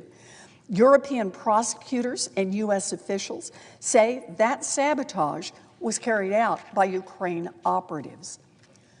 According to analysts and former officials, Ms. Gabbard seems to simply share the Kremlin's geopolitical views, especially when it comes to the exercise of American military power. Let me just say that again. According to analysts and former officials in government, Ms. Gabbard shares Russia's point of view, especially when it comes to attacking American use of military power. Back to the story. In Russia, the reaction to her potential appointment has been gleeful, even if Mr. Putin's government remains wary of American politics, even under a second Trump administration. Quote, the CIA and the FBI are trembling, Pravda, a Russian newspaper, wrote on Friday in a glowing profile of Ms. Gabbard, noting positively that Ukrainians consider her, quote, an agent of the Russian state. Russia, a state television channel, called her a Russian comrade in Mr. Trump's emerging cabinet. Russian media has emphasized Ms. Gabbard's desire to improve relations with Moscow, according to Filter Labs, a firm that analyzes social media, state-run news organizations, and other internet postings to track public sentiment in Russia. Quote, Gabbard fits an overall pattern of Trump breaking with much of the post-Cold War consensus, said Jonathan Tubner, the chief executive of Filter Labs. Quote, she is, for Russia, the one that perhaps most perfectly embodies the changes they were hoping for from the U.S. In other words, Tulsi Gabbard is Russia's dream come true. Mr. Trump's critics call the choice a dangerous one that would undermine national security and that signaled a deference to Mr. Putin's worldview. Quote, nominating Gabbard for Director of National Intelligence is the way to Putin's heart, and it tells the world that America under Trump will be the Kremlin's ally rather than its adversary. Ruth Guyot, a professor of history at New York University and author of Strongmen, a 2020 book about authoritarian leaders, wrote on Friday, quote, and so we would have a national security official who would potentially compromise our national security. Let me say that one again. And so we would have a national security official who would potentially compromise our national security.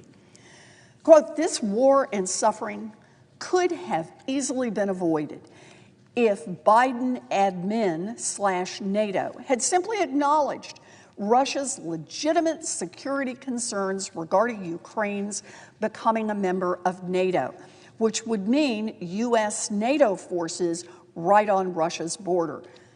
Gabbard wrote on Twitter, now known as X, when the war began in February 2022. A month later, she posted a video on the platform saying the United States was operating 25 to 30 biological research labs in Ukraine. She accused the Biden administration of covering them up and said they could release dangerous pathogens, although she stopped short of claiming the labs were making biological weapons, as Russia has falsely claimed. Ms. Gabbard's remarks were quickly called out by Republican members of Congress, including Representative Adam Kinzinger of Illinois and Senator Mitt Romney of Utah. Her willingness to criticize the Biden administration made her, like other prominent critics of the government, a favorite source of anti-American content on Russia's state television networks. Vladimir Solovyev, a popular talk show host, called her our girlfriend in a segment in 2022. The program included an interview Ms. Gabbard did with Tucker Carlson, in which she claimed that Mr. Biden's goal was to end Mr. Putin's control of the Russian government, according to Julia Davis, the creator of the Russian Media Monitor, which tracks Kremlin propaganda.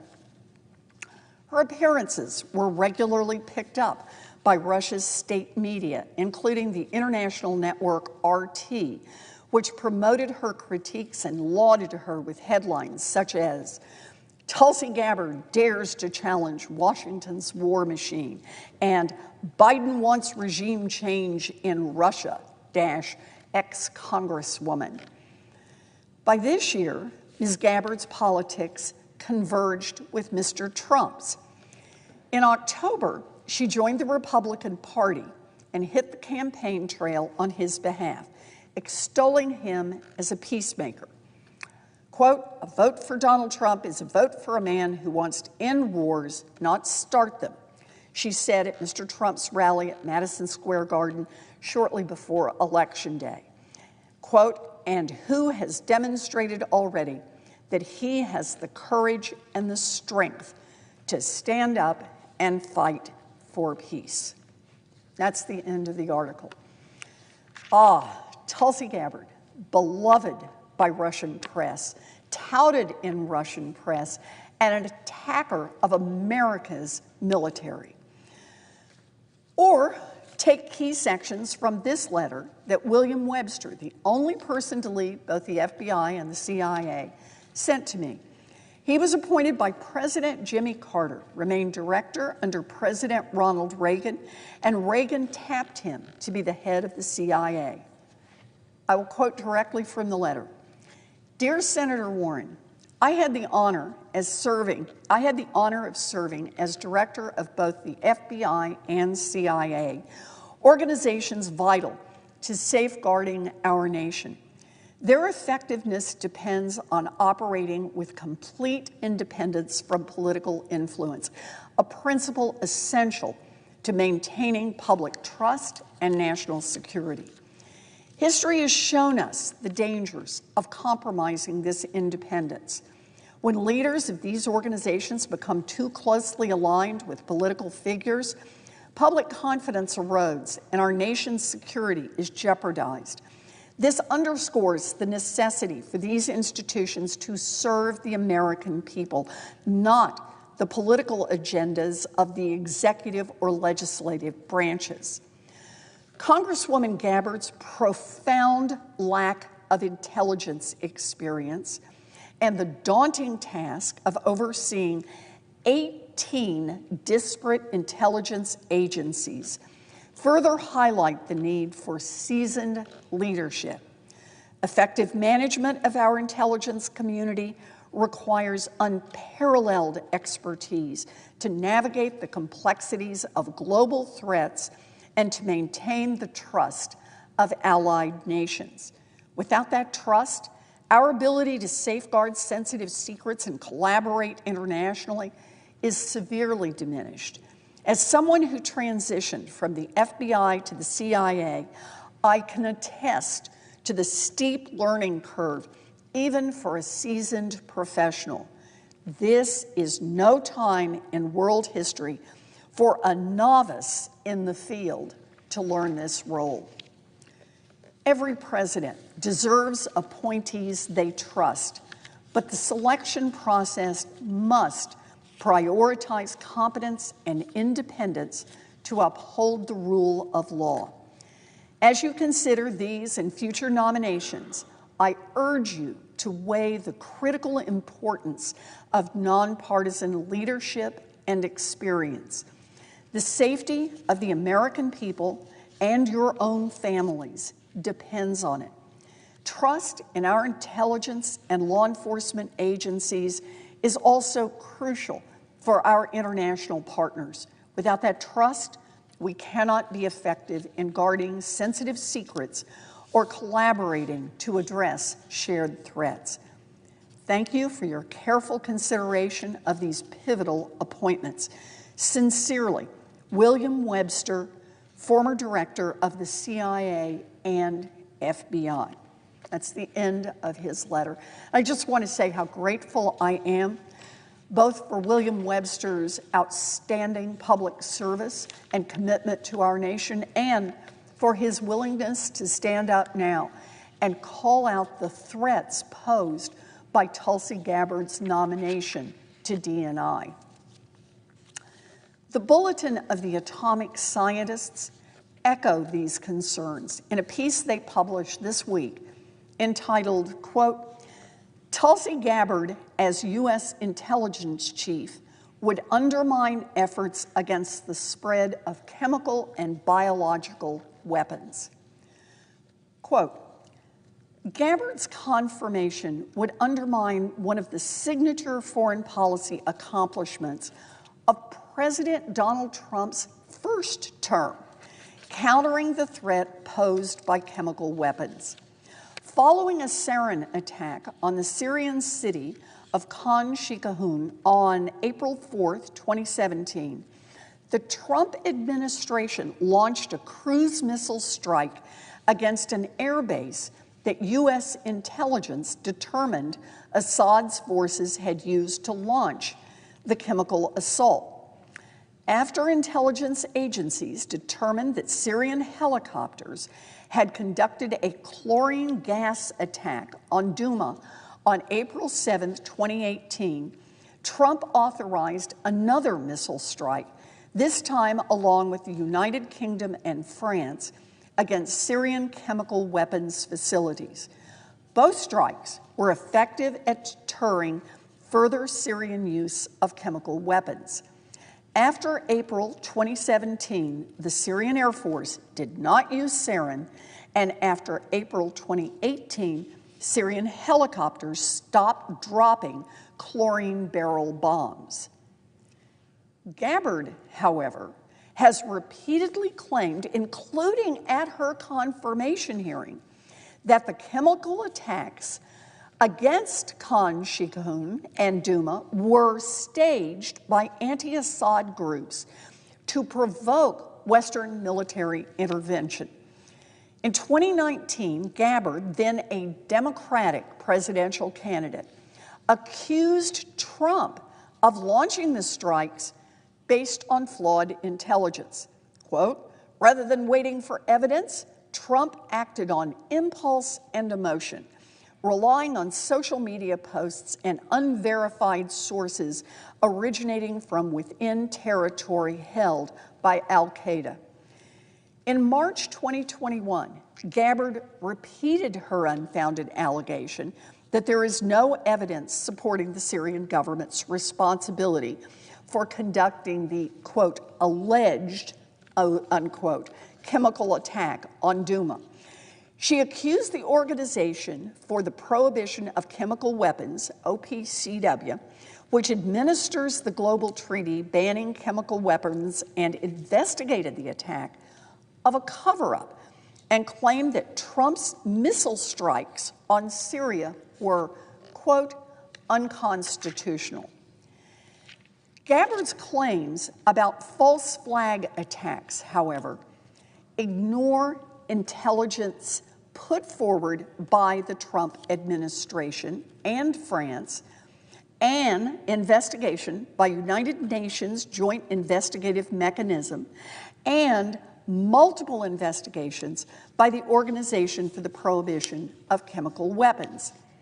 These national and international investigations based their conclusions on compelling combination of signals intelligence, eyewitness testimony, photographs, videos, chemical forensic analysis, medical records, analysis of munitions fragments, satellite imagery, and information provided by third parties.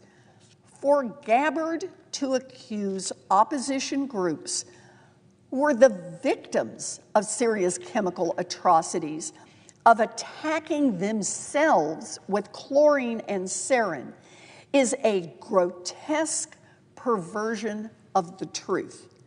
And yet she continues it.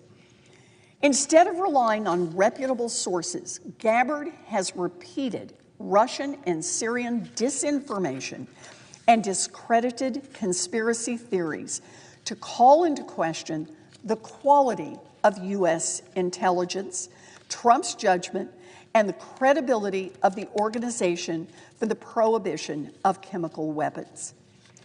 In March 2021, Gabbard signed a, quote, statement of concern about the organization's investigation of the Duma attack that echoed Russian propaganda and was promoted by a group linked to WikiLeaks. Gabbard has made her claims about the Syrian chemical attacks despite warnings from the U.S. intelligence community that these types of allegations are a common feature of the Kremlin's disinformation campaigns. Her reliance on these dubious sources demonstrates a dangerously poor lack of judgment for someone seeking the highest ranking position in the intelligence community. Gabbard's deeply flawed position on Syria's use of chemical weapons is still highly relevant today. With the fall of the Assad regime last December, the issue of how to secure and destroy Syria's remaining chemical weapons is back on the international agenda. How can Gabbard be trusted to oversee intelligence on this topic if she refuses to believe that Syria used chemical weapons after it joined the Chemical Weapons Convention, CWC, that treaty banning chemical weapons in 2013? Will she provide Trump with intelligence that undermines her own strongly held position on this issue? Or will she twist intelligence to fit her own worldview? And there is more at stake than just the threat posed by Syria's remaining chemical weapons. Between 2017 and 2020, the Trump administration found Russia in violation of both the Chemical Weapons Treaty and the Biological Weapons Convention, which bans biological weapons. Trump imposed 2 rounds of sanctions on Russia for using the Novichok nerve agent to poison a Russian defector. In August 2020, Trump blacklisted 3 Russian institutes responsible for developing chemical and biological weapons. Since then, the United States has accused Russia of using chemical weapon chloropicin, and the Organization for the Prohibition of Chemical Weapons has confirmed Russia's use of riot control agents on the battlefield in Ukraine, both of which are violations of the Chemical Weapons Treaty. There are also disturbing signs that Russia is modernizing its biological weapon program by building a new maximum containment laboratory in a military facility. To divert attention from its own chemical and biological weapons, Russia has made a series of unfounded and debunked allegations that the United States and Ukraine are developing and using these weapons. Gabbard came perilously close to endorsing these claims in 2022, and she did embrace other elements of Russian and Chinese disinformation about the allegedly nefarious and dangerous activities of U.S.-supported public health labs in Ukraine, including labs built during Donald Trump's first term. How can Gabbard be trusted to advise the president on issues related to the verification of Russia's compliance with chemical and biological arms control? Based on this track record, it is difficult to see how Gabbard can be relied upon to provide the quality of intelligence and national security advice needed by the Commander-in-Chief during these perilous times. For the Senate to confirm Gabbard would be national security malpractice. And that is the end of the piece. I am looking to see who else is going to be here. Am I? Just finish up? Okay, just wanted to make sure that I know what's happening here. In a relay race, it's always important to know if you have to hand off the baton. Look, I will conclude with this. National security officials and experts in intelligence are begging the Senate to exercise their constitutional duty and vote no on Tulsi Gabbard for Director of National Intelligence. We are being asked to vote for someone whose loyalty to this country has been questioned repeatedly and who has raised alarms for our allies across the globe. It would be a dangerous mistake to give Tulsi Gabbard access to all of our secrets, and an even greater mistake to trust Tulsi Gabbard to protect this country. I urge all of my colleagues to vote no. Madam President, I yield the floor.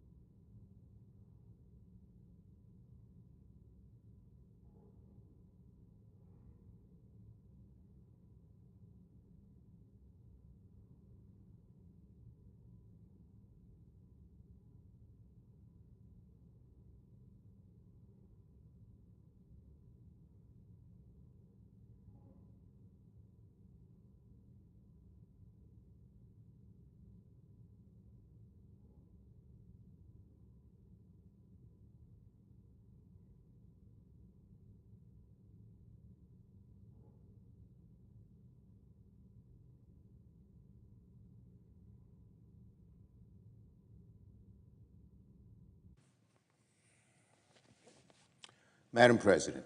The chair recognizes the Democratic leader. I ask unanimous, no quorum.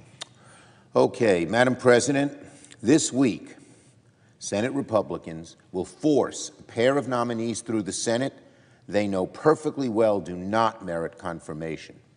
But Republicans will confirm them anyway, because Donald Trump is strong-arming them into submission. Today, Senate Democrats are here on the floor to oppose one of those two nominees, Tulsi Gabbard. She's been nominated by the President to serve as Director of National Intelligence, the #1 intelligence officer of the entire federal government. By now, there's no question about whether or not Ms. Gabbard is qualified to lead America's intelligence agencies, because by any objective measure, and by every objective measure as well, she is not qualified. From the moment she was nominated, both Democrats and Republicans were puzzled by this choice. Of all people Donald Trump could have picked to oversee national intelligence, he picked someone known for repeating Russian propaganda and getting duped by conspiracy theories. Do Republicans honestly think this is the best person for the job of all the other so many qualified people? 52 Republicans voted last night to advance her. But I know both sides of the aisle still remain troubled by this nominee. I hope, I pray, for the sake of our country, of our security, Republican colleagues think very carefully before casting their vote. I hope they think about the safety of our people, the concerns of our allies, and the threats posed by the likes of Putin and Xi and others before casting their vote. Every single Democrat, I'm proud to say, will oppose the nomination of Tulsi Gabbard, because we simply cannot in good conscience trust our most classified secrets to someone who echoes Russian propaganda and falls for conspiracy theories. It is alarmingly dangerous, not just bad, but dangerous, to trust someone like that. The job of national intelligence is a matter of life and death. The job is to oversee all 18 of the nation's intelligence agencies. DNI would be the top intelligence advisor to the President of the United States. It would be their job to decide what intelligence reaches the President's desk and what does not.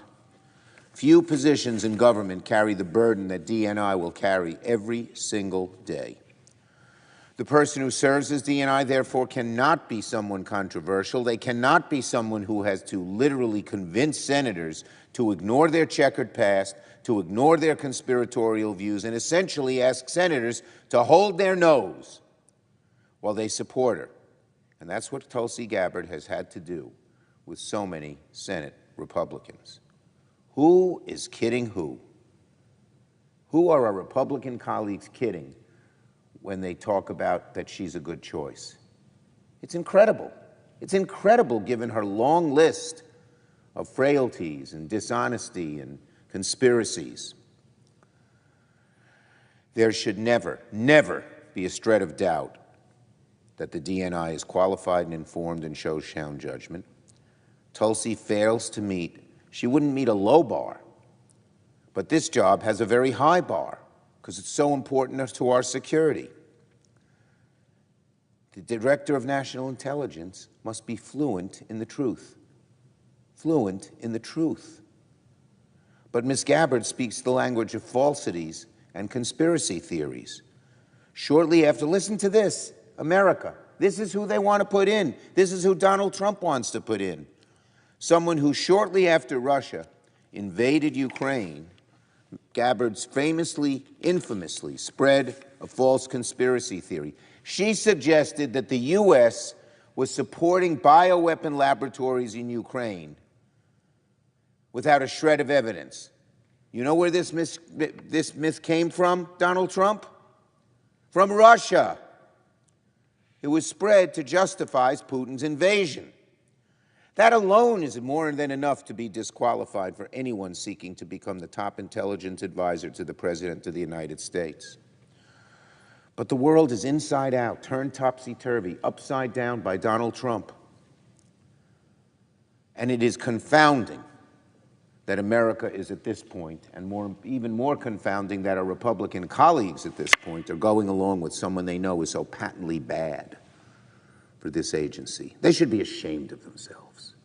There are certain times when you got to buck up. And with Ms. Gabbard, this is one of them. The Director of National Intelligence must be strong against America's adversaries. But Ms. Gabbard has spent years sympathizing not with America's allies, oh no, but with the likes of Putin and Bashar al-Assad. Nobody who plans a secret face-to-face meeting with Bashar al-Assad while he's in the middle of slaughtering his own people should be in this job and can possibly claim to be strong against America's adversaries. After Assad used chemical weapons against his own people, this list goes on and on. It's almost fictional. It's so bad. So after Assad used chemical weapons against his own people in 2017 and 2018, Tulsi Gabbard turned against U.S. intelligence and sided with fringe conspiracy theorists to cast doubt on these two specific incidents. I want to be clear on how strange and troubling this episode was. On the one side, you had the entire United States intelligence ecosystem and the intelligence of the French government and the Organization for the Prohibition of Chemical Weapons all saying the same thing. Assad used chemical weapons against his own people in both 2017 and 18. These findings were not just conjecture. They were based on satellite imagery, witness accounts, medical experts. In other words, the kind of intelligence data that Ms. Gabbard would be responsible for evaluating on this important job. And then on the other side of all these intelligence experts and all this evidence, you had Tulsi Gabbard, relying on the judgment of an individual who had appeared on Russian-funded propaganda outlets. That's who she relied on. Someone who appears on Russian-funded propaganda outlets, puts out this crazy theory against all evidence of every intelligence agency in the U.S. and other countries, and Gabbard goes for it. She was trying to shield Assad for his inhumane conduct because she met with him. She supported Assad? I have to say, I have never heard of a nominee for any intelligence agency who was so ready and willing to question the findings of America's own intelligence operations, yet accept Russian disinformation so easily, without the same kind of skepticism. And of course, I'm deeply troubled by Ms. Gabbard's long record showing weakness against Russia when it comes to Putin's invasion of Ukraine. On the night Russia invaded Ukraine, a horrible night, and launched the first full-scale invasion of a sovereign nation in Europe since World War II, what was Mrs. Gabbard doing? She was on Twitter at 11:30 blaming NATO and the U.S. for starting the war. This is the head of national intelligence? Give me a break. She was saying that the war could have been avoided had NATO and the U.S. had just accommodated Putin. That's who we're going to have as the head of DNI when we deal with our adversary, Vladimir Putin. Russian TV, of course, aired Tulsi Gabbard's comments shortly thereafter. And now, with all this evidence, Republicans want to make this person the top U.S. intel chief. Who could believe it? Where's all our right-wing friends in the hawkish community? Where's the editorial pages of these right-wing newspapers? When Ms. Gabbard had the opportunity to repair her image before the Senate Intel Committee and ease the deep worries senators from both sides of the aisle have about her, she only exacerbated the worries. She refused to state the very obvious truth about Edward Snowden, that he's a traitor who stole sensitive intelligence and now lives in Russia under the watchful eye of Russian security services. We've had so many of our Republican colleagues denounce Snowden, and now they vote for Ms. Gabbard. Incredible. I can't imagine what our allies were thinking. Watch Tulsi Gabbard testify and refuse to do something as simple as condemning Edward Snowden. I fear the great erosion of trust between the U.S. and our allies, whose intelligence we rely on to keep Americans safe. We have a good sharing arrangement with them. I fear that erosion should Gabbard be confirmed. Senate Republicans know very well that Gabbard has no business advising the president on matters of classified intelligence. They know her judgment is way off the mark, way off the mark. They know her troubling history of pushing conspiracy theories and repeating Russian propaganda. So deep down, this nominee is about one very simple question. What do Senate Republicans care more about? Doing the right thing for national security, making sure a known conspiracy theorist, a believer in false information, someone who has no fact-based analysis of anything, do they care more about doing the right thing for national security? Do Republicans care more about doing the right thing for national security, or doing whatever is necessary to keep Donald Trump happy? The American people will know the answer tomorrow. I yield the floor.